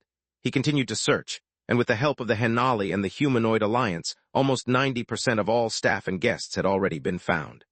By now, over 300 Dao Lords had entered the Dream Realm via the taverns, and though the Dao Lords were separated into their own section of the realm, they still played a huge role in finding the people. But the more people they found, the more Lex was convinced that something was amiss because there was no sign of Almira anywhere. He was the one with the masterless technique, so why had she disappeared? At least he finally got a lead on Cowan. In all the years that Lex had known him, Cowan was the silent and relatively mysterious one. He kept his thoughts hidden, appeared like a peaceful, suburban dad taking care of his family and his wife. A suburban dad with a secret past covered in blood. Now though, as Lex followed his trail, he saw a side of Cowan that he hadn't seen before. It went without saying that Cowan was a master of sword intent, and unlike Lex, he was a purist. He did not mix his intent with anything else, nor did he rely on brute strength to make the intent any stronger. He merely acted with intent, and used his intent to carve out the reality he wanted to see. In this case, the reality he was carving happened to be several bodies, and the reality he wanted to see was the death of whoever those bodies belonged to. Once Lex found a trail, it became incredibly easy to follow the very obvious trail left behind by Cowan, to the point where even throughout the ever-changing dream realm, it took only a couple of days to track him down. When Lex finally spotted him, Cowan was standing alone, surrounded by 6 figures, each one of a different race. However, all 6 of them had one and only one similarity. All of them were emitting an incredibly strong sword intent. Lex's sudden arrival went unnoticed because he had arrived discreetly and made no moves to intervene. He had no idea what the situation was. Besides, he could always act once the need arose. "Have you not thought about my offer?" asked the upright lizard standing right in front of Cowan. "The 9 Swords sect would make a good home for one such as you." Cowan looked at the lizard, and then the elders. "Likewise, the graveyard would make a good home for you," Cowan said in an eerily calm voice. "Fellow cultivator, as a sword, you are incomplete without a wielder. Why the insistence on going solo? One as talented as you, in the hands of the right swordsman, could even hope to see the Tao one day," spoke a monkey wearing a Taoist's robe. Cowan looked at the monkey with indifferent eyes, not offended or provoked by his words. "Persistence is not always a positive trait.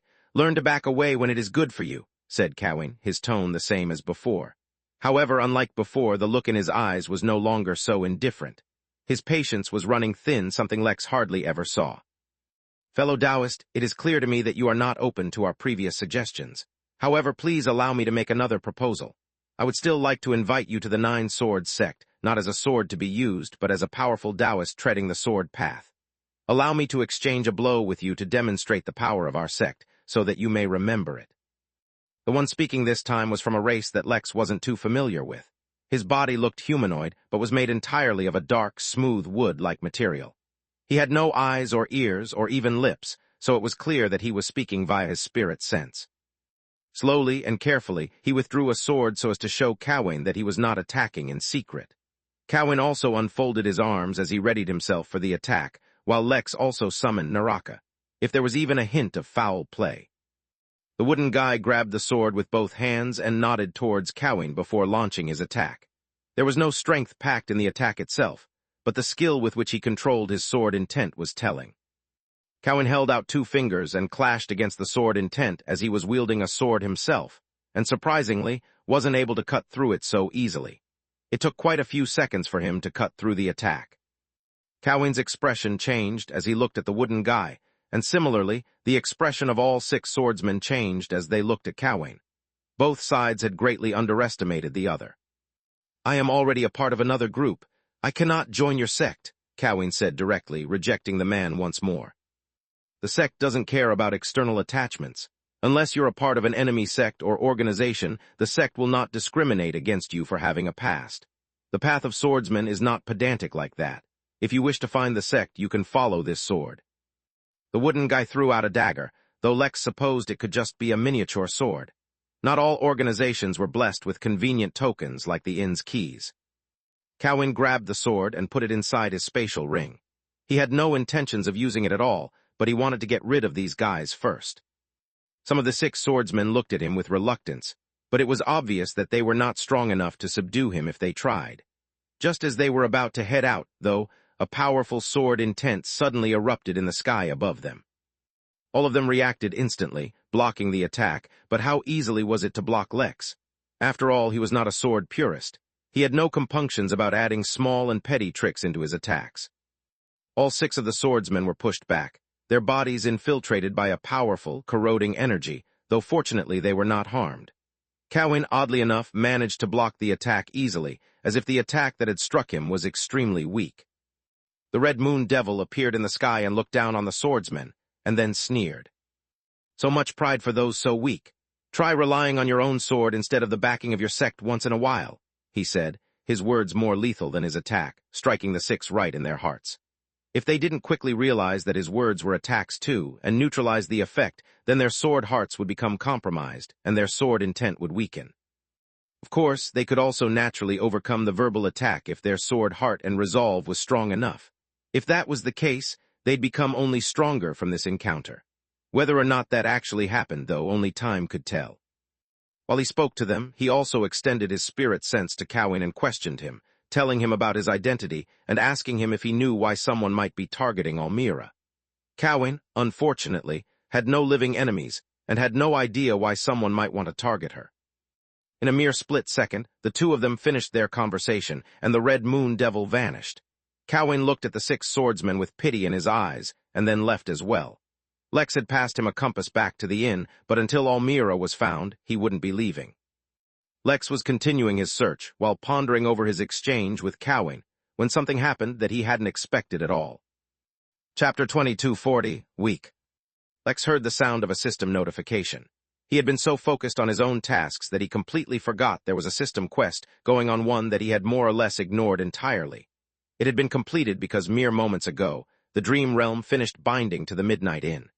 Now, once he lifted the lockdown, Lex would be able to travel to and from the Dream Realm even without the tavern. Quest complete. New quest, a new frontier has been discovered. No dream can be a good dream without the Midnight Inn. Gain access to the Dream Realm. Quest reward, Dreamy Mirror. Remarks, am I dreaming or are you actually working hard? Must be dreaming. It was good to know that even during the most trying times, the system didn't change its habits. Ignoring the remark altogether, Lex focused on the Dreamy Mirror. Dreamy Mirror. A mirror that allows one to enter the dreams of someone sleeping. The mirror also protects that dream from any other external interference. As soon as Lex read the description, he directly exited the Dream Realm. There was no need to worry since he could now enter and exit as he wished. Thus, when he returned, he would be in the same place, or same dream, or however the Dream Realm determined relative location. As soon as he returned, Lex went to Moon and immediately used the mirror on her. Wanting to meet Moon in her dream was enough reason to use the mirror, but the fact that it could prevent external interference was the reason Lex didn't waste a second. Although he wasn't sure if the mirror was strong enough to prevent the Dream Realm from accessing her dreams, it was better than nothing. She'd been asleep for a long time and would continue to sleep for a while longer. Even if she wasn't continuously dreaming, considering her state, she would definitely dream on and off. It was one of the things Lex was actually quite concerned about, but there was nothing he could do about it until now. Lex waited and continued to wait, but the mirror didn't show any changes. Just when he started to wonder if there was something wrong with the mirror, it finally stopped showing his reflection, and instead showed the interior of a white castle that was all too familiar to Lex. It was the one where he originally found Moon, back when she was incredibly weak and frail. Lex touched the mirror and found that it acted like a door, letting him enter.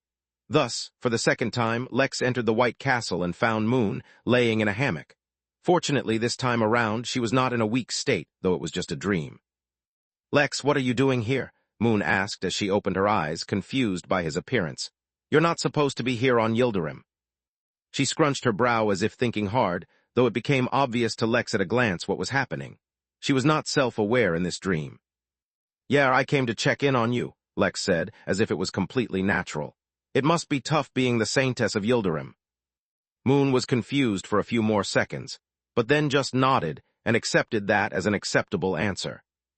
"It's not too tough, honestly," she said with a wide smile as she walked up to her balcony, showing him the breathtaking view she saw every day. I have a good team, so I only need to make the decisions and they implement it as I intended, which works out well enough. The people of Yildirim are also very receptive to my ideas, which helps things out a lot. Lex stepped beside her and saw that the scenery seemed to be moving, showing him the various scenes on the planet. Moon did not find it odd at all and started to share stories about her various projects and how they were helping the people. This was a side of her he'd never seen before. After she came to the inn, she perfectly fell into the role of younger sister, perhaps making up for the missing years of her childhood. Here, though, she was an idealistic ruler, providing all the tools her people needed to live decent lives. "You're doing good work here," Lex said eventually. "You don't get lonely doing all this work on your own, do you?" Moon shook her head. "No, the people keep me company and the work keeps me busy. I don't really think about it. The days pass in a blur," she said, not really looking at him. Lex looked at his sister and could not help but suddenly feel so weak. For the past few years, ever since he had started using his Dao body, Lex had been feeling really strong because he knew he'd be good in a fight. But now, unable to find Almira after so long, and unable to help Moon wake up, he could not help but feel weak. What was the point in being content with a level of strength where he still couldn't do the things he really wanted? "Even so, I'll drop in on you from time to time. Take care," he said before walking out, though Moon still didn't turn to look at him. It was only after Lex left the dream that the look in Moon's eyes softened, and her expression became normal as well. How could she not know she was stuck in a dream? But there was no point in letting Lex worry about her when there wasn't anything either of them could do about it. Unfortunately for her, she wasn't as good an actor as she thought she was. Or maybe it was because her abilities didn't work on Lex like they did everyone else. He saw right through her, which is what caused him to realize just how powerless he really was. Still, even if there wasn't anything he could do for Moon, he could at least do his best to find Almira. Since nothing seemed to be working, it was time to start taking drastic measures. Chapter 2241, Pain. The moment Lex returned to the dream realm, he ventured far away from the position he arrived in, until he reached a dream where he sensed no other living being. Once he was sure that there wasn't anyone around he could accidentally hurt, he braced himself. Before returning to the dream realm, Lex had gone to the Innkeeper's office, and had used the scent diffuser alongside a celestial-level item to elevate his mental state. If this attempt didn't work, then he would go back and use a Dao material if he had to. Letting his enemy dictate his actions was setting himself up to fail. It was time to put finesse and technique behind him and use good old brute force.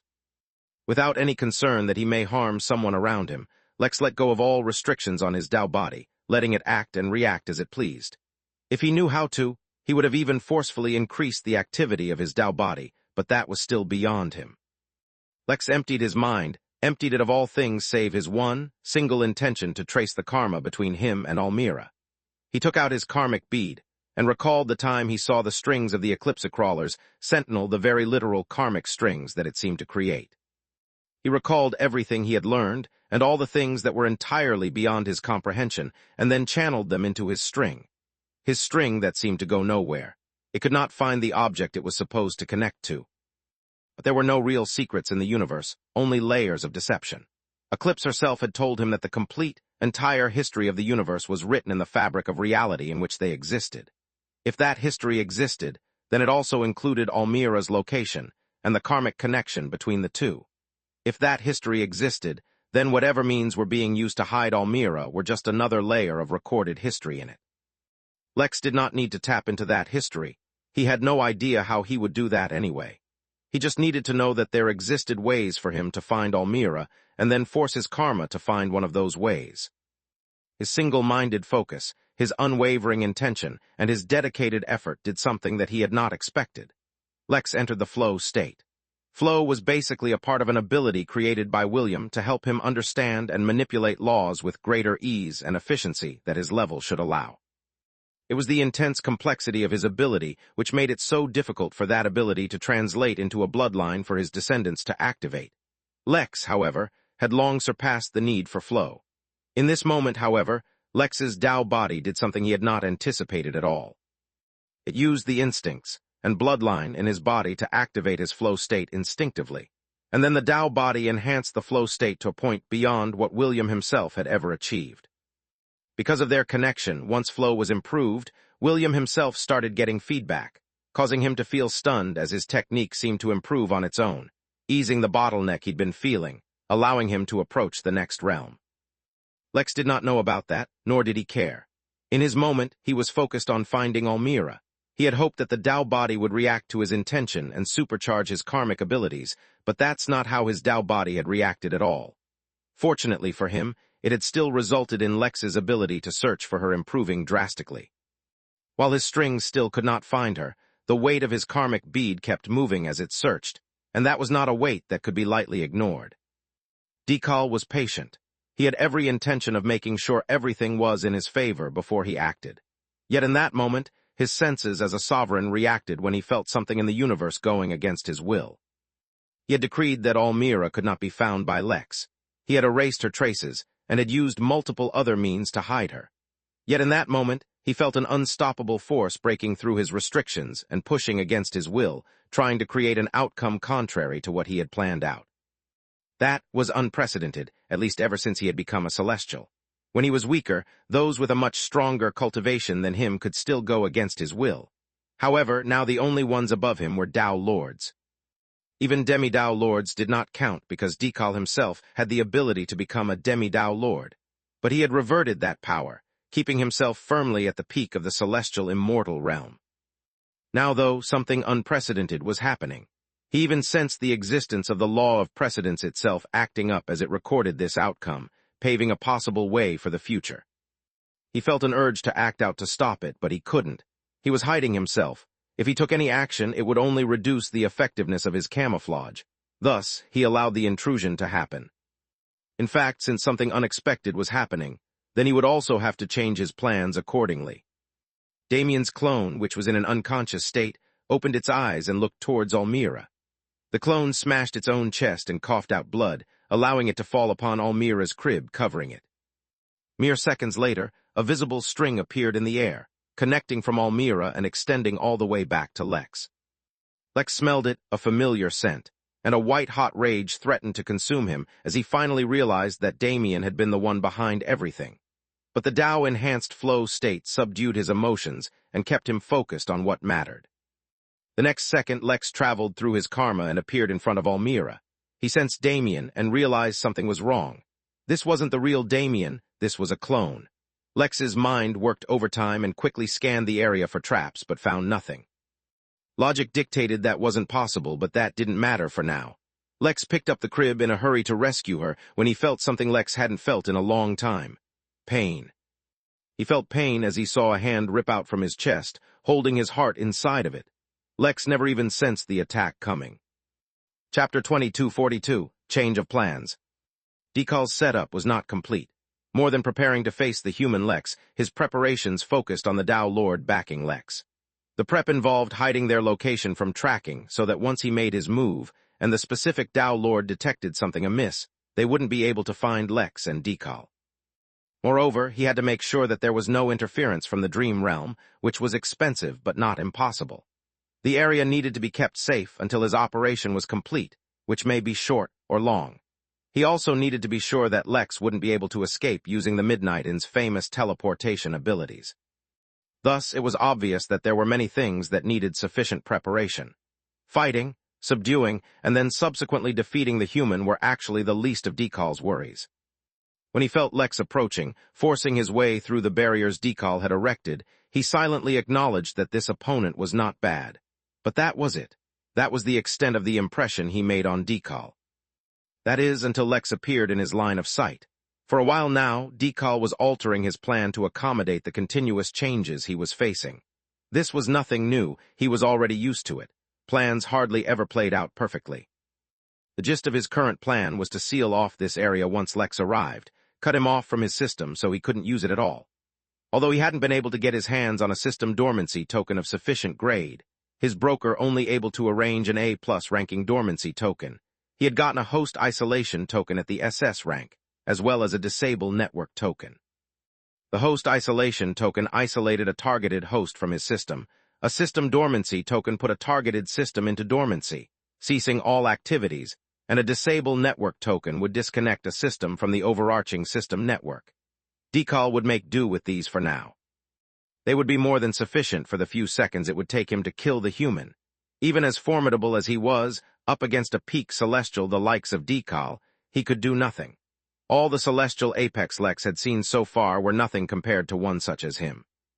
That plan changed, though, when Dekal saw Lex.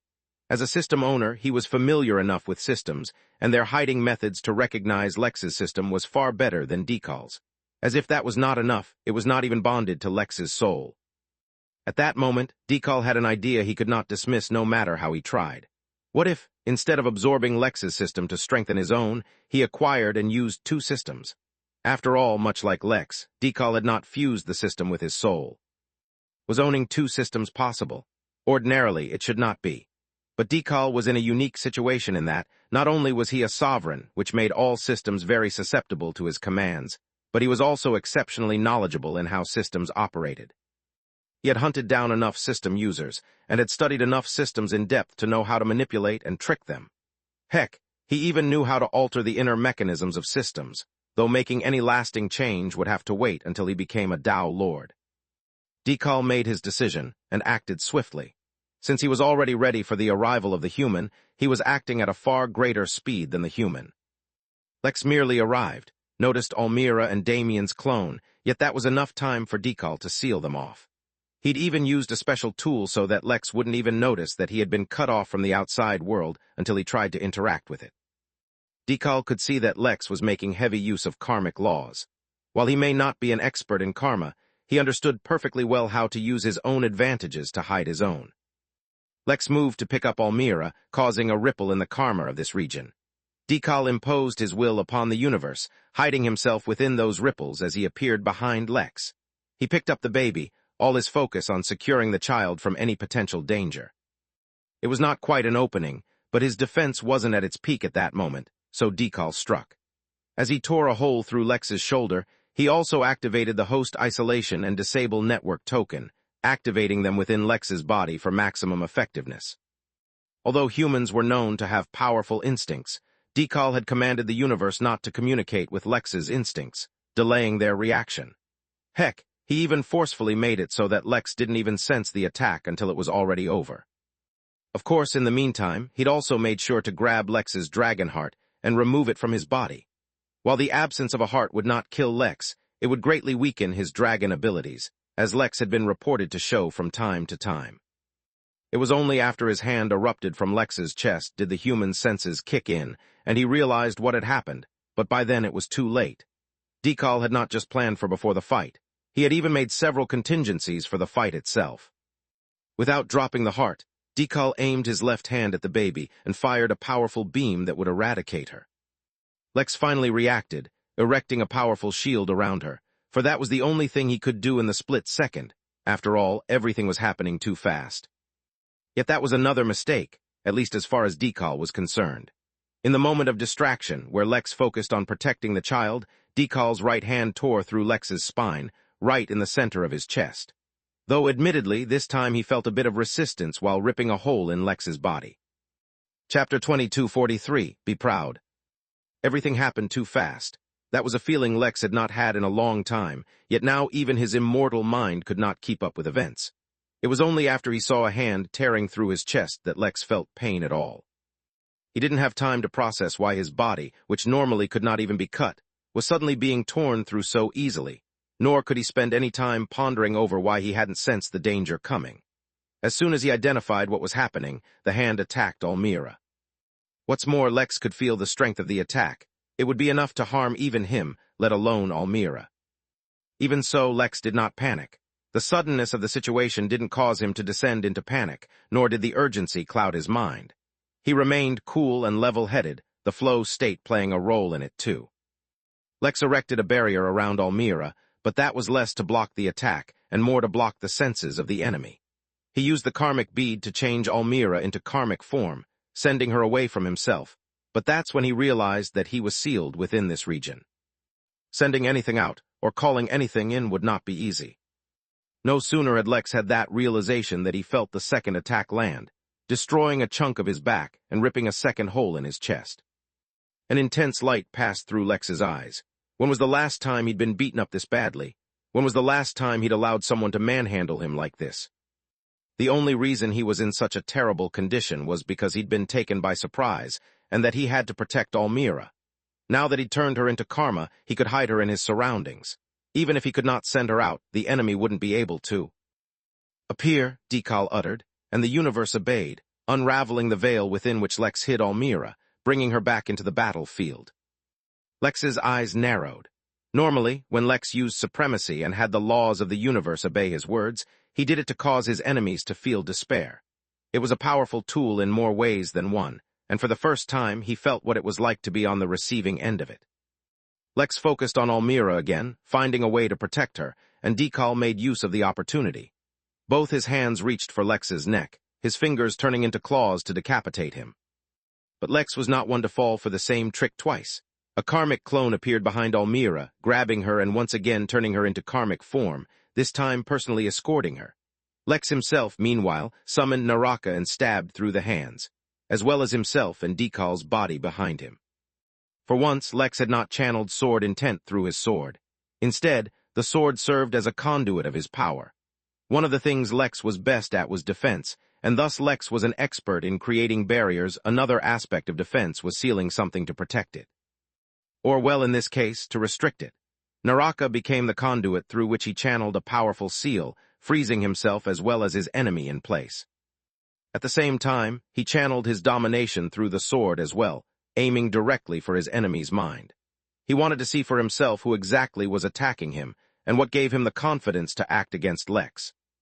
As if all of that was not enough, Lex reached out to Mary as well, hoping to have her send reinforcements from the Humanoid Alliance and the Henali towards him. Yet for once, no matter how he called, he got no answer. Domination roared through his sword like a rising tsunami, and slammed into Dekal. Yet as his domination crashed into Dekal, all Lex's spirit sense saw was Dekal's appearance, smiling down on him as he had already anticipated this. "I have studied you in great depth, Lex Williams," Dekal's voice whispered in Lex's mind, lulling him as he spoke.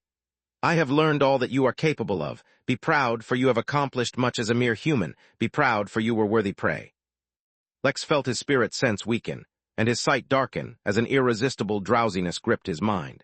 His limbs felt heavy, as if they were made of lead, and his thoughts started to slow down, as if his spirit itself was mired in tar. It was then, at that point, that Lex finally sensed it, the familiar aura of a sovereign. Dekal had kept his aura suppressed throughout as he slowly exerted his will, weakening Lex step by step, dismantling him in the most strategic manner. "Be content in the knowledge that I will remember your name, and that your system will contribute in building the empire with which I will one day conquer the universe." Dekal exerted his power, his will, in suppressing Lex's mind as he slowly put him in a state of dormancy.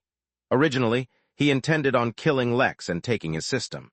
Now, though, he would keep him in a hibernating state until he successfully took control of the system. Yet instead of despair or reluctance in his eyes, he only saw an unwavering calmness. Odd. That's when Dekal noticed that his will seemed to be facing some kind of resistance. The universe wanted to obey, but there was some other force going against it, and the strength of that force was rising. Suddenly, Dekal realized what it was. Earlier on, when Lex had torn through all his means and somehow arrived here, he had thought that Lex had relied on the help of a powerful Tao Lord, or maybe a Tao tool. Now he realized that it wasn't the case at all.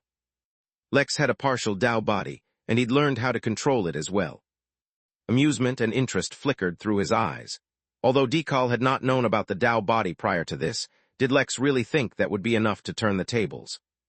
As if in response to that question, a massive explosion erupted, filled with furious golden dragon flames. Chapter 22:44, Make Things Interesting. There were a few key reasons for why Lex was in such a predicament. It had been a long, long time since he'd been so thoroughly overwhelmed by an opponent. In fact, Lex was almost convinced that he would never again face problems against opponents who had not touched upon the Tao. The fact that he had 2 holes in his chest and had to stab himself with his own sword to stop his opponent made it abundantly clear how wrong that notion had been. His self-confidence, however, was not one of the reasons he was in this predicament, for no matter how confident he felt, Lex always had his guard up. In fact, it was because of how he always maintained his guard that the situation wasn't worse, or that he had managed to keep Almira alive. That being said, being taken by surprise severely limited his ability to react effectively to the attack. It wasn't just the surprise trap itself. The fact that he was fighting a sovereign was something his opponent had kept secret right until Lex forced it out of him. Honestly, all the sovereigns he'd met all had very goofy personalities, so he never even imagined that he'd be facing one himself in combat one day. Even so, he'd already considered what he might do if he ever had to face them in a fight, and that was to run. A sovereign's influence on the universe was tremendously powerful, to the point where it would be easier to just escape than face it head-on. Unfortunately, in his given situation, Lex did not have that option. Another reason for his current predicament was how well prepared the opponent was. They had set the battlefield in their favor, and had apparently done a lot of research on Lex himself. While it was impossible for them to know everything about Lex, all the fighting styles and techniques he may have used in public or in front of others had been exposed. While he could just fight using techniques he didn't frequently use, or change his tactics, the premise was that he knew that the opponent had studied up on him. Unfortunately, that was another thing he learned too late.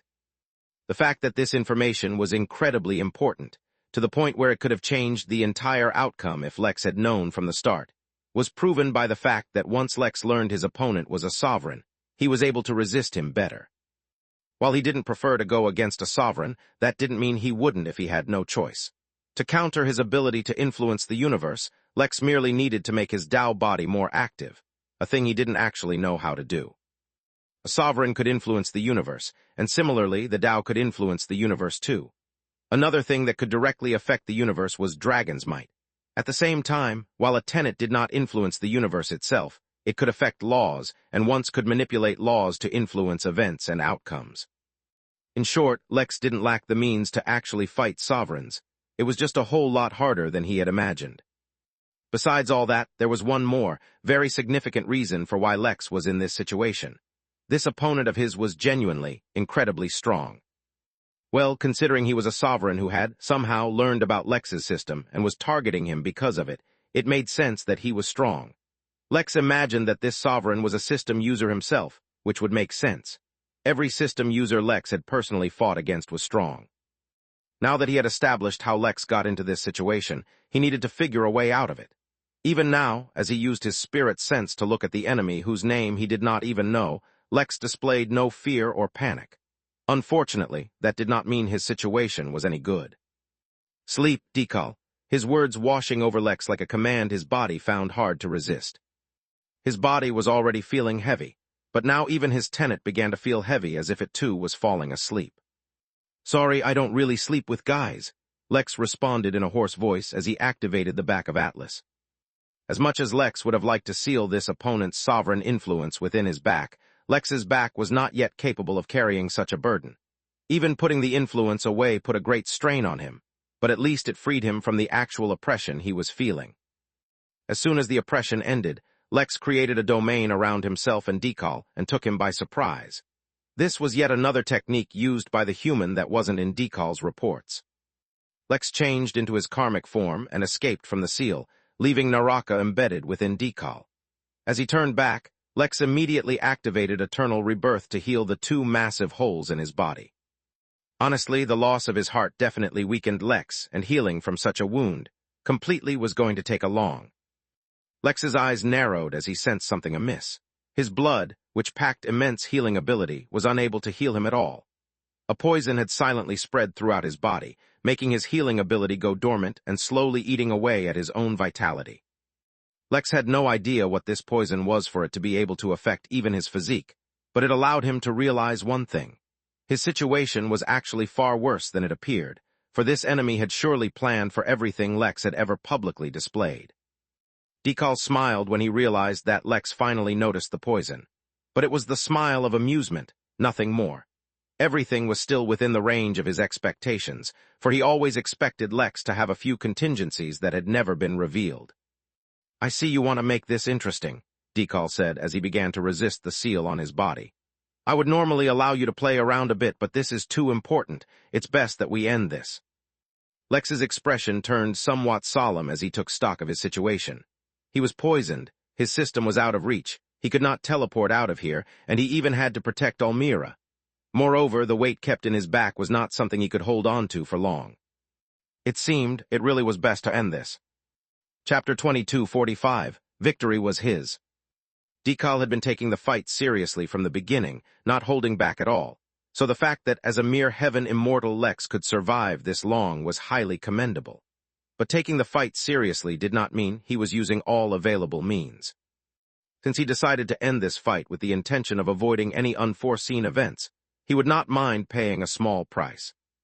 In anticipation of the resistance you might show, I designed a set of lawcrafts just to fight you, Dekal said as Naraka was slowly but steadily pushed out of his body, the seal breaking. Since you have pushed me to the point of actually using them, I will allow you to learn my name the moment before your demise. Lex cracked his knuckles as he summoned Naraka back, not waiting for Dekal to push it out himself. Talk about clingy. I'm not interested, Lex said, and immediately activated his Jorlam form by swallowing some of its blood. Who cared about poison in his blood when his very existence did not adhere to logic? In this new form, Lex focused his intentions, hoping that his Dao body would react as expected. Dekal, however, was not surprised by the appearance of the Jorlam form. He pulled out a weapon of his own, which was just a somewhat artistic sledgehammer. The pole was taller than Dekal's whole body, but the head wasn't extraordinarily large at around 8 inches in height and width. The engraving across the body of the hammer, though, seemed to radiate a certain power that made it abundantly apparent that they weren't just decorative. More importantly, although Lex was in his Jorlam form, he felt somewhat suppressed by the hammer's presence. In his mind, an idea seemed to pop up. This was a dragon hunter's weapon, and the dragon blood in Lex's veins made him susceptible. Suppressive art, Jorlam's bane, Dekal muttered, as if his words alone granted his technique more power. They probably did, but there was anything Lex could do about that. He felt the space around him stiffen, preventing him from escaping, while a new round of sovereign influence began affecting him. Even if he had removed some influence before, it did not prevent Dekal from using more. If Lex was in his human form, he would have started to sweat from the intensity of the situation. Instead, in his Jorlam form, he used Severlight, one of his most powerful attacks in this form. But the attack which should have disintegrated anything it touched vanished as it came close to the hammer, allowing the attack to slam onto Lex's body unimpeded. His Jorlam form collapsed in on itself as it suffered some strange restriction. Lex tried to force out more power, but the form collapsed on its own, leaving him back in his human state. Lex clenched his teeth and attacked with Naraka, but it was no use. The tremendous physical strength that he was usually proud of was failing as the poison continued to sap his strength. At this rate, Lex was going to lose his fight. He hadn't wanted to do this so soon, but he had no choice. During the fight, he and Dekal had built up a tremendous amount of karma so. Lex summoned his karmic bead, and his spirit sense locked in on Dekal, his Dao body reacting to his will. Karmic plague, Lex spoke using supremacy, somewhat mimicking Dekal's previous actions. Dekal sensed the fluctuations of tether, as well as the activity of the Dao body, and knew that this was an attack Lex had prepared for. But he was not concerned at all. Suppressive arts, human's bane, he whispered, and smashed his hammer forward, meeting his squirming karma head-on. Yet to Dekal's mild surprise, he faced no resistance at all. His hammer didn't tear through the supposed attack, and instead slammed right into Lex's face, causing his cheek to cave in, his jaw to dislocate, and his consciousness to nearly fade entirely. That was from the mere effects of the attack. The suppression of the technique followed later, like countless vines all wrapping around his body, suffocating him and locking him down. The spiritual energy within his body went dormant, his tenet stopped working, and even his spirit sense began to fade. A single hit from the suppressive art completely and thoroughly suppressed Lex, to the point where even the back of Atlas technique was dismissed.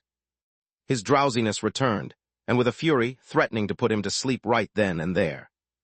Dekal, on the other hand, was surprised by how effective his attack was, mostly because he could tell that Lex's previous attack hadn't been a feint. Maybe it wasn't a plague as he claimed, but it was definitely real, so why hadn't it clashed with his hammer? The sound of a sudden explosion behind him answered that question. The isolation barriers around this area cracked, and suddenly everything that was happening here was exposed to the whole universe. In that split second, Lex's karmic clone also took Almira out of the crack before promptly sending her away. Clever, Dekal whispered as he grabbed Lex's body, but not clever enough.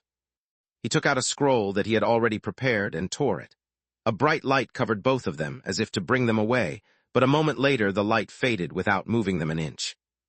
Dekal looked up in confusion, and saw that after the explosion tore through the barriers he'd erected around this place to keep it secret, it merged with the barriers instead. If there was one thing Lex was good at from the start of his cultivation, it was defense, and although his defense today had failed him, his extensive knowledge and research into barriers had not. His Tao intentions became manifest, creating a sealing dome around Dekal, preventing him from escaping or contacting the outside. Dekal looked back at Lex and found that as his eyes closed for the last time, there was still not a shred of reluctance or regret in them. Instead, there was an unspoken message. Unfortunately for Lex, that message was destined to remain unspoken forever. Dekal touched Lex's body and found a thin barrier around it, preventing him from touching Lex. He took a step back and slammed his hammer into Lex's body, holding nothing back, but the hammer just bounced back, unable to damage it at all. The barrier formed using all of Lex's knowledge, strengthened by his focused intentions manifesting through the actions of his Tao body, was not something Dekal could break so casually. Dekal looked at the barrier above him, and then at the one covering Lex's body, and then smirked. "Very clever indeed, but it won't help," Dekal muttered. He could tell that the dome wasn't anchored to a dream like his own barriers had been, which meant that it would move around the dream realm. In his case, that would continue to hide his location while he worked on Lex's system.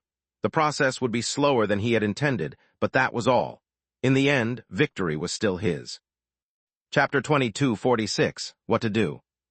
A golden shooting star, made of raging dragon flames, shot through the dream realm, alerting quite a few people.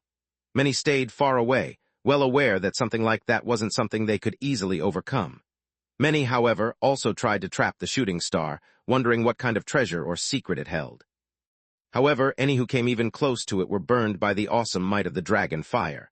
As if that was not enough, the flames also seemed to trigger some kind of karmic backlash for all the negative karma they had accumulated. Many died right on the spot, and the few who survived were gravely injured.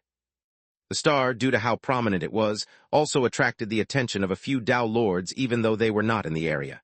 However, a quick sweep of the star told them to mind their own business. The shooting star was wrapped up in the karma of the Midnight Inn, the Henali, the humanoid alliance, and the primordial garden. It was as if whoever launched it was afraid that others might not realize the background of this star, and so wrapped it in those karmas prominently, daring them to try to touch it. The shooting star, guided by a thick, unbreakable karmic thread, traversed the entire dream realm before boldly breaking into the space of the Dream Tavern, and heading straight for Z. Lex had not aimed for Anita or Cowan because he could not be sure where they were. Only Z had never left the tavern since he decided to look over its defenses, which is why he had aimed for him. Just as expected, Z was sitting atop Little Blue, watching over the Dream Tavern when the golden shooting star shot through the space, attracting his attention. The only reason he didn't try to stop it was because he sensed Lex's familiar aura on it. The shooting star suddenly lost all its flames and turned into a small cot, covered in blood. Z's pupils constricted as he suddenly grabbed the cot and looked inside to find Almira completely unharmed and asleep, with a small barrier around her within the cot as well, as if for additional protection. While she was completely safe, the same might not be true for the sender. Instead of opening the cot, he immediately retreated to the Midnight Inn and summoned not only Anita, sending her news that Almira had been found, but also called all the high-ranking members of the inn. He even requested the presence of the innkeeper and Mary. Considering the seriousness of the summons, they all gathered quickly, including Velma, who had been within the Arctica realm. Thus, in the matter of a few minutes, all of them stood inside the room with only a few notable exceptions. The innkeeper had not come, which was not out of the ordinary. He was busy often enough that his disappearances did not bother anyone. But considering the seriousness of the matter, one would think he would come. His absence thus troubled everyone as they looked at the blood-covered cot. Yet it troubled Mary most of all, who could guess why the innkeeper had not arrived. After all, half the blood covering the cot belonged to Lex. As if that was not enough, they could all see that his blood had turned black, as if corrupted or corroded by a powerful poison. They all looked but did not speak. They did not know what to say at all. After all, it was always Lex saving them from trouble. When was the last time they had seen Lex get into trouble? They could not remember. Z even pulled out the bean Lex had given him, and noticed that while it still remained in his possession, it was no longer filled with the same mysterious energy that it previously had. It was as if the bead had gone dormant. In fact, that's exactly what happened. The moment Lex had fallen asleep within the dome, under Dekal's influence, the karmic clone that had sent Almira away had vanished as well. Moreover, while the karmic clone bead he'd given Z had disappeared, it seemed to lose its connection to Lex, turning into nothing more than a simple ornament. "What do we do?" Z finally asked, unable to bear the silence any longer. A part of him hoped that this was just another test, a trick by Lex to force them to grow stronger like he had done in Abaddon. His instincts, however, told him otherwise. The Innkeeper previously instructed that as soon as all the members kidnapped by the Dream Realm return, the Dream Tavern is to shut down, Luther said, his tone completely devoid of emotion. His thoughts could not be discerned by anyone as he wore the perfect mask to hide his emotions. Gerard frowned and then sighed. "We do not know the Innkeeper's plan, and since he is not responding, we should listen to his previous commands. However, since he was also the one who allowed the Henali and the Humanoid Alliance to use the taverns for 1 year, we cannot close the Dream Tavern before that time period is up.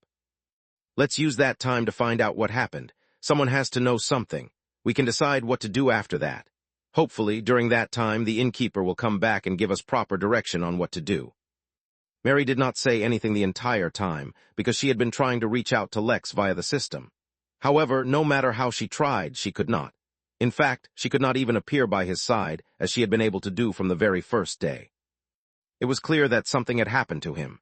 She could only hope they would get some answers soon, or that Lex would find a way to save himself as he always did. The fact that the system had not shut down meant that he wasn't dead yet. As for any hope of being able to rescue him, none of them here were even remotely strong enough to face any challenge that could thwart Lex. Maybe if they asked the Humanoid Alliance or the Henali. She needed to think, she needed to come up with a plan. The problem was she had no idea where to even start looking. "There's news from the Humanoid Alliance," said Velma suddenly, attracting all attention. "They sense the presence of a very prominent agent of chaos, one with a very high bounty, placing him near the top of the Tau prevention list, a list compiled to eliminate potential Tau candidates who pose a severe threat. That agent seemed to be caught in a fight with Lex when his presence was briefly detected." Chapter 2247, Reactions I. Vera frowned and sat forward, ignoring her mother and the other oracles all around them. They were having a small get-together among friends, which was something they did every few weeks. It wasn't out of the ordinary after all, since they basically lived inside the inn now. They needed to develop social networks if only for their mental sanity.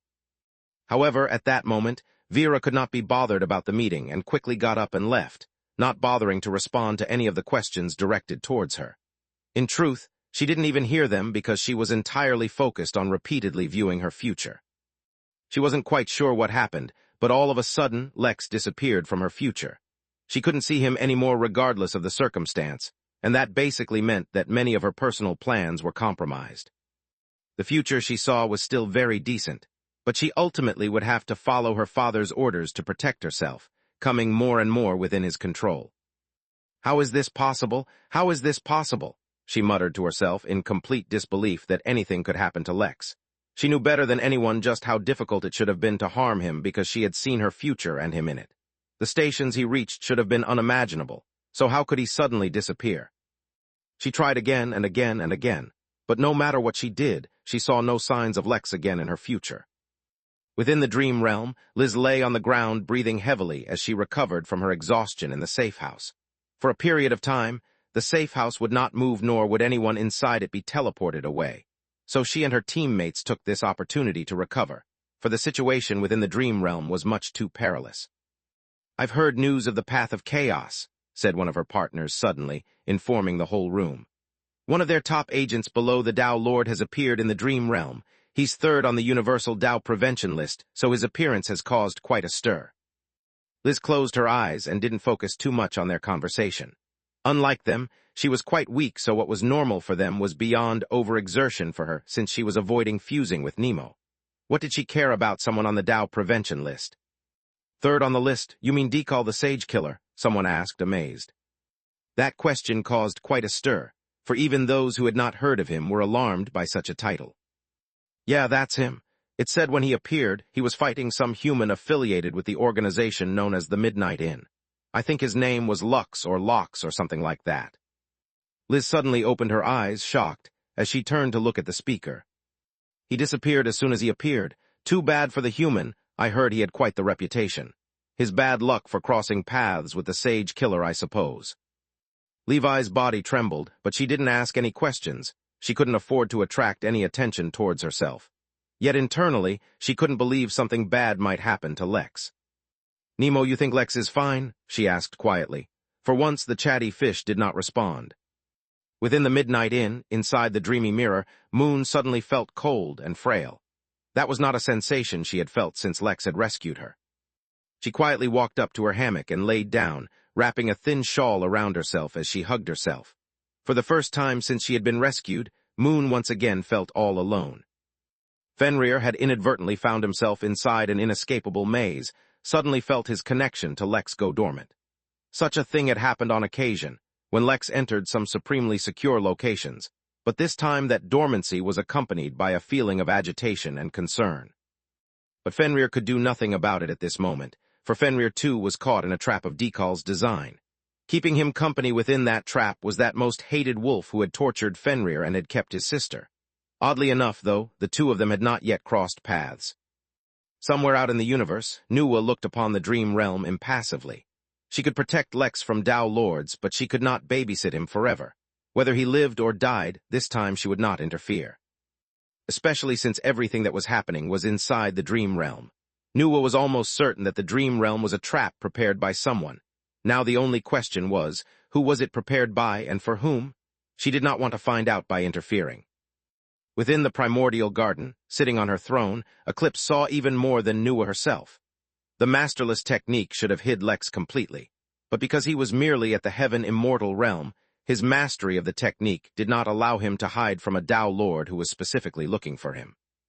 In this case, Eclipse was not necessarily looking for him specifically. Her powers were sealed, after all, so she could not even see that far. No, what she was were the fluctuations and ripples in karma, and through them, it was as if everything that was happening to Lex was happening right before her. She always knew that this heir of the Innkeeper was interesting, but she never would have guessed that he was also conniving like that. It almost reminded her of her younger days. Nully, who was right beside her, suddenly frowned. She sensed that someone was doing something with time, but the actions were hidden from her sight. Within the Origin realm, Giselle was fighting against the patriarch of a demon sect, when she suddenly sensed an unusual fluctuation from the grain of sand she had found in the Temple of Frozen Dawn. Chapter 22:48, Reactions II. Time was too sensitive a matter to play around with. Giselle immediately activated one of her time-related abilities to quickly end the fight, even if it left her in an exhausted state. After confirming the skill and searching the body for any spatial treasures, she quickly activated her Henali token to be teleported away from the planet. Since she was taking part in the tourney, the Henali were responsible for teleporting them to and from their destinations. But instead of heading off to her next target, she retreated into a cultivation room and observed the grain of sand. It was reacting to something, but no matter how she observed it, she couldn't tell what it was. It was as if the grain of sand had lost a connection to something, but that made no sense. One by one, many of Lex's acquaintances learned news that he had been detected fighting against a formidable foe, one so strong that it was difficult to imagine that Lex could survive at all. Perhaps, if he was lucky, he could escape. Eventually, the workers from the inn learned the news as well. Anita was especially distraught by the news. She knew Lex well, and had a feeling that if it weren't to protect Almira, he would not have gotten caught. That guilt plagued her day and night, and at the same time it lit a fury in her heart that had extinguished long ago. For many years now, even before she arrived at the inn, Anita had put the path of conquest behind her. She wanted to raise a family and live a different kind of life. She was no longer interested in warfare. But this debt she owed, she could not let go. She was not the only one who felt that way. Cowan thought about the little human who had come to him to learn about sword intent and how far he had grown since. Meanwhile, he himself had barely grown at all. His mind turned to the Nine Swords sect. He had looked into it, if only so that he could avoid them in the future. Surprisingly, it was not a weak sect at all. The sect was controlled by 9 Tao Lords, all of them swordsmen. Going to such a sect would be extremely dangerous for Cowan, for while he fought using sword intent, he himself was a sword. If a stronger cultivator forcefully suppressed him to make use of his body, he would lose his freedom. However, there was actually precedent for swords joining the sect before. 3 of the 9 Tao Lords could be said to have a nefarious reputation, but 5 of the 9 strongly associated themselves with righteous path, or so they claimed. More importantly, the one remaining Tao Lord accepted any and all who could use sword intent to join his section of the sect, including sentient swords themselves. Although it was dangerous, Cowan resolved to get stronger. As it happened, Cowan was not the only one who requested to leave the inn after hearing the news. To everyone's great surprise, Harry closed his barbershop the exact moment he heard the news and went home to discuss certain matters with his wife. An hour later, he walked out of his home and requested the Midnight Inn for an indefinite leave. "Harry, think this through," said Gerard, who had come over as quickly as he had heard. "There is a great gap in power between you and Lex. If even he is having trouble, there is nothing you will be able to do against this enemy. You will be needlessly throwing away your life by going out now." Harry sighed and shook his head. "I know you don't need to tell me. I already know. I don't consider myself some kind of hero who will go save the day or something.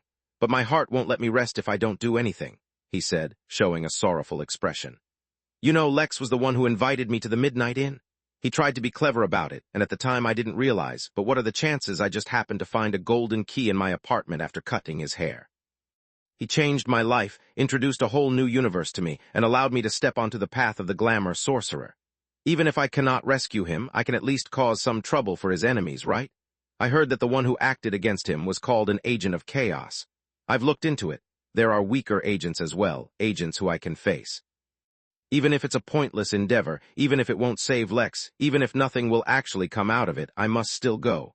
A bond between a barber and his dedicated clients is special. I can't explain it." Harry only shook his head and then moved past Gerard without explaining anything else. In the distance, Z watched the interaction and then turned around. His heart also yearned to go out, but he could not abandon his responsibilities. That's how Lex had always trained him to be. He had to look after the inn and those in it. Somewhere far away in the universe, inside a ship traveling through the void, a cultivator who had been in a coma for months suddenly woke up and found himself in an unusual room, surrounded by medical incense and healing formations.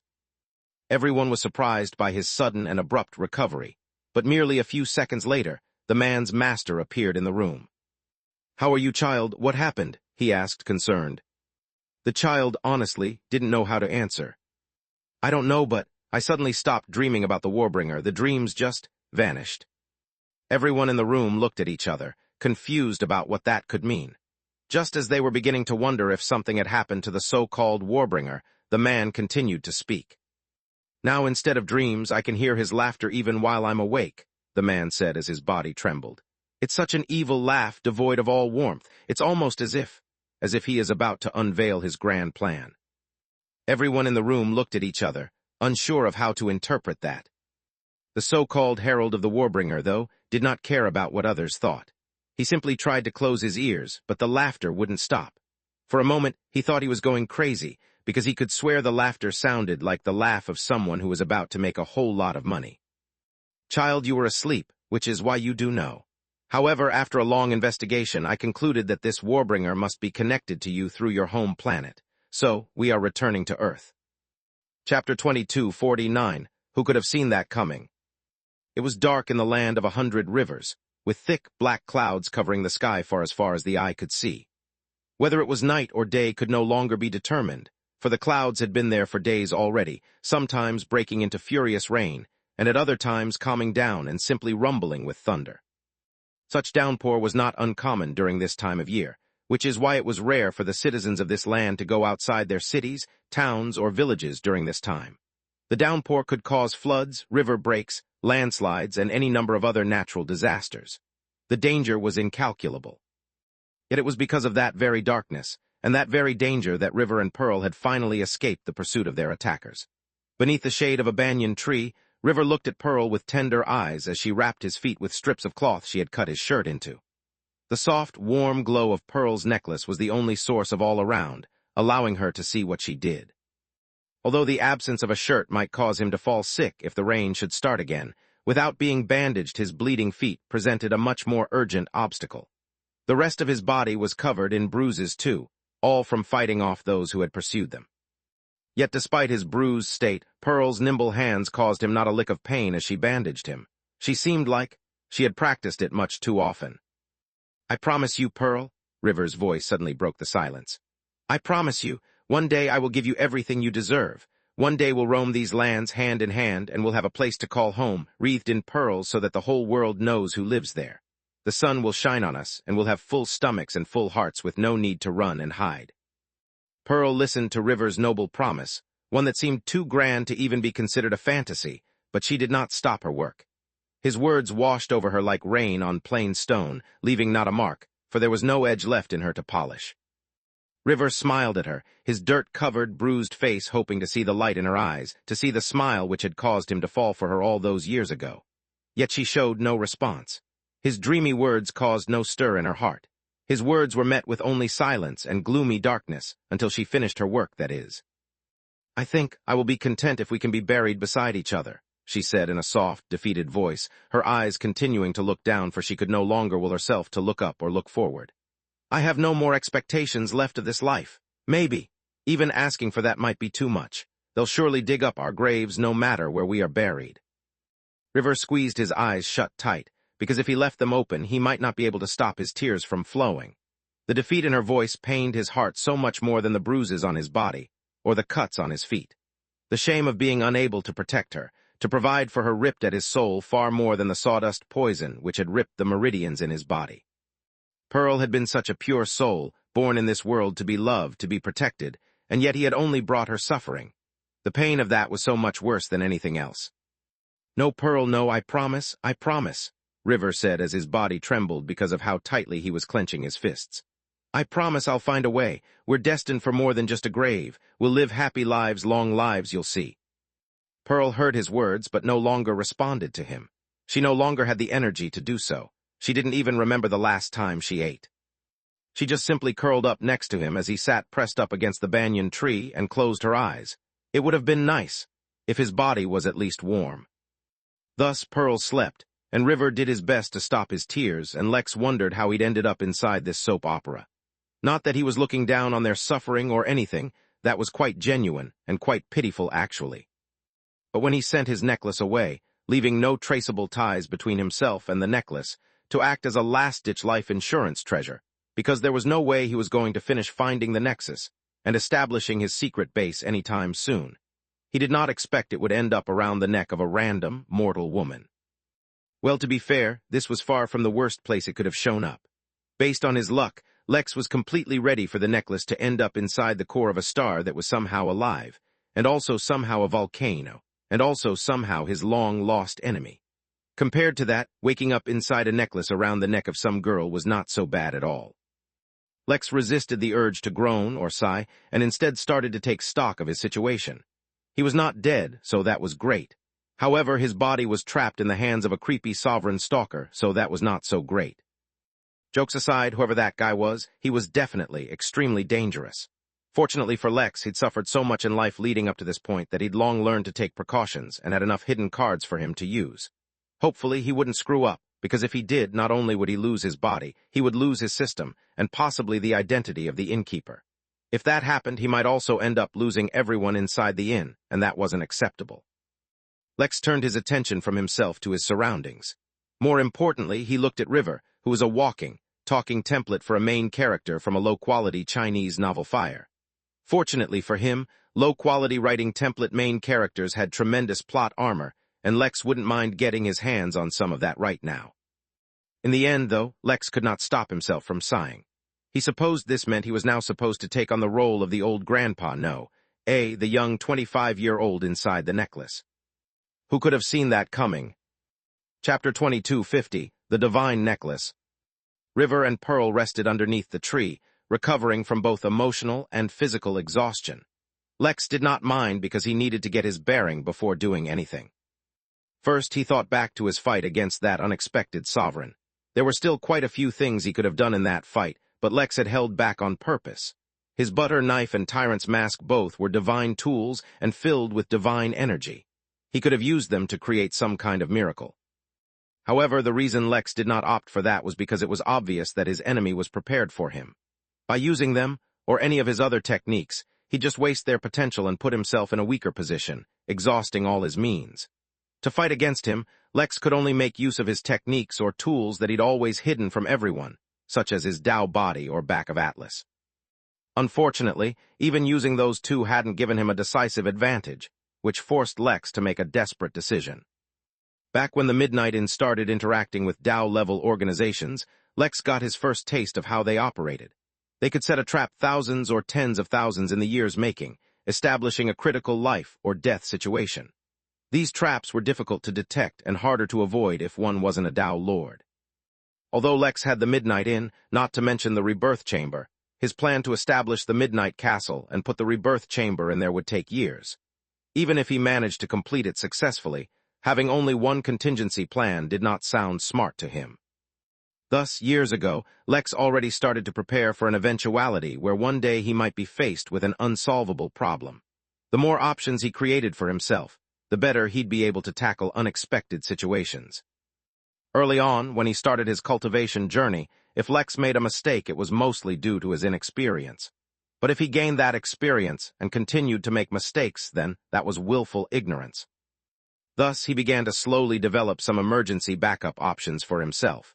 To avoid these backups from being detected, he had to minimize all contact or relationship between himself and them, to the point where it would be difficult to connect them to him or trace him through them. One of the ideas he was developing was in the form of the countless inheritances he left behind wherever he went. Originally, leaving behind inheritances was merely an impulse, and then later it became a way for him to balance his karma. But then as he learned more about karma, he realized that there were other things that could be done. Since his enemies planned for thousands of years in the future, why couldn't he? Thus, whenever he left behind an inheritance, he left behind a condition as well. The inheritance could only be gained by someone who had a certain degree of karmic affinity with him. Over the years, if the inheritances were discovered and they helped someone grow strong, the karmic affinity that person had with Lex would grow, meaning that they would likely become future allies. Even if this was an uncertain and slow process, Lex was leaving those inheritances behind anyway, so it didn't really harm him to add the extra condition. Besides, 1,000 small rivers all feed a great ocean, meaning small efforts can accumulate into massive results over time. Establishing Obsidian and the 2 rhinocentaurs were also ways in which Lex was expanding his reach and means. Jack was, naturally, another one. This necklace obviously was one more contingency he had planned. The divine ore discovered in the Arctica realm was truly magical. No, it was miraculous. It used the connection between Jack and Lex to travel from one body to the other, even though they were realms apart. Over the years, he had tried with numerous other treasures, items, tools, and even spiritual energy, but he was never able to transmit anything else between his 2 bodies. The more difficult it was to accomplish, the greater the value of the divine ore. Thus, Lex had an idea he had suppressed deep in his heart, to the point of going and eliminating even the memory of it within the Chamber of Secrets. He used that divine ore to fashion himself a necklace back when he was working alongside Orin inside the crystal volcano furnace, and had used the necklace with a piece of his heart and blood essence. Lex's body, spirit, and soul were all one. Though he often referred to them individually, it was mainly because that way of thinking was simpler, and allowed him to refer to whatever aspect of himself he was talking about. In truth, by fusing a piece of his heart and his blood essence with the necklace, Lex had effectively turned the necklace into a sort of additional body for himself. The necklace was still, ultimately, a treasure and not a true body, so it could not act as a full clone. In times of emergencies, though, it was sufficiently useful. More importantly, this necklace of his had one ability that neither Lex nor Jack could accomplish on their own. It could transmit things to any of his bodies. Sure, he hadn't figured out how to do that yet, but he was certain it could. After meticulously preparing the necklace and making sure it could work as intended, Lex sent it out into the universe so that it would end up somewhere unknown even to him also, that no one would be able to connect it to him. He had done so using a tool he'd gotten from Powell, thus leaving one more contingency for himself. When he'd done as much, he had hoped that he would never need to use it. After all, this was something he'd made in case his main body was destroyed, or he lost the inn. In his mind, it would be thousands of years before he might need to use such a thing. After all, it was really difficult for Lex to face enemies who could actually threaten him these days. Who knew that it was at his new peak that he faced his most disastrous loss? He'd barely been able to put up a fight at all.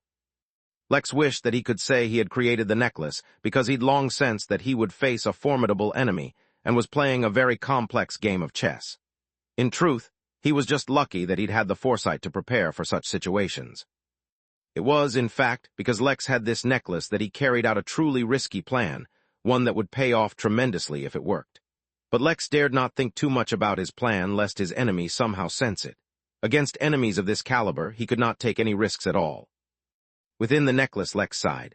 This was the first time in a long time he'd truly been alone. He didn't have Mary, he didn't have the inn, and no one could sense him. For the first time in a long time, Lex just allowed himself to just exist.